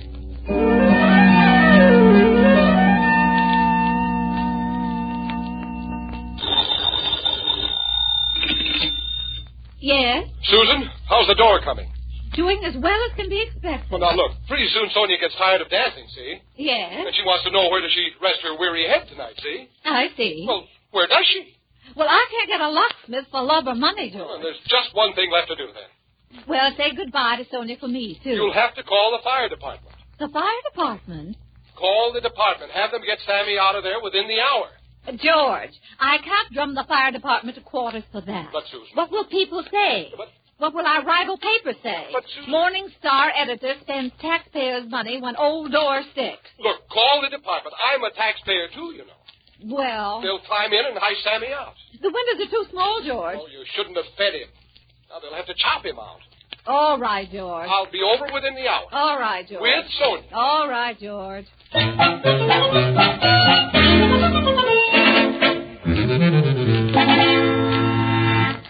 The fire department? But patience. Over my dead body. We owe it to George to make every effort to free Sammy so Sonia can stay here tonight. I don't care about Sonia. Well, George cares about her. Have the fire department back their trucks over my flower beds and back there? Well, I'll get a man to fix them for you. Tramp all over the beds I worked my poor old hands to the bone. I'll get 2 men to fix them. They'll never be the same. But, okay. Okay. Oh, no, call please, the department. Please don't take that Joan the woman attitude. Go ahead. Call the department. I don't care. I'll just find another house and start a new garden.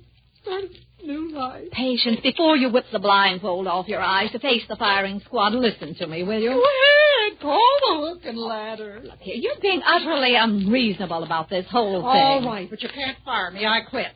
Patience, nobody is firing you. I'll find a new place. I've worked all my life. I know. I love to work. I know. I'll get by. Now, Patience, listen. Stop being childish.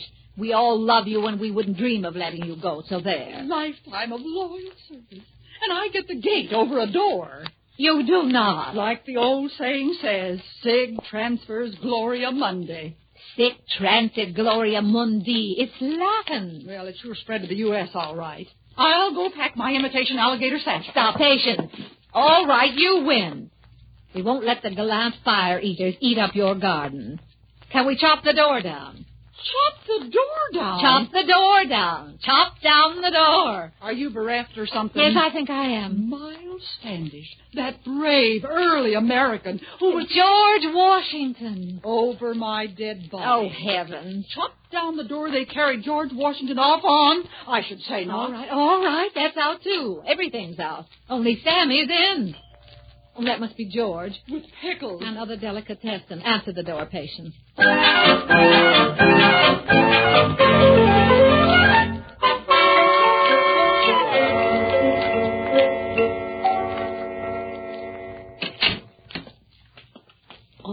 we can talk here in the kitchen. How do you like Sonia? Oh, very dashing. Where's Sammy? Asleep upstairs. That's good. He's been through quite an ordeal. Where's he sleeping? I would presume in the bathtub. In the bathtub? Well, didn't you call the fire department? No. Why not? Why not? Why didn't you call them?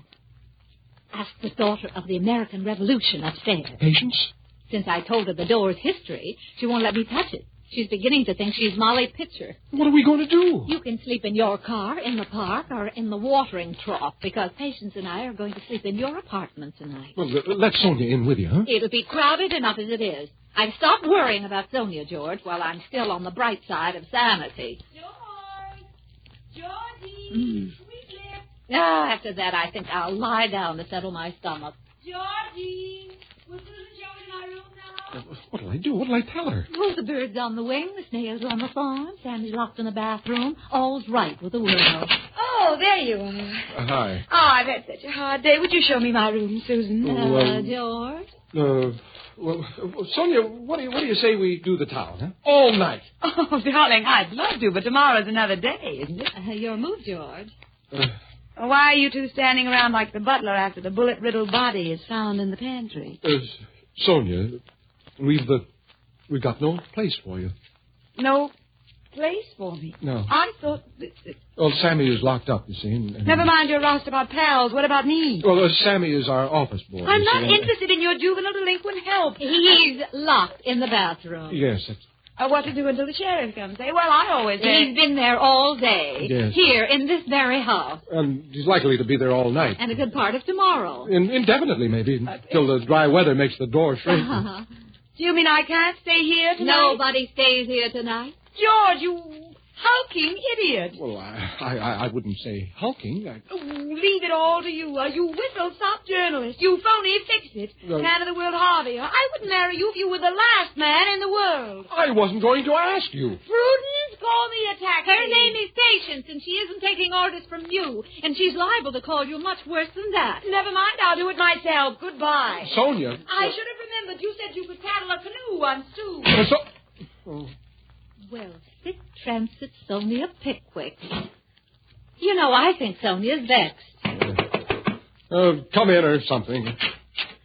Hi-ho, everybody. Hello, Sammy. Sammy? Well, how did you get out? I don't know. Harvey touched the old doorknob and the door just naturally swang open. Well, maybe I can get Sonia to come back. I'm hungry. Hey, now that you mention it, so am I. Well, then let's have dinner right now. Make it a day with Susan.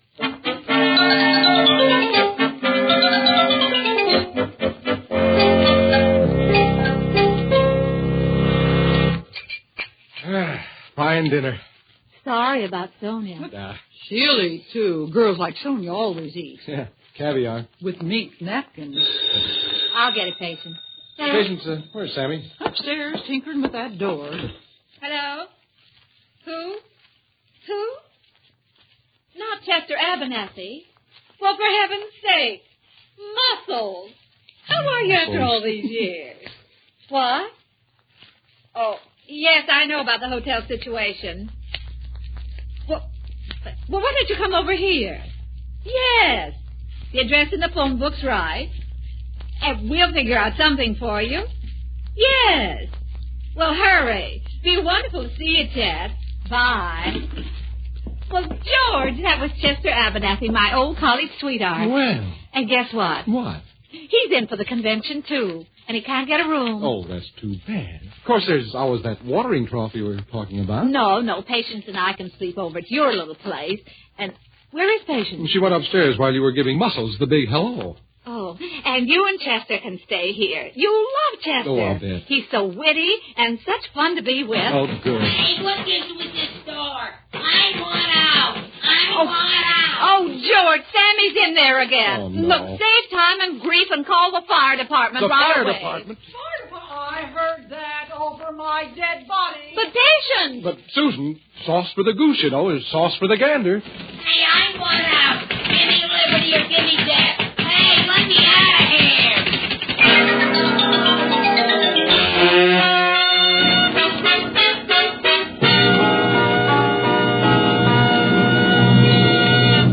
Our star stars Irene Dunn and Fred McMurray will be back in a moment.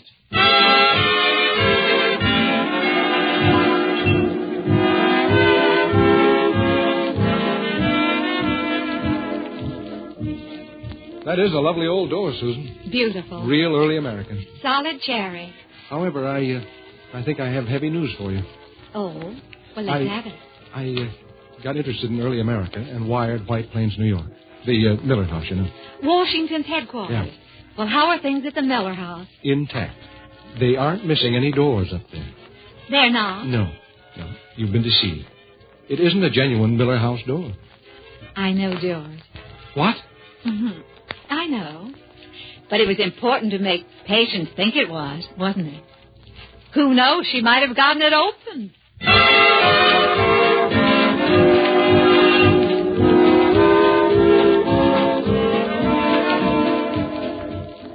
Irene Dunn and Fred McMurray will be back next week in another exciting comedy adventure in the gay new series, Bright Star. This is Wendell Niles inviting you to join us then.